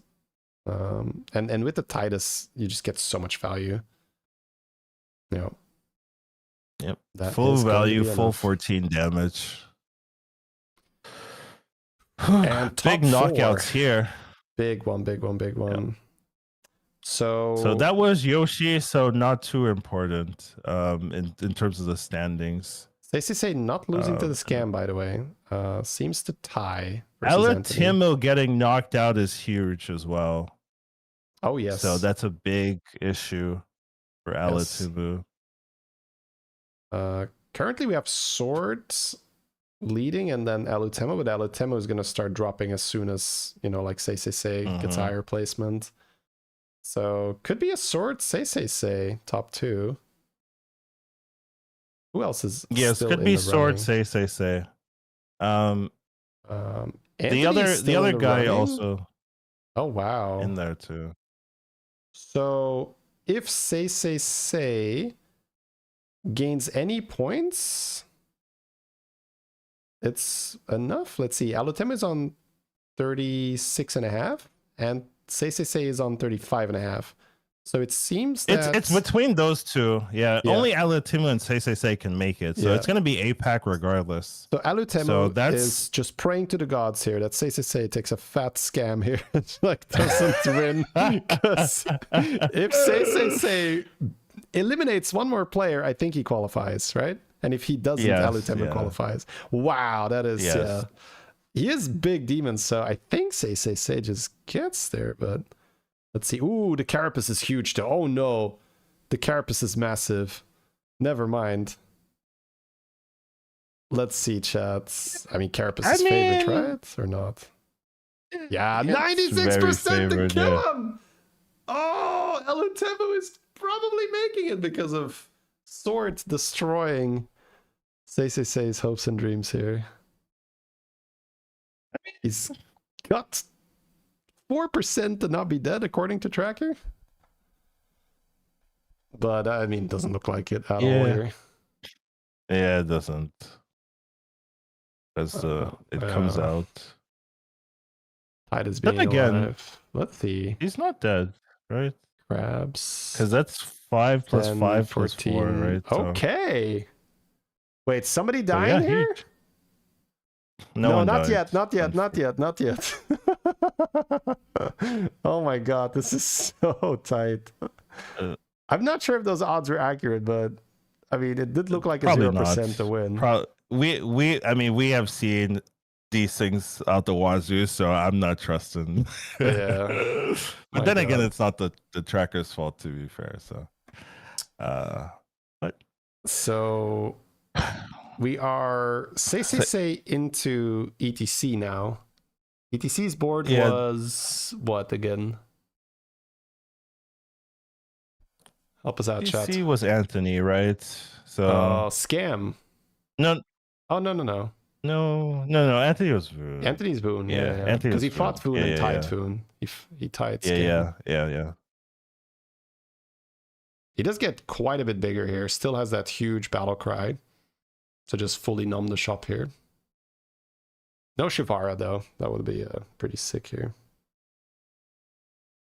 Still has the Putricide hero power left over. He's like, this is a waste of gold now. I'm not clicking that last one. It is a waste of gold. Ooh, oh, he could sell buy. Leroy. Okay.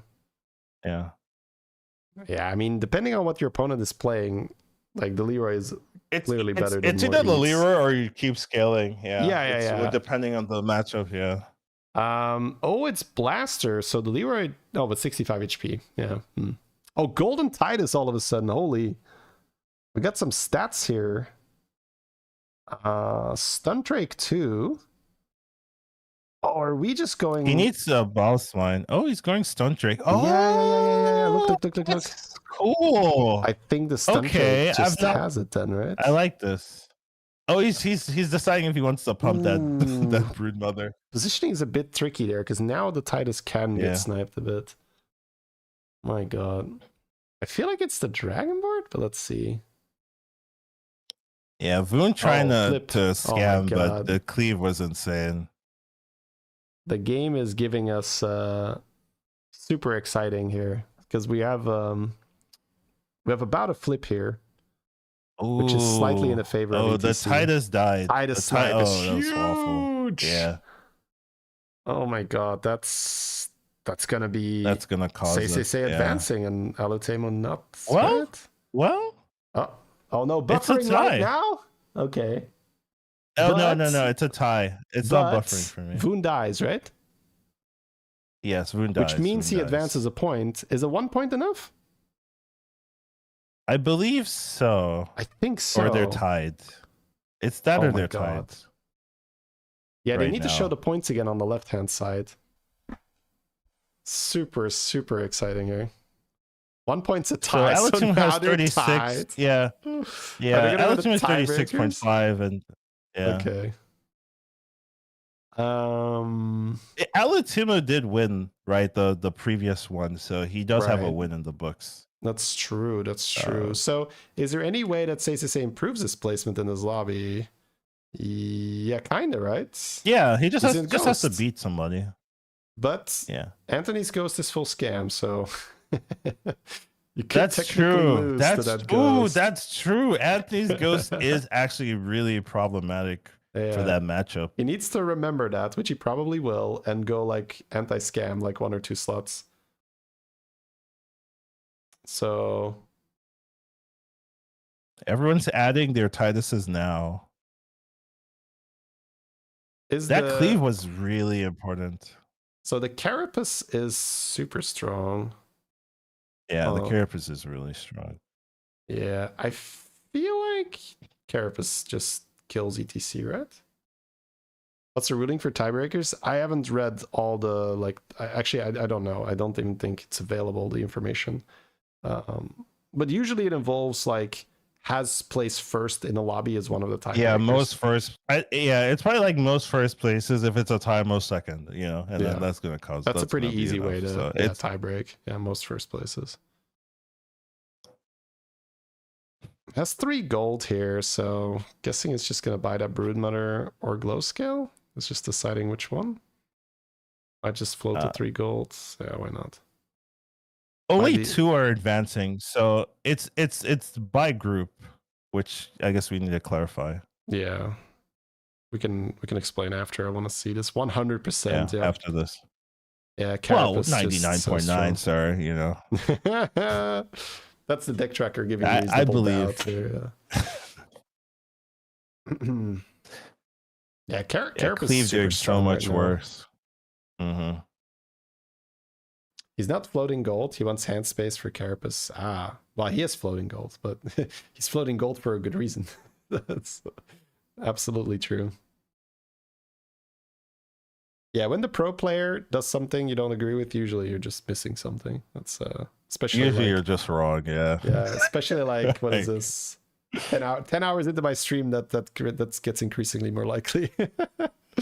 All right, chat. So assuming, well, even if he loses here, it's a tie and he still gains half a point, right? So I think this just means that Sasuke and Sword will be advancing here with Sword taking out the ETC. Yes, very likely with him taking out the ETC, even if he loses the tie. We don't really know even if that was accurate, but if that was truly a 4% to survive, my god, that is silly.